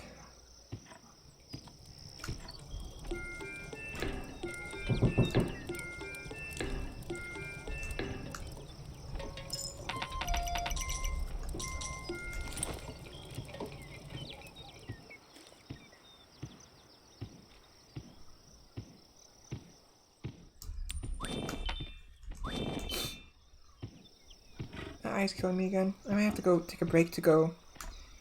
Yeah, I'm gonna take a quick break real quick because I need to go wash my eye again because it's killing me. It burns. Alright. I'll be right back.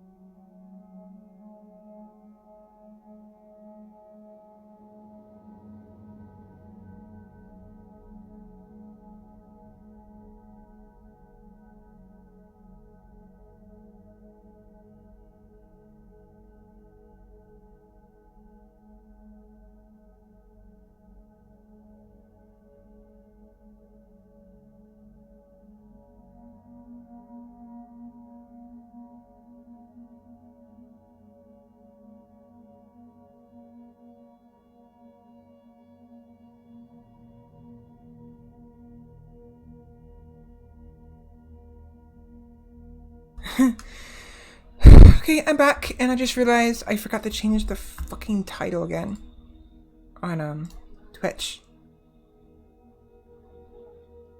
Let me do that real quick.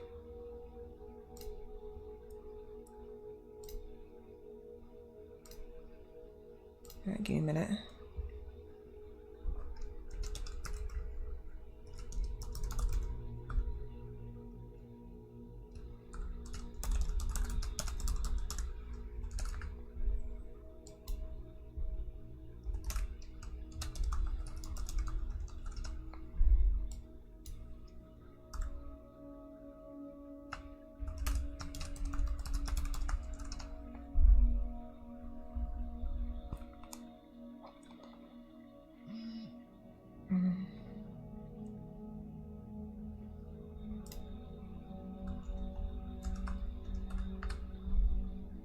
Okay.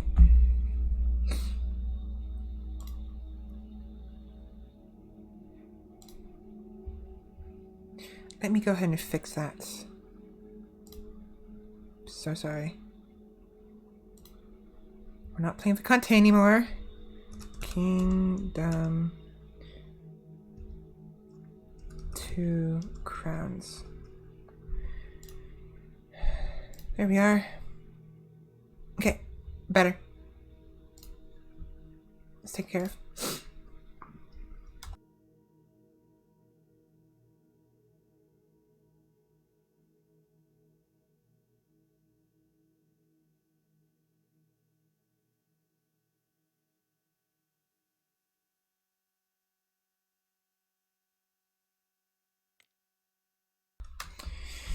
Alright. Back to the game. Oops. Come on.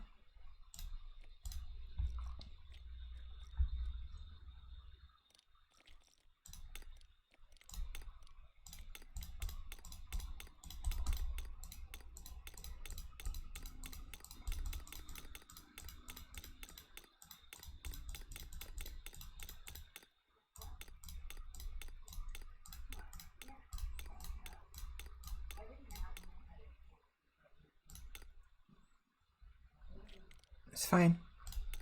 Actually, wait, no.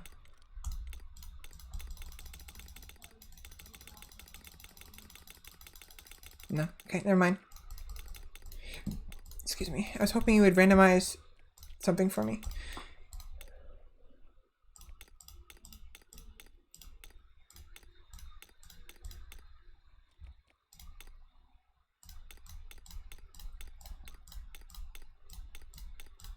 God damn it, it takes forever. I had it, damn it. I had it. I had it. This is... I really wish there was an easier way to change the colors for this. Whatever that works. That works too. Okay. Where was I? Oh. Right. I was developing the west side.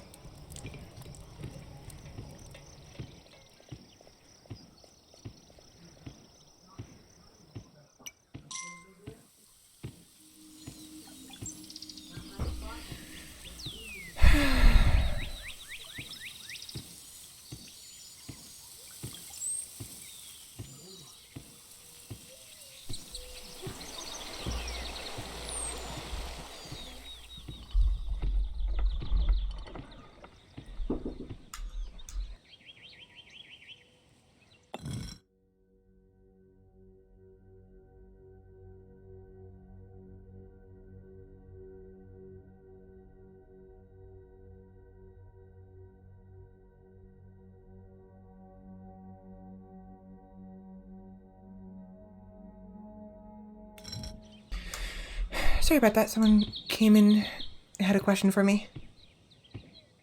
Okay, so I'm just waiting at this point. I'm just waiting for the builders to hurry up and come repair this wall. Which isn't gonna happen before it gets dark. Which is fan-fucking-tastic. I'll have to sacrifice some of my gold again, which is fine. I have plenty. But I should have done this a little bit better I've done it earlier.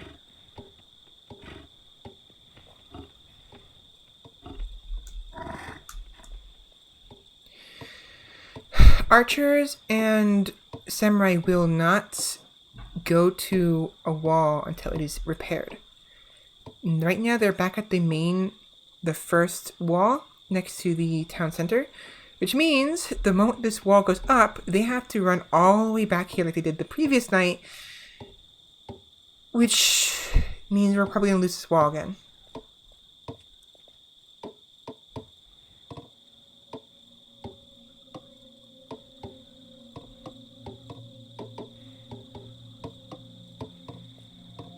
Yep, they're coming from left. God damn it.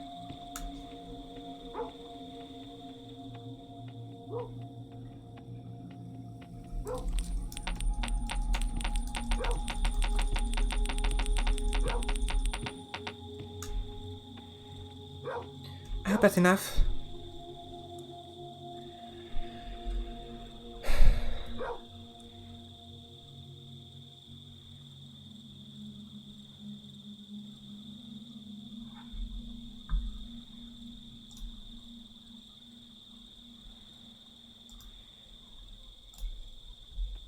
Yeah, it's enough. Okay. That worked out to an extent. So now that that's taken care of, they should be on their way.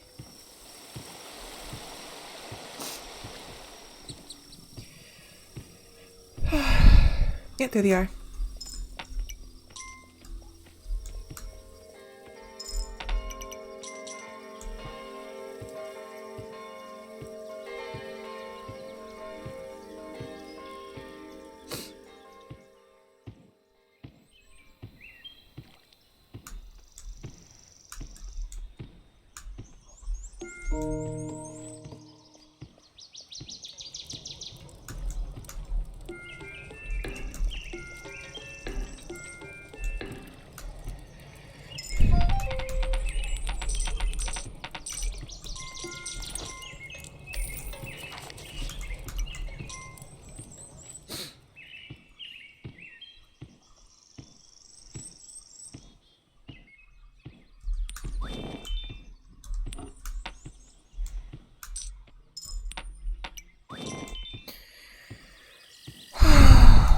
Okay.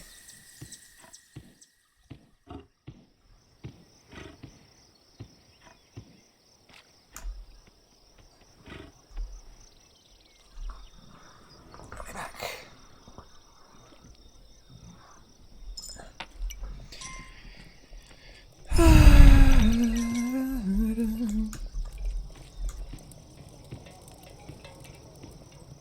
Okay, so they built. Okay, good.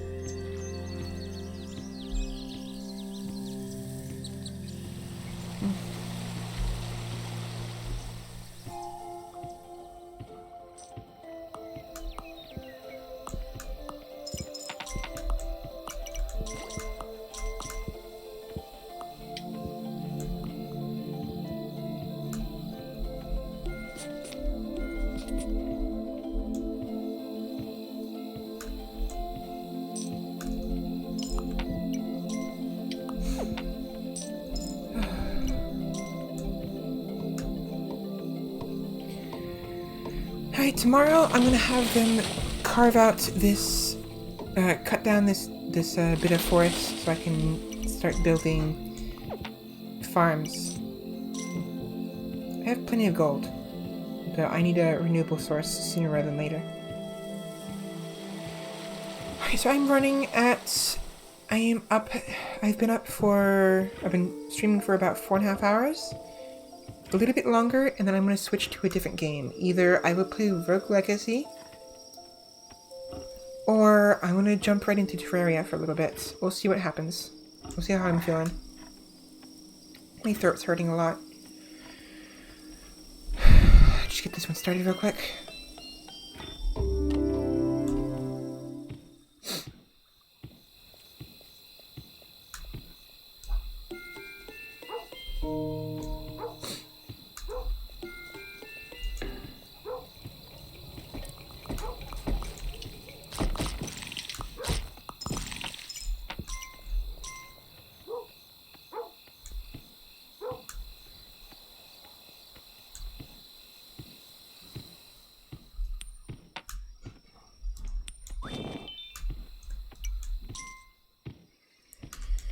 Okay, so for the west, it's a little easier for me to destroy the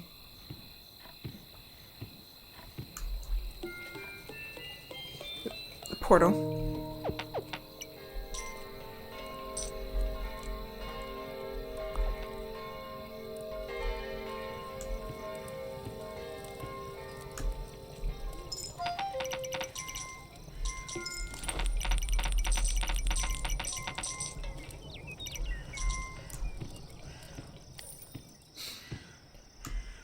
Alright, moving on.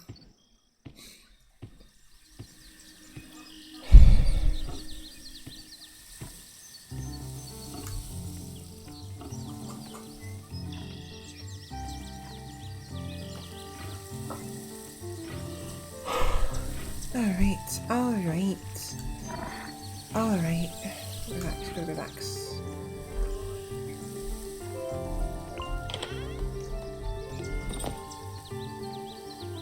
I don't remember what she can do.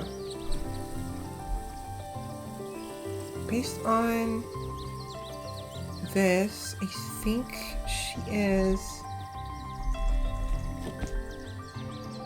the person who makes the stables. The stables is good because provides a place for your animals to rest. And I think they even make it so that way any animal, any mount you have already unlocked with a diamond, you will be allowed to, they will migrate to whatever island you're currently on.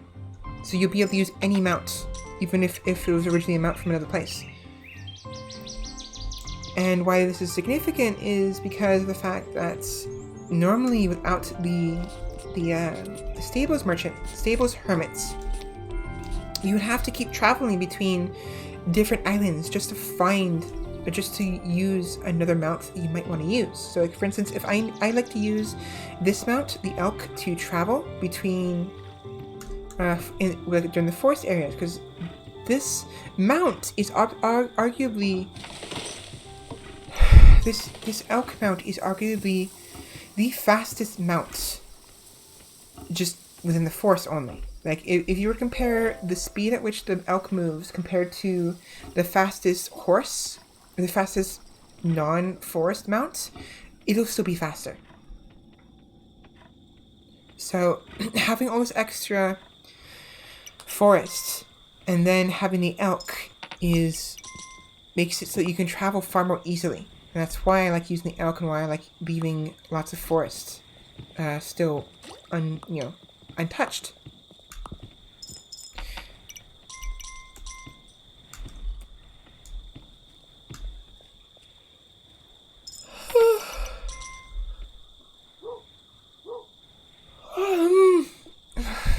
Eventually I will want to make this into a tower. Not yet, though. Not important. Okay, so they're coming from the left.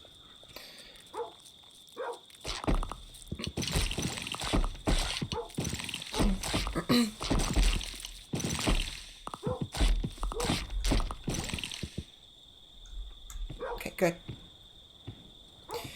I think they're also coming from the right, but it's not really important right now.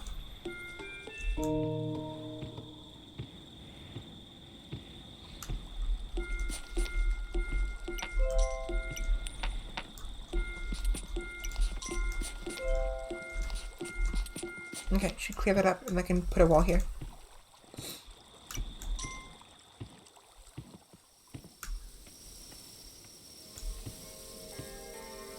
The portal's right there. Okay, so yeah, we're almost there. It should be a perfect spot to stage an attack from. Slow down. Slow down.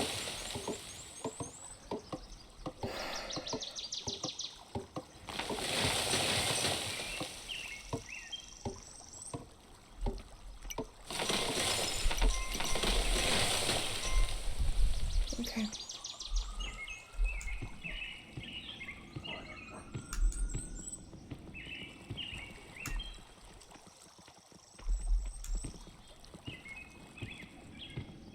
think I built the farm too early. It's not going to be until another night before we can even get to the other wall.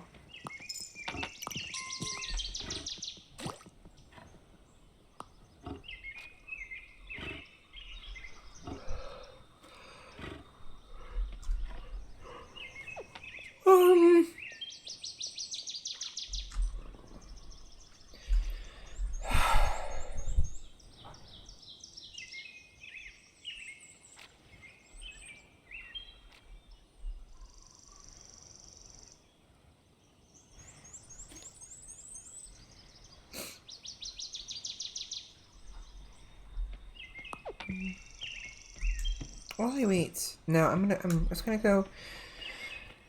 was gonna go build more of the boats, but it might be better just to wait until I can finish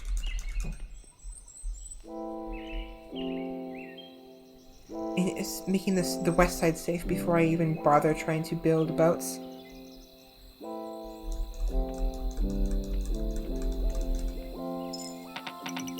I don't need that right now. Damn it, I was afraid of that.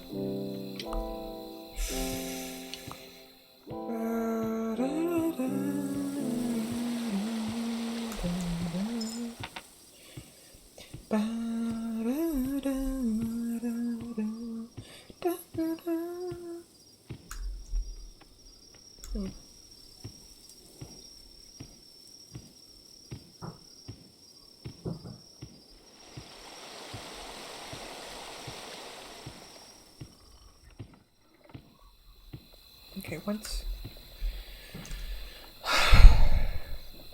Did chill for a second.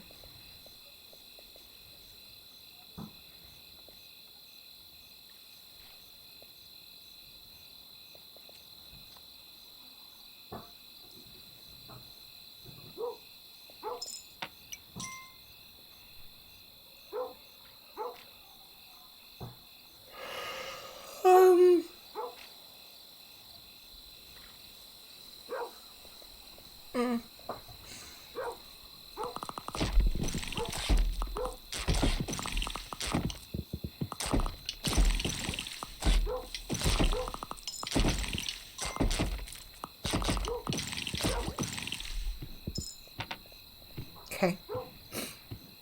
I'm gonna build a wall and then start building the farms.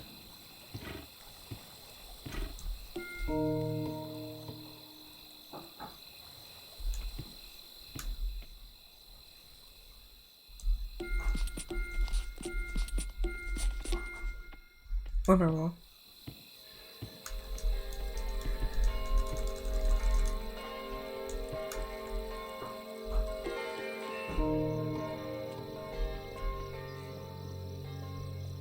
Build the wall, damn it. I do that because I want all of you to come over here.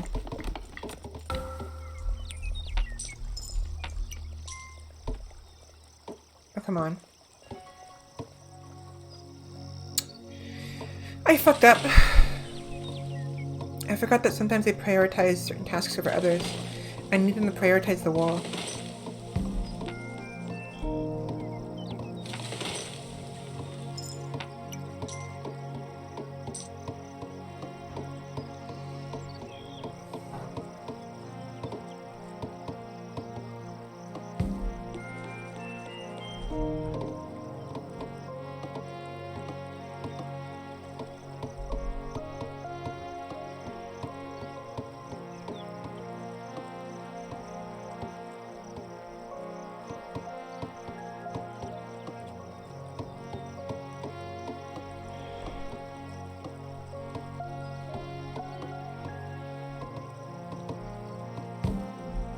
Alright.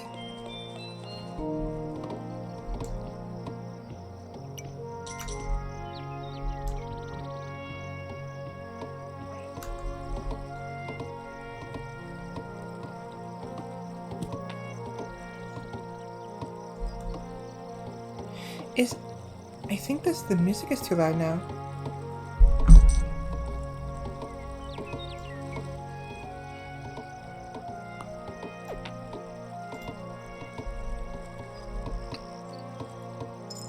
try that.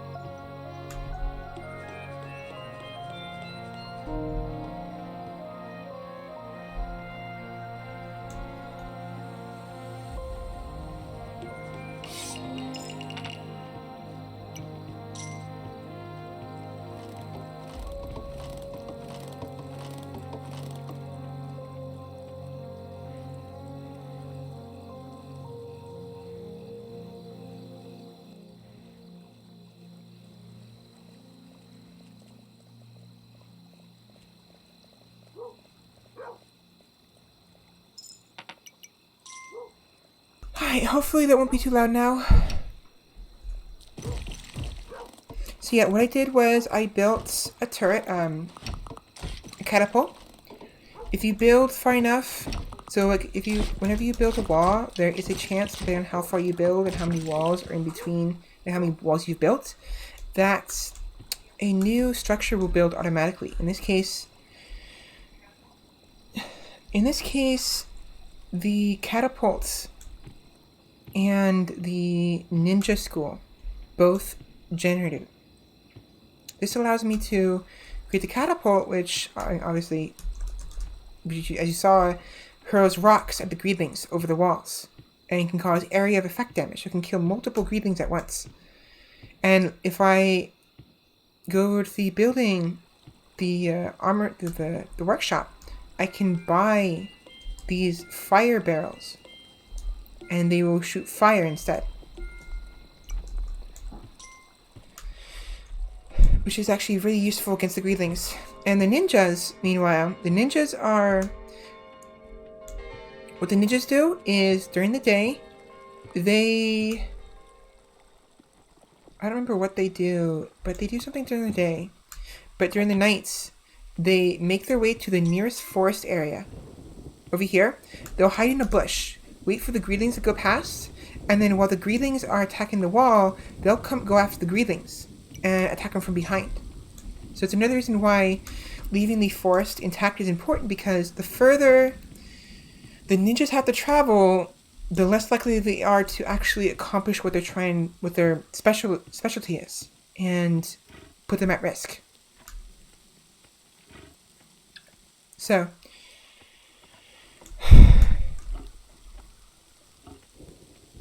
knowing what each individual campaign has, what's unique to them, is also important. So that we have ninjas for the Eastern campaign. The Western campaign has spears, the spearmen. They don't need to worry about going out, but instead they can attack from behind the walls and poke through the walls up until their spear breaks and they have to go get a new one.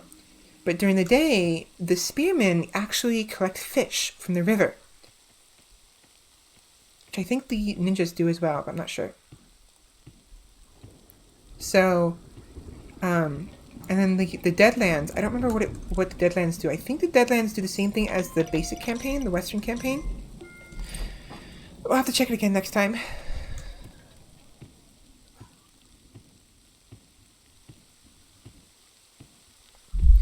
I really hope I'm not talking too loud. Or if I am talking too loud, it's mixing well with the audio, so you can just turn the volume down. Yeah, look how much money they collected. Just from hunting alone. I mean, I haven't been over to the east side for a while, but they had only one bush, and they collected all that gold in like 3 days.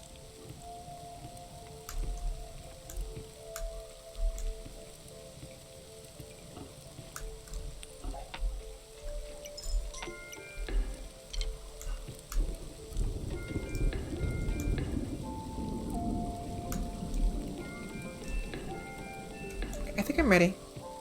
I'm ready to go. To move on to the next, to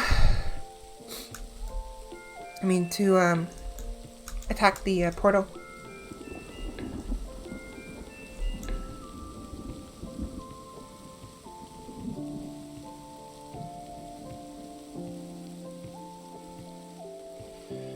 Why is my back, my throat always hurt so much?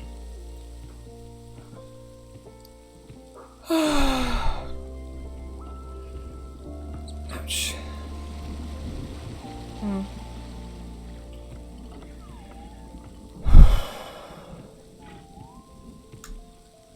My throat just can't catch a break. Alright, so they're coming from the west again.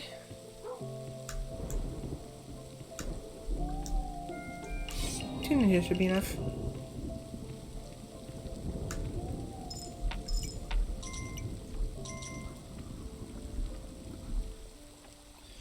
Okay, so while I'm waiting for the night to pass, I'm gonna eat some more food. Eat myself real quick.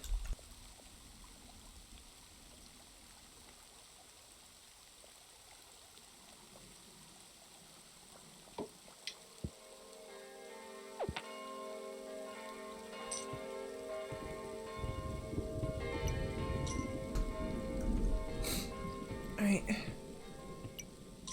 Oh, I see what happened. There's some gold in front of the portal, so the Greetings just took the gold and left.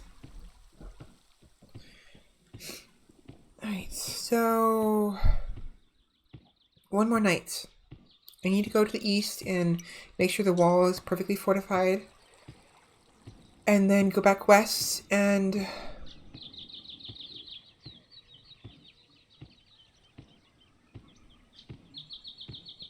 attack.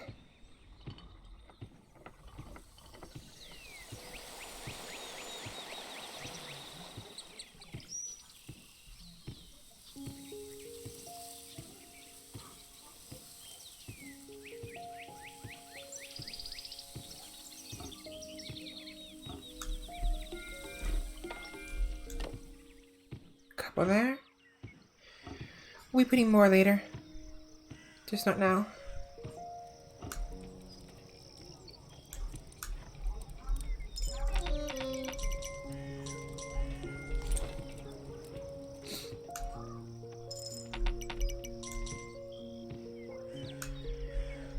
Should I make another wall, is the question. I kinda don't want to. If they break the first wall, I'm fucked.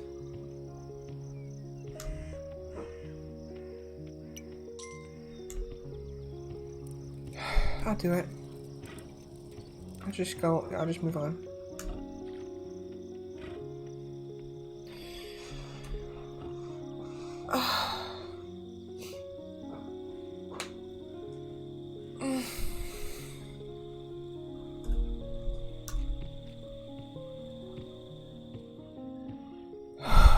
Relax.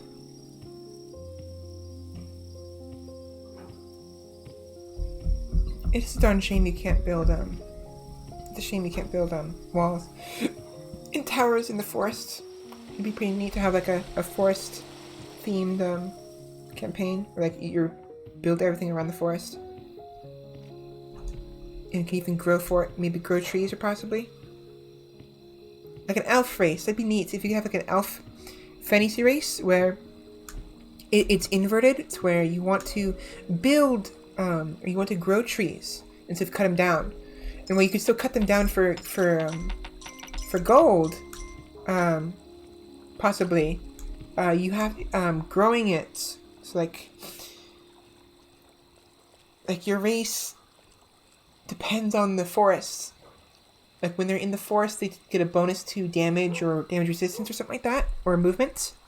And when they're on the plains, they get not a penalty, but they'd be a penalty, but they'd be less efficient in the plains area. Okay. Now we're gonna go. You see the ninjas. They hide inside the bushes here, or the trees. They will not get attacked as long as they're hiding.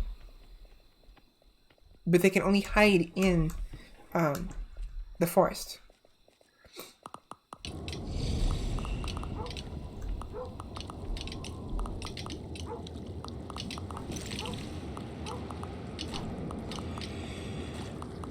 Yeah, in hindsight, I shouldn't have brought the dog with me. I shouldn't have released the dog because there's gonna be times when I need to accompany these guys, and they could very well take my dog.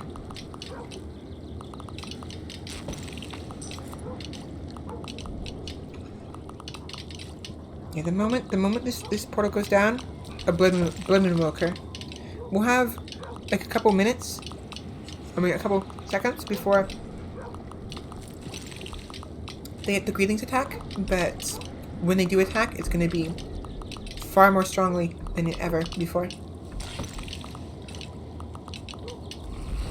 Okay, here we go. We're going to do it one more time to the west because we want the docks.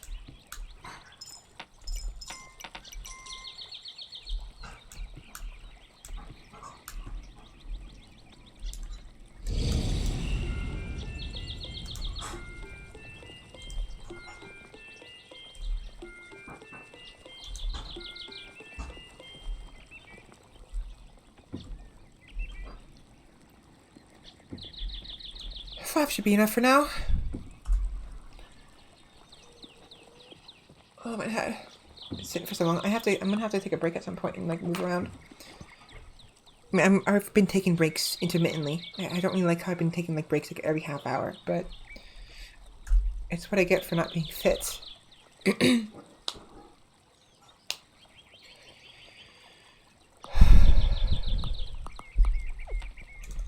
Huh.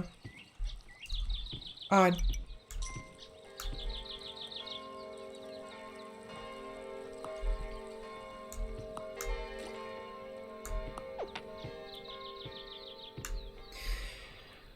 Either it's not going to activate yet, and it's going to do it next tomorrow, or it's already done. We're going to wait and see. My dog should tell me which side they're going to come in.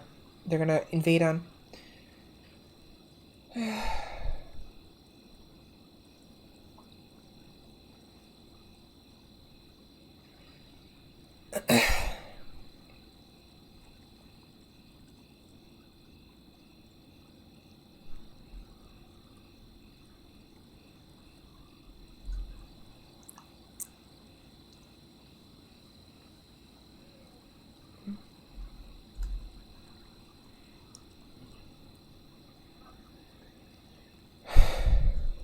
Alright, let's see.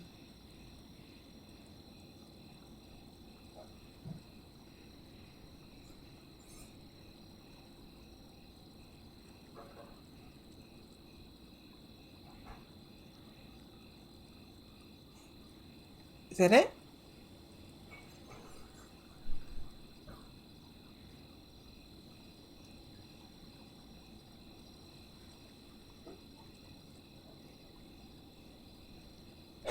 Weird. Never mind, they're coming from left. I was gonna say they're not attacking. A blood moon, but nothing's happening.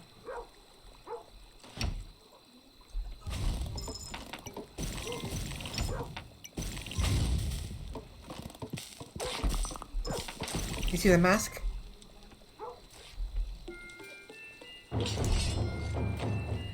Alright, once more.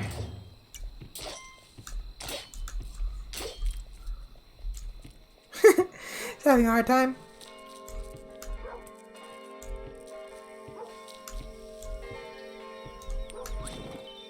Oi! Oi! Oi! No, no, no, no! Fuck! Oh, god damn it. I hate this.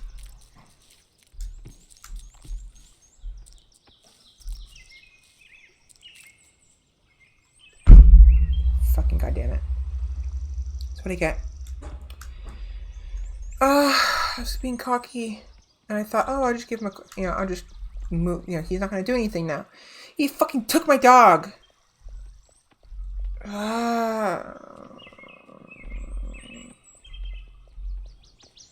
Fan-fucking-tastic.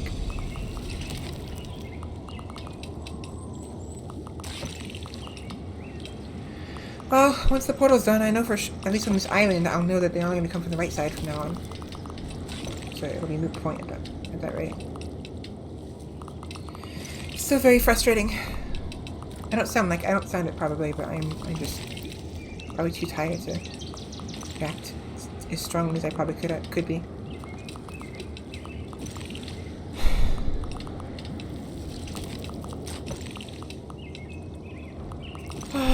Fuck me, fuck me, fuck me.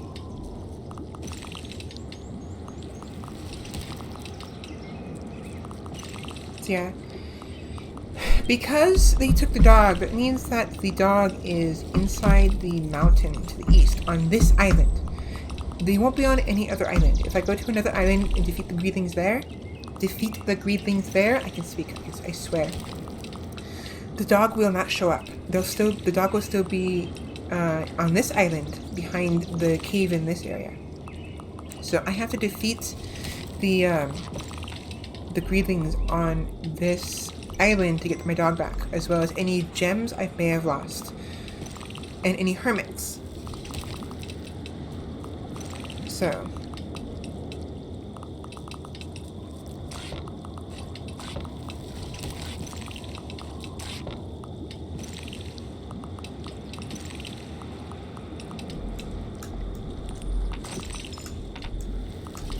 what are you two idiots doing? Why the fuck were they going closer? Excuse the fuck me. What are you doing?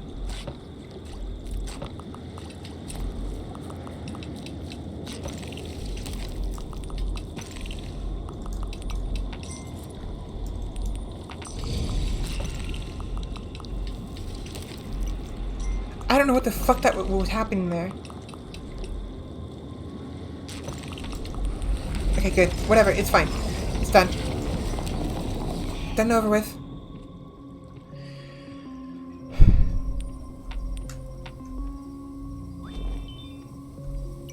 Okay, so all of the greetings are gonna come from the east now.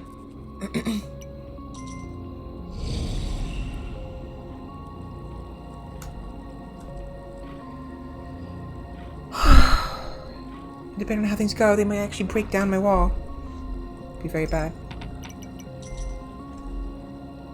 Eat the grass!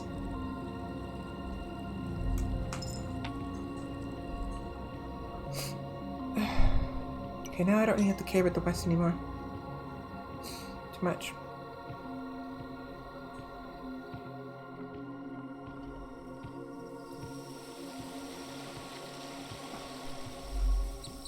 Okay, well, let's see what happened. Best case scenario, the wall stood without any issue. Worst case scenario, they fucking ate through my wall.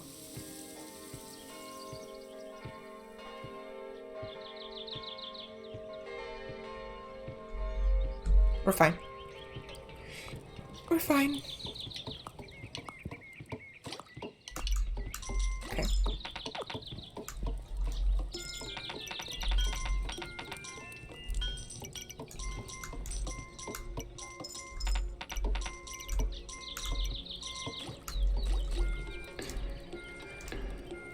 Plenty of bowmen. I can take the money, I don't care.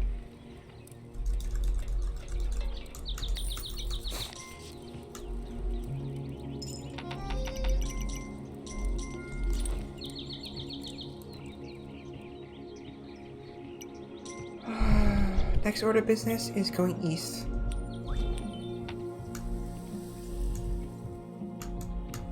I have to do this carefully because the next portal... Oh, that's not too far. I was worried that the portal would be too far away.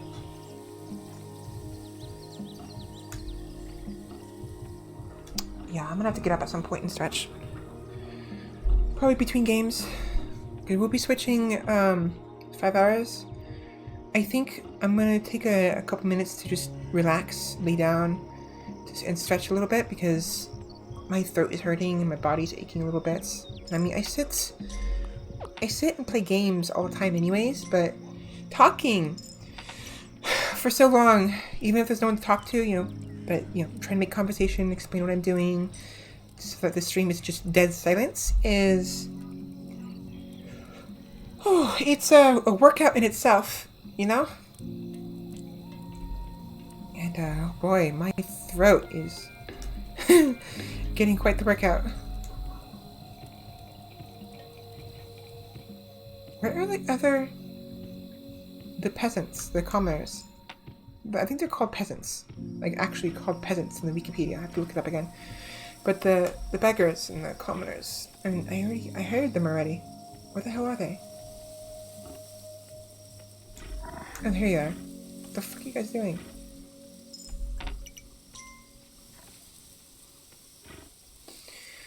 I have to stop swearing so much.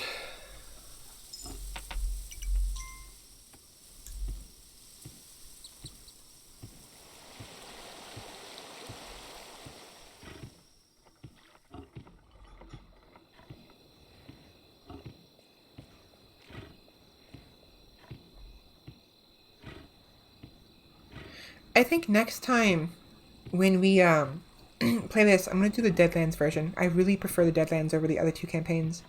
I like the aesthetic of all of 3 campaigns, and the Eastern campaign, I like the music, I like the style, I like the feel behind it, but I just really like the Deadlands more.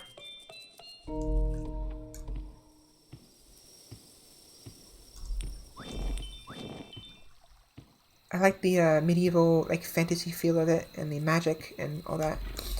Alright, so yeah, here we are at the lighthouse. This will make it so that way next time I come back here, I won't have to worry about anything being destroyed. Which won't be as much of a concern on the left side, but the right side, the east side, I will definitely have to be careful with.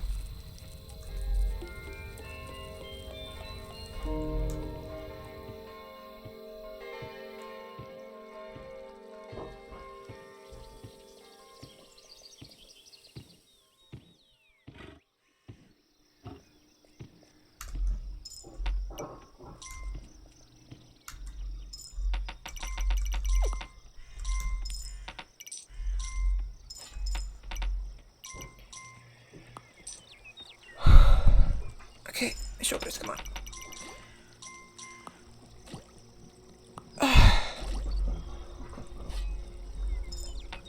Somebody just picked up a ninja sword.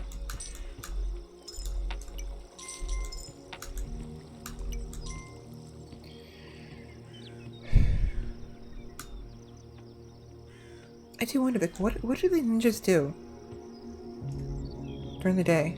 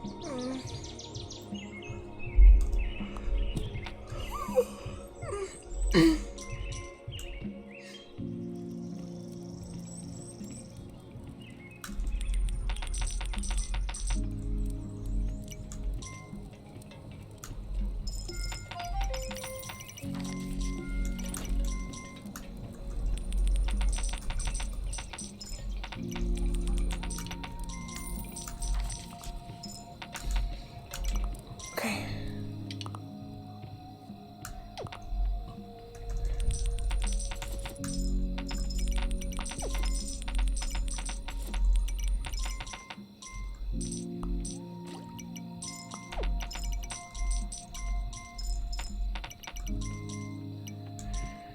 Alright.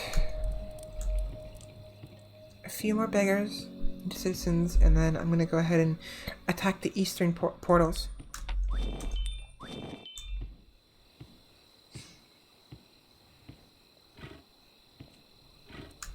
I'll probably do it tonight.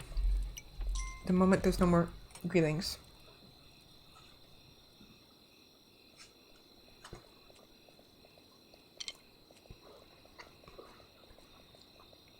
Eat myself real quick. I'm gonna eat some food.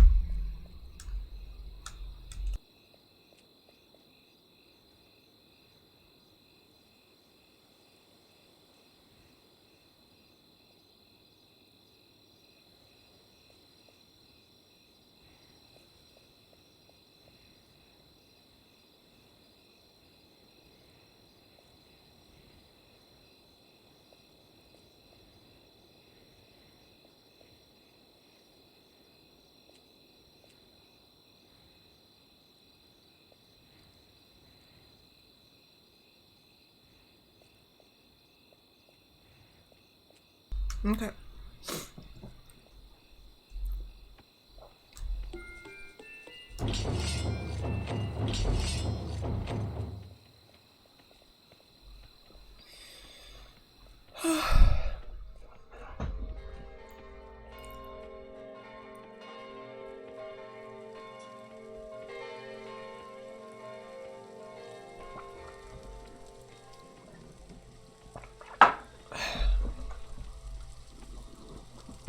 Ow.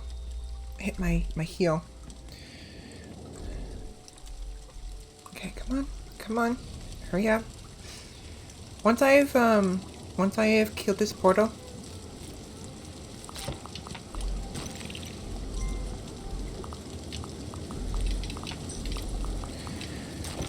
I will probably move on to the next area. Don't tell me to follow now, you dipshit. No.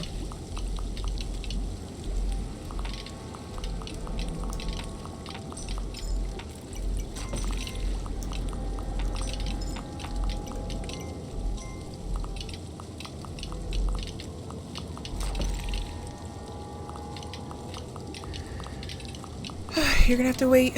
I am not following you. Not until I can ensure that these guys survive without issue.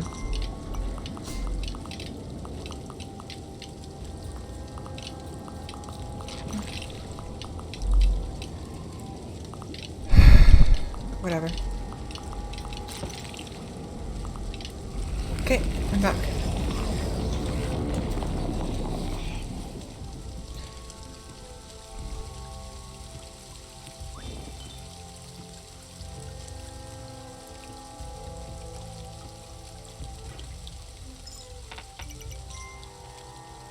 Okay, so now that that's done, another blood moon will come and they'll attack from the east. There's nowhere else they can attack from. So yeah, securing the west portion was fairly easy, all things considered. I lost my fucking dog, but it was, you know, it seemed pretty easy, right? Not so easy in the next couple islands. This is probably the, it would be obviously easiest on the first island, and you know, more the next level up with islands would obviously be difficult just in general. But I mean it's like significantly harder. It's like going from like easy mode to medium, from the first island to this island, and then from medium to like legendary. Like skipping like like 2 to 3 different difficulty levels between this one and the next island. Of course, the issue I think with the next island is it becomes winter, and so it's so much more difficult to establish a holding on that island.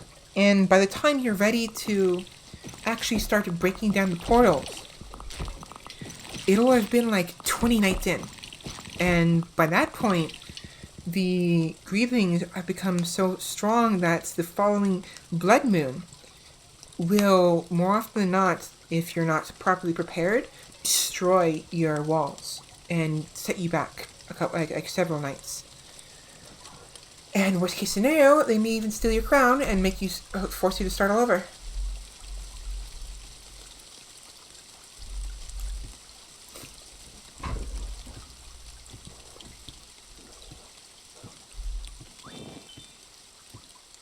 Nope, no, they're not done. I figured as much, but I was hoping maybe by some chance they'd be done.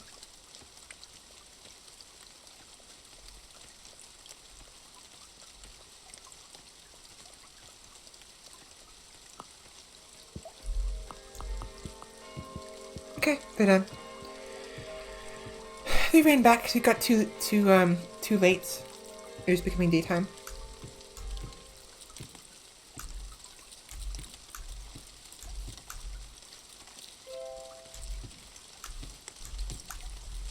Yeah, so my next goal right now is to build right here, I think. Let me see how far it goes. I need to make sure I develop a wall with a... Oh, can you stop telling me to follow you? What do you want? What the hell do you want?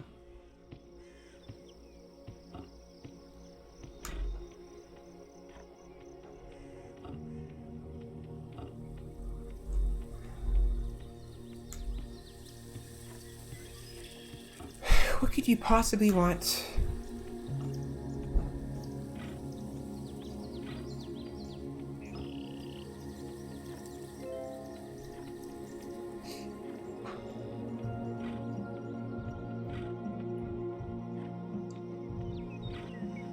What's this? Well, fine, fuck you too.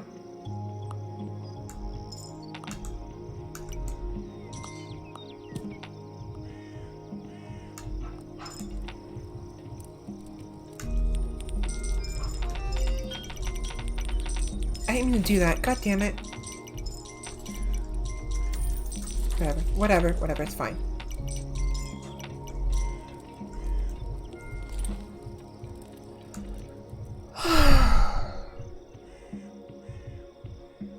My eye's hurting me again, which is great. Alright, so I'll build the portal here. Right here, this looks nice.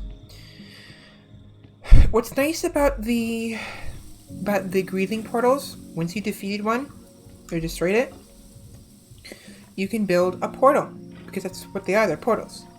But the player, once they can build a portal, and once activated, will allow them to set a sort of opening. So it's a point A to point B type of portal. You can only go to one portal at a time. So you have to select it and then guide the actual portal blueprint to a spot where it'll fit.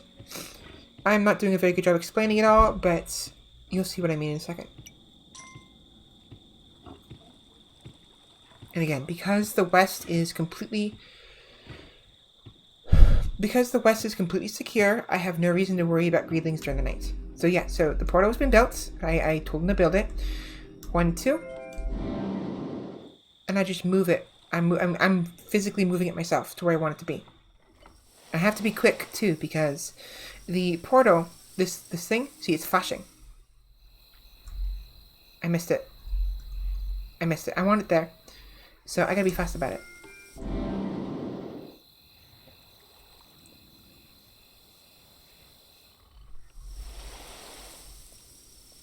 Okay, 1. No.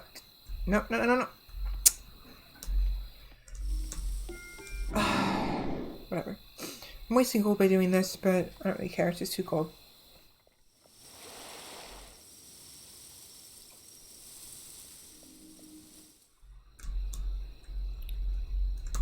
Right here. It's a good spot. It looks nice. And that will allow me to travel back to that spot at will.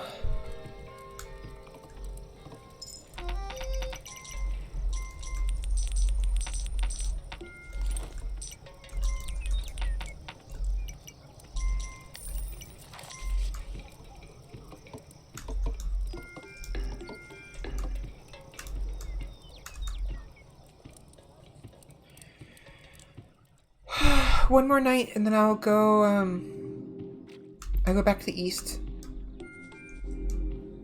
and develop my eastern bulwark.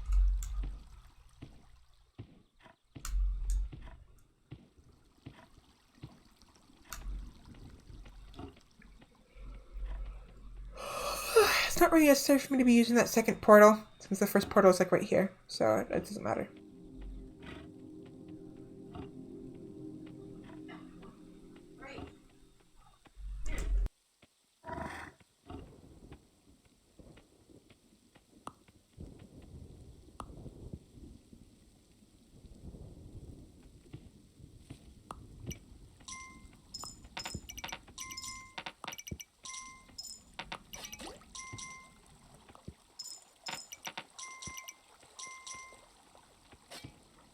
That's what they do. The ninjas are fishermen. So they're the same thing with the spearmen. They go for food, except the spearmen literally stick their spears into the river, whereas the fishermen, they will just go the traditional route.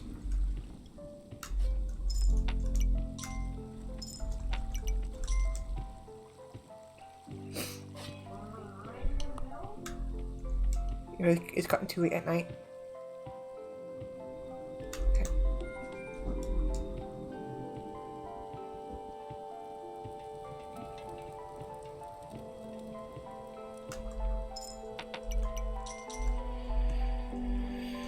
Once the greedlings are killed, the last one is killed, I'll send them immediately. No, I'm not sending them, I'm sending myself. Actually, what am I doing? I have plenty of gold. Why don't I just...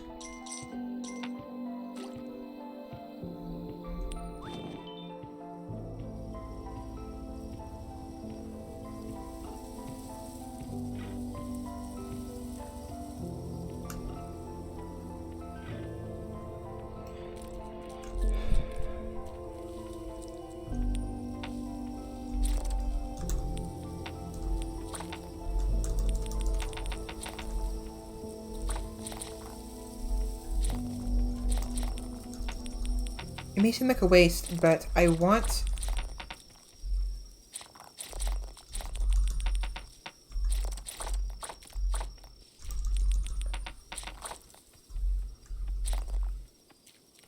Okay. I need to get past them immediately, like as soon as possible. I need to start cutting down these trees, because the longer I wait, the more time it'll take for the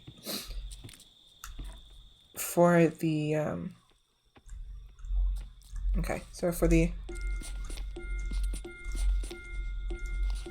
builders to get over here.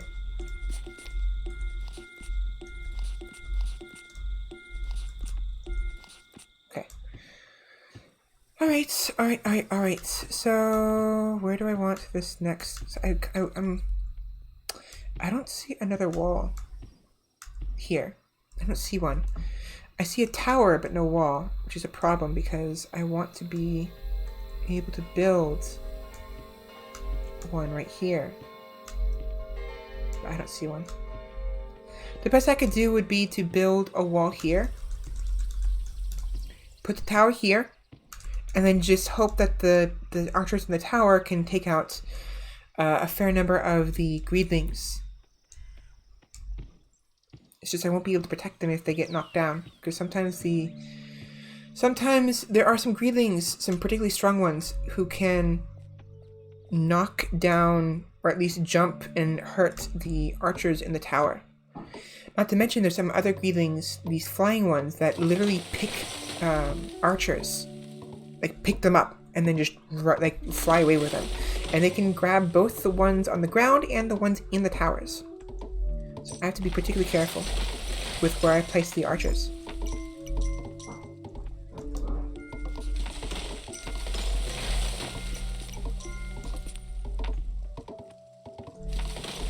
So yeah, I'm going to put wall here.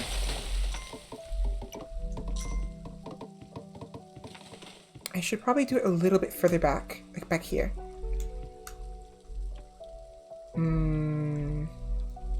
I should have did it here. I should have did it here, shouldn't I? 2 towers next to each other, that's awesome. Whatever. Do it now. I can do it now. You know what? They're already here. I'll have them destroy these trees while they're still in this area.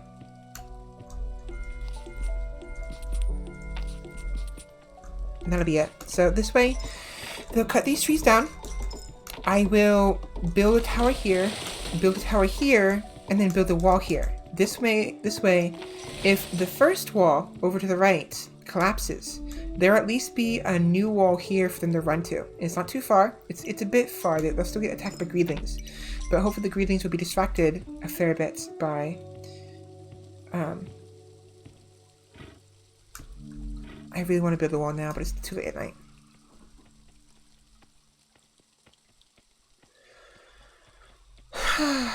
Yeah, so first things first, I'm gonna build this one.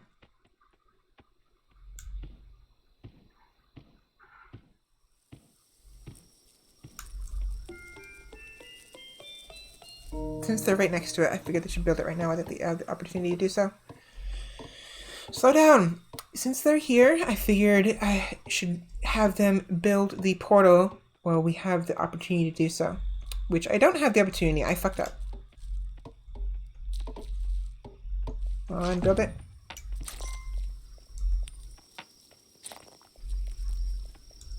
God damn it.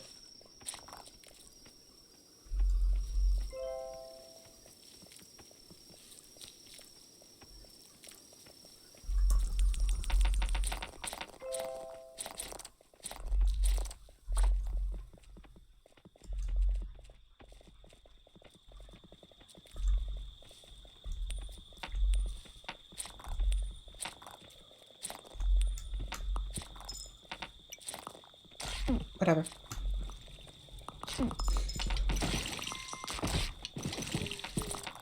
That was bad. That was very bad. Well.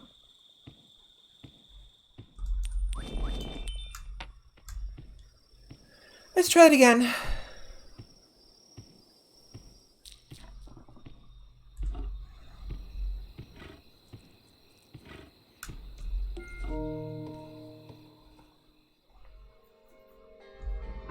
Sit up.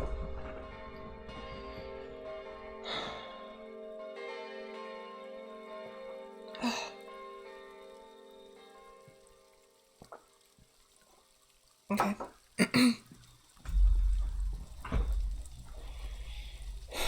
5.5 hours. Okay, I was gonna say, where are the builders?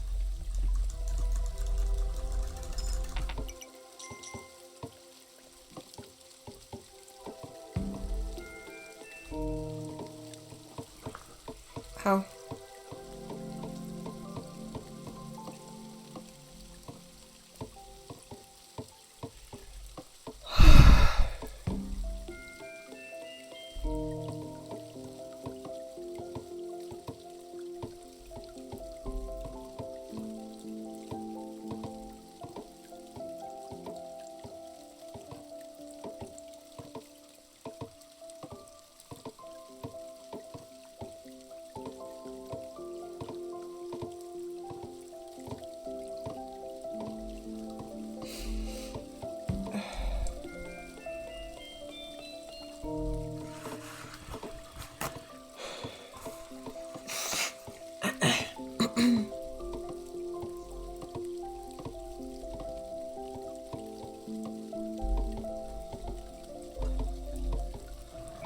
Make my chair over a little bit.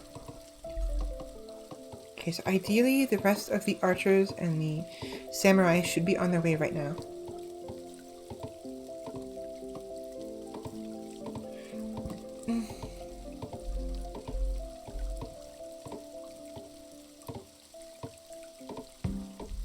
Okay, good.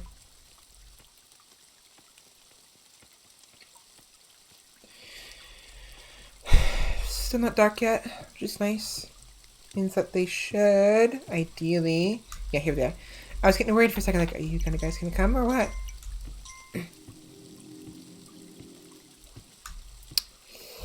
Ooh, that's a bit of an unfortunate situation. I was hoping I wouldn't have to cut down the trees here. But there's farms here. I mean, I don't need them, do I? I don't need them. I don't need them. Yeah, they're not necessary. Because I can just, go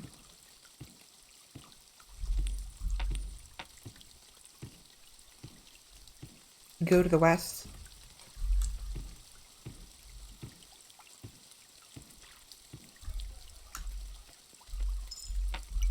for the farms. Okay.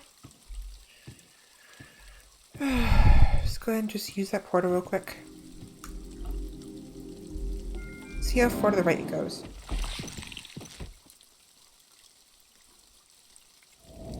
Well, that's there. It's too far. Too close.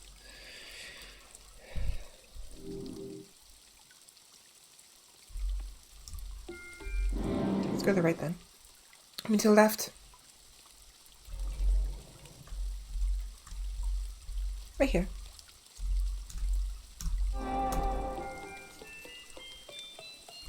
Ta-da! Another portal.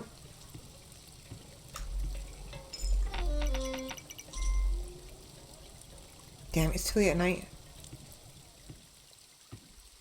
What are you two doing? You guys... Whatever.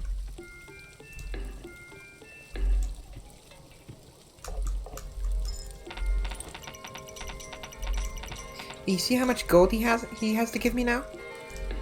It's a combination of me actually, you know, donating the gold, or giving the gold to the banker, but also that's a portion of that gold is because of the savings, the amount of gold that built up over time. Ah, damn it, it's a little too close to the tower.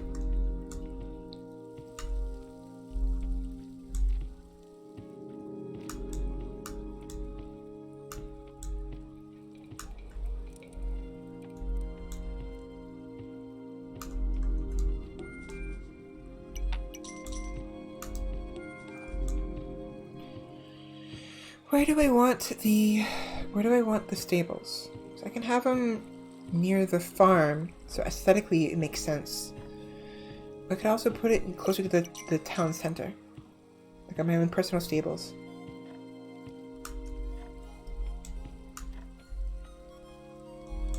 Yeah, I'll just do that.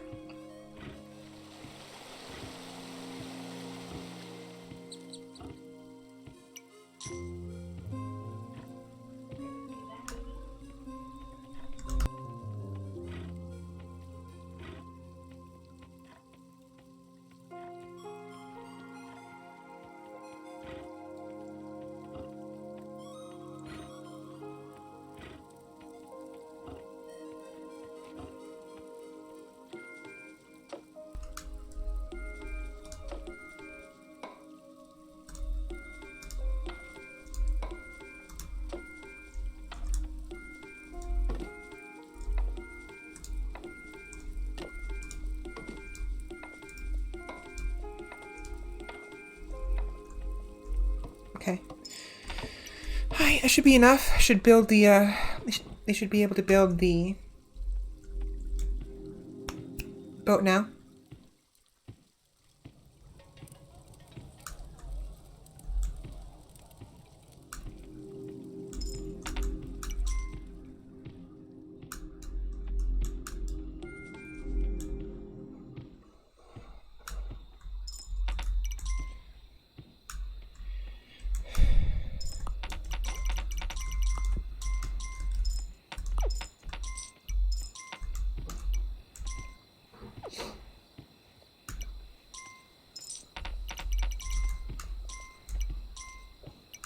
Okay.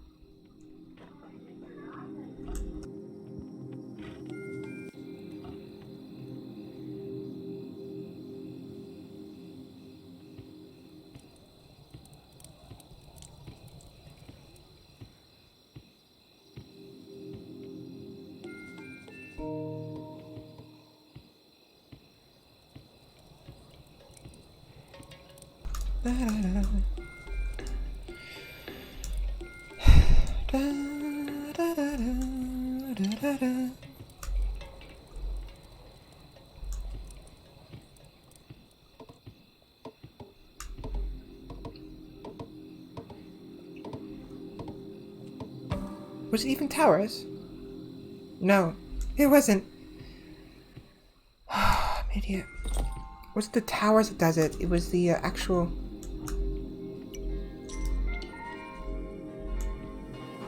So, it's not the tower I need her for. It's the, oh wait.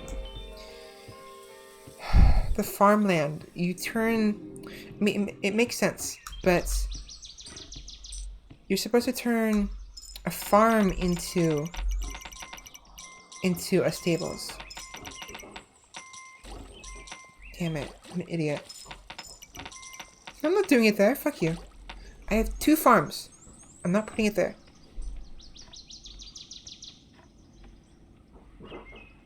Here's fine. That's just way too close.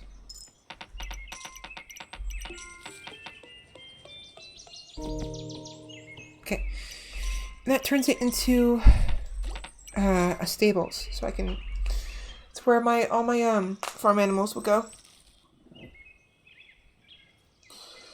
I'm gonna farm it. My mounts. Sorry, I'm stretching a bit.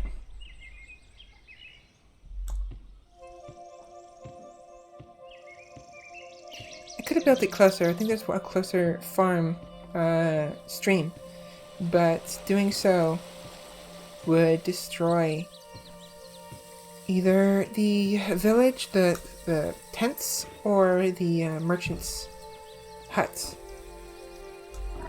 I don't want to do either. There's a couple here. Either I'd have to get rid of all of that forest, all the way from the left, all the way down to there, or I'd simply have to... I don't know, what's happening?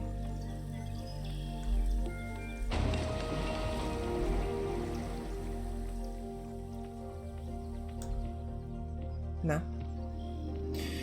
No, no, no.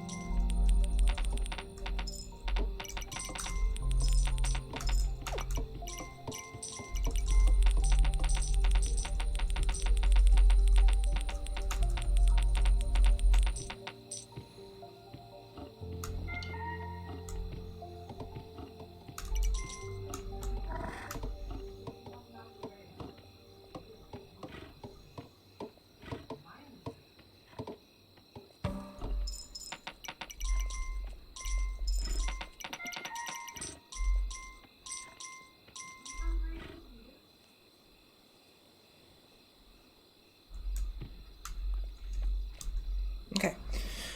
Yeah, I'll show you what I was talking about before, the strategy I had in mind. So, having these towers in front of the walls will ensure that they have the first shot at the greedlings. And that they can actually hit the greedlings instead of having the arrows constantly bounce off the fucking walls. Like they are here.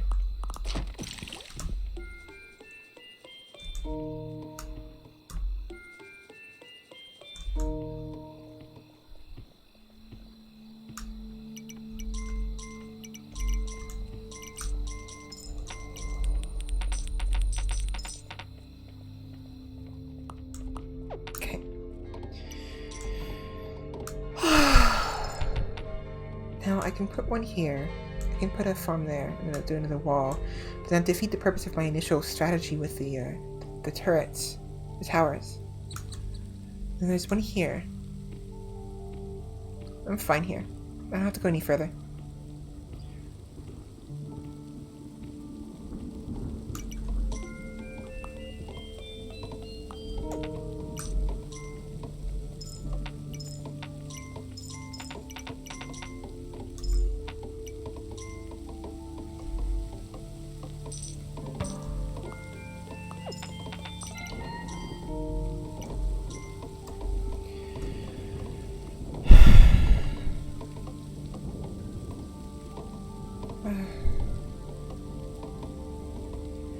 Yeah, it almost seems like 6 hours is about my limit. I kind of want to play Terraria before we ended. I'm very, very tired.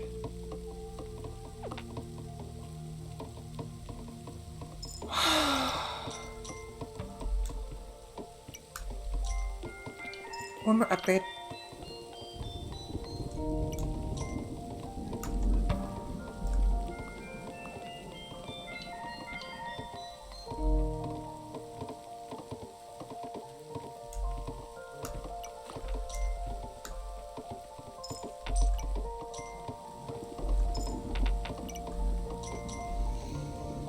Yeah, the AI, the archers will always try to even out how many archers are on each side of your territory. So, as a result, if I only have 3 archers, there'll be 1 on each side, and then on I don't know which side it defaults to, but one of the sides will actually have 2 archers. So that doesn't include the archers in towers. So when as a result, when these archers go into the towers, they're treated as if they don't exist anymore, at least behind the wall. And archers from the opposite side of the map will come to try to fill in the gaps.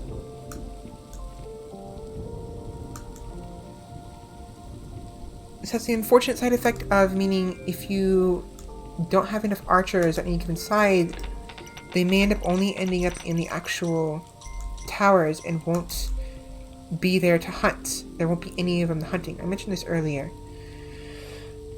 So you don't want to make too many towers too early. You don't want the towers to be too highly upgraded, because each tower at max upgrade can take anywhere from 3 to 5, can hold anywhere from 3 to 5 archers.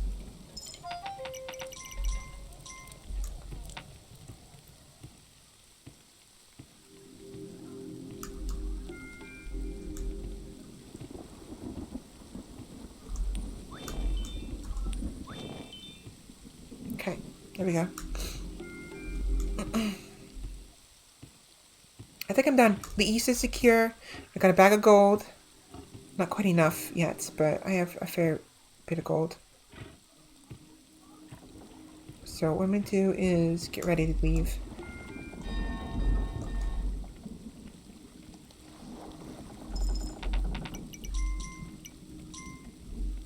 Okay. As soon as this fills up with builders and archers, I will go to the next area, and once there, I'm actually going to stop. We'll come back and actually play the Deadlands DLC instead. But this will be a file we'll save for another time, and we'll just come back here and have to remember to build the new town. Actually, no, what I'll do is I'll build a town and then exit, because that way we have some walls.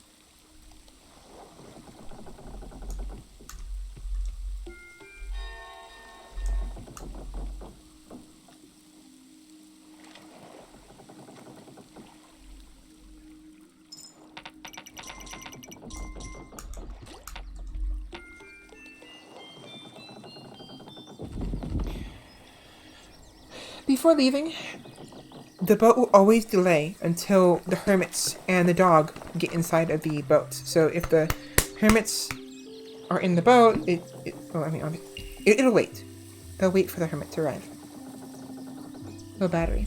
I have to put my phone in.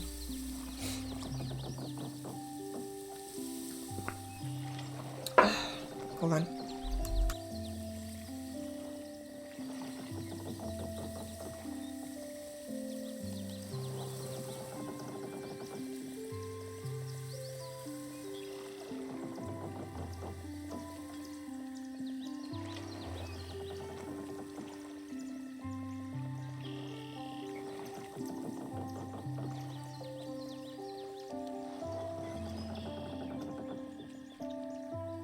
Alright, phone plugged in. It's not dying anymore. Okay, so new one. Why am I pink all of a sudden?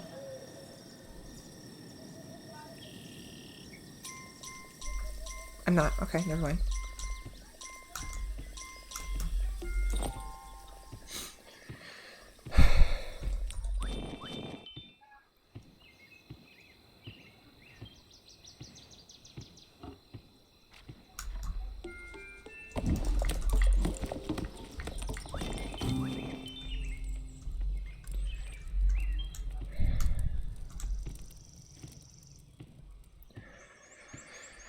once I've built up enough walls, I will go ahead and save and quit.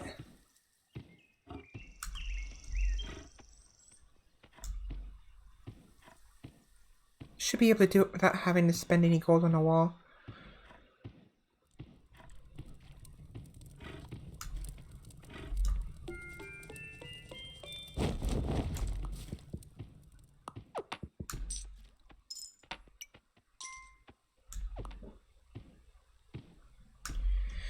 Kind of have to leave the screen in order to wait for it to reset, or not to reset, for the cooldown to for it to allow you to actually develop the there we go.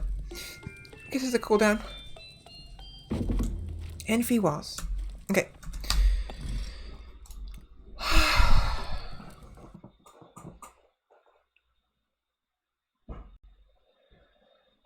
I'm tired. Alright, so what am I gonna do? Either 6 hours. I'm gonna end it here. Yeah, I'm gonna end it here. I'm so tired right now. My voice hurts. I feel like I'm ready to sleep. I didn't get enough sleep last night. I ended up staying up late playing a game until like 3 in the morning, which is my own fault. I should be disciplining myself and going to bed at a better time, but it didn't happen.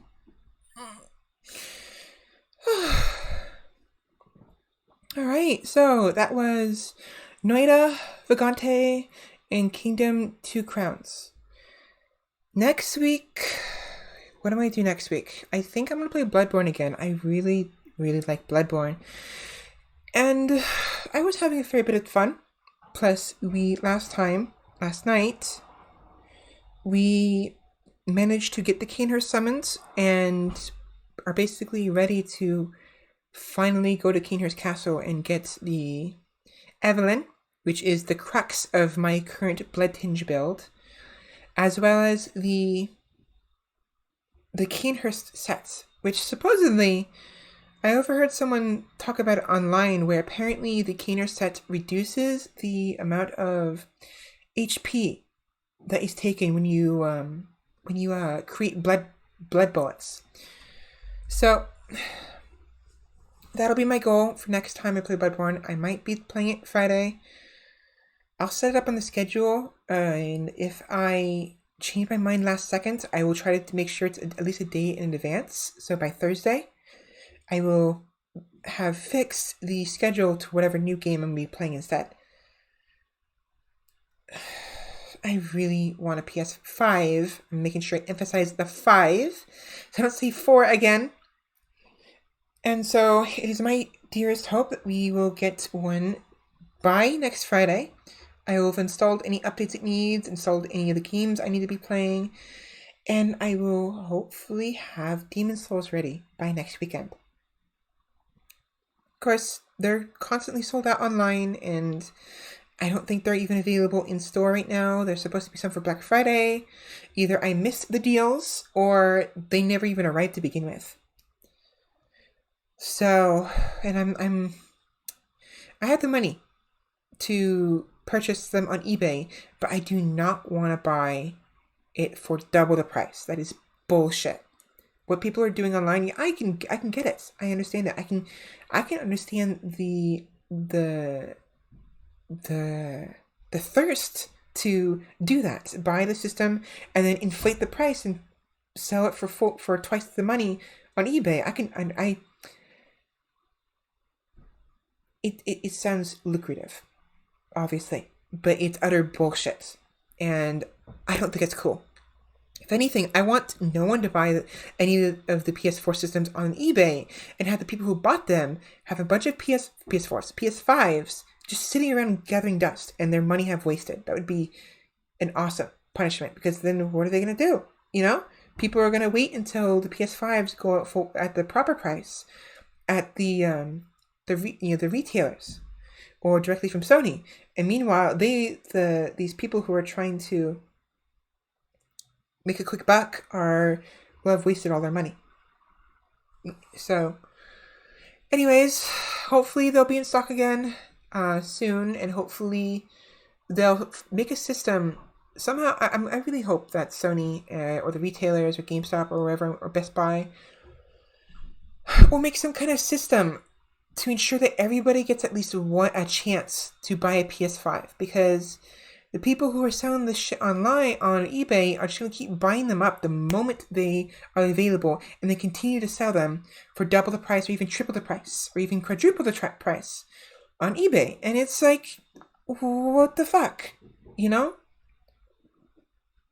So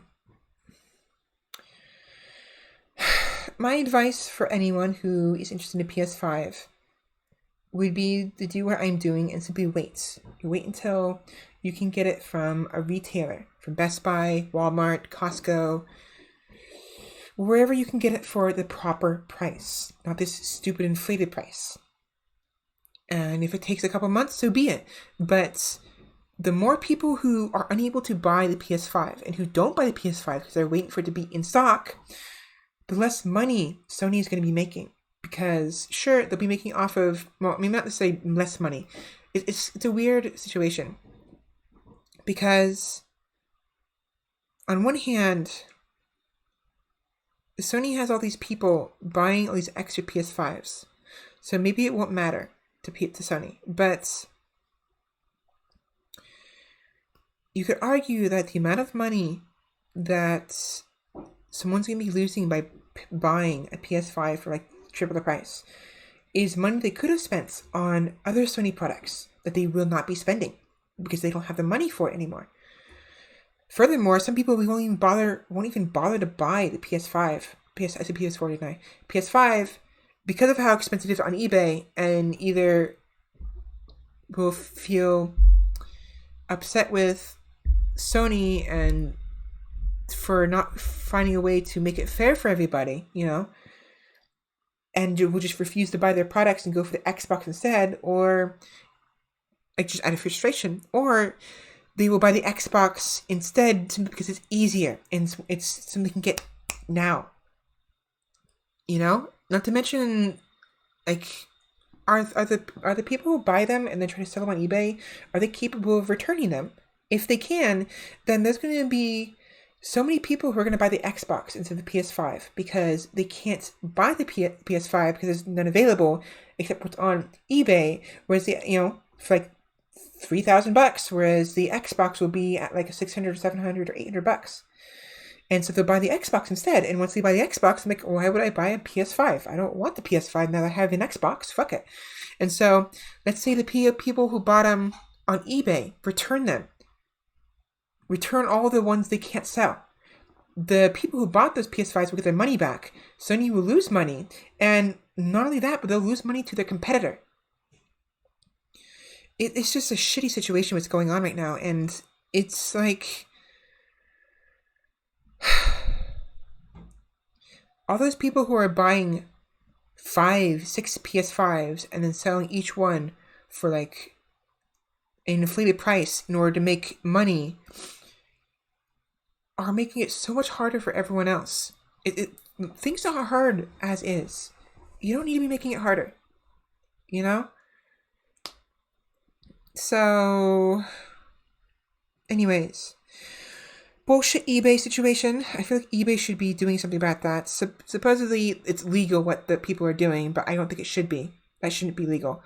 If it was a used system and was being sold for less than what the original price was, because it's not that price anymore to begin with, and it's been like a couple of years old, like if somebody was selling a GameCube or the original Xbox or a PS2 or 3, that's fine. But I don't think they should be allowed to set the price above the original retail price so quickly, so soon after the launch date. If anything, they should make like a grace period.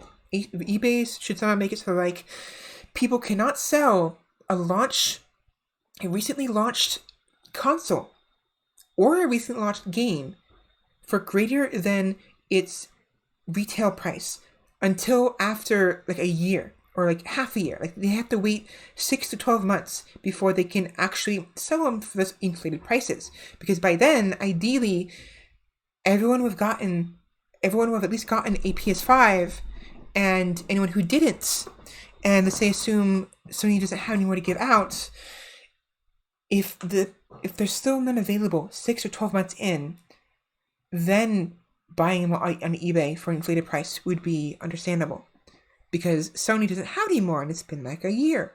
And it's a theoretical situation. It's just bullshit. I hate this, and I really wish eBay would fix their nonsense, because it's a free country, whatever, but freedom. It's like you have to strike a balance between freedom and security and fairness. You know, it's not cool. It's not fun. I can't play the PS5 as a result. I'm not a big streamer. I'm not popular yet. I don't want to say if ever. I would like to say one day I will get my act together. I will be able to speak properly and slowly and enunciate. But let's say I was a very popular streamer like Vinesauce or Tomato or Nyanners or Vebe or Silvervale, and I couldn't get a PS5 because they were constantly sold out, and I didn't want to spend my money on a PS5 on eBay. And let's say I got satisfied with the situation and said, bullshit, fuck this, I'm getting an Xbox, you know? I will essentially be advertising an Xbox instead of a PS5 on my streams. And as advertising goes, that will influence the people who watch me, who will see me play the Xbox instead, and maybe people who want to play with me on the Xbox. So they will get an Xbox instead of a PS5. That's not really happening right now. A lot of the streamers I like to watch and who are very popular have PS5s already. I keep saying that. So clearly they don't have a problem. Either they already ordered it beforehand, they pre-ordered the PS5, or they're willing to shekel the amount of money for shekel. They're willing to cough up the money for a $3,000 PS5, which sucks. So, anyways, enough of that. Next week will probably be Bloodborne again. Saturday, I'm not sure what I'll play. I might do this again, where I play a variety of different handful of games. A few games. Otherwise, I might just play Terraria.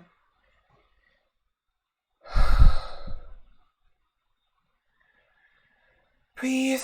Sit straight. Shoulders back.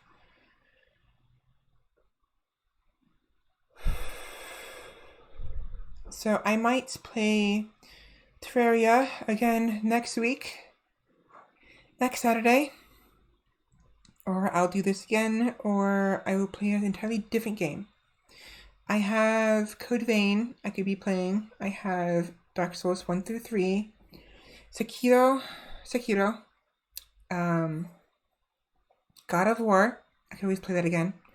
This new God of War either came out already or is about to come out. I don't remember which one it was, but I may end up buying that and playing that. And I could always just stream that, because I was looking forward to the next installment. Seeing where, what's the deal with Thor showing up at Kratos' doorstep, you know? What's up with that? And what's up with the prophecy that he saw at the end of the game? I'm not going to spoil that part, even though I spoiled the part with Thor.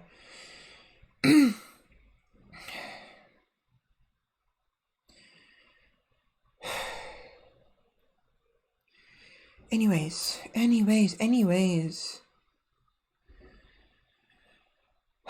Slow down.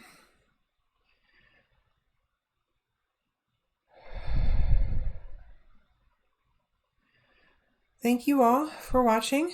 For to those who both joined me today, who came by and left and followed, just visit for a little bit, and to those who may end up watching the VOD at some point. I appreciate it. It may be a while before someone ever actually comes to watch these VODs, depending on how things go. If, let's say, years, like months or even a year down the line, I'm popular enough to have a large following, they may not ever see these streams because they don't think to check my my YouTube channel, which is fine. But regardless of whoever comes to watch, thank you. Thank you very much. And hopefully, as time goes on, I will learn how to properly breathe, learn how to properly speak and slow down and pace myself, especially when I get passionate and get so much energy, because that's really where it comes from. I have lots and lots of mental energy and vocal energy, but my body can't keep up. My throat can't keep up. My throat hurts so much, and I can feel my vocal cords constantly shifting in an awkward way and going sore. And my breathing makes it hard to concentrate because then I run out of oxygen and I start hyperventilating a little bit. So,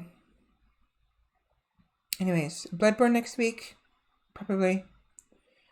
Maybe Terraria on Saturday. Maybe more this Saturday. We'll see. Thank you all so very much, and I hope you all have a great night. Till next time.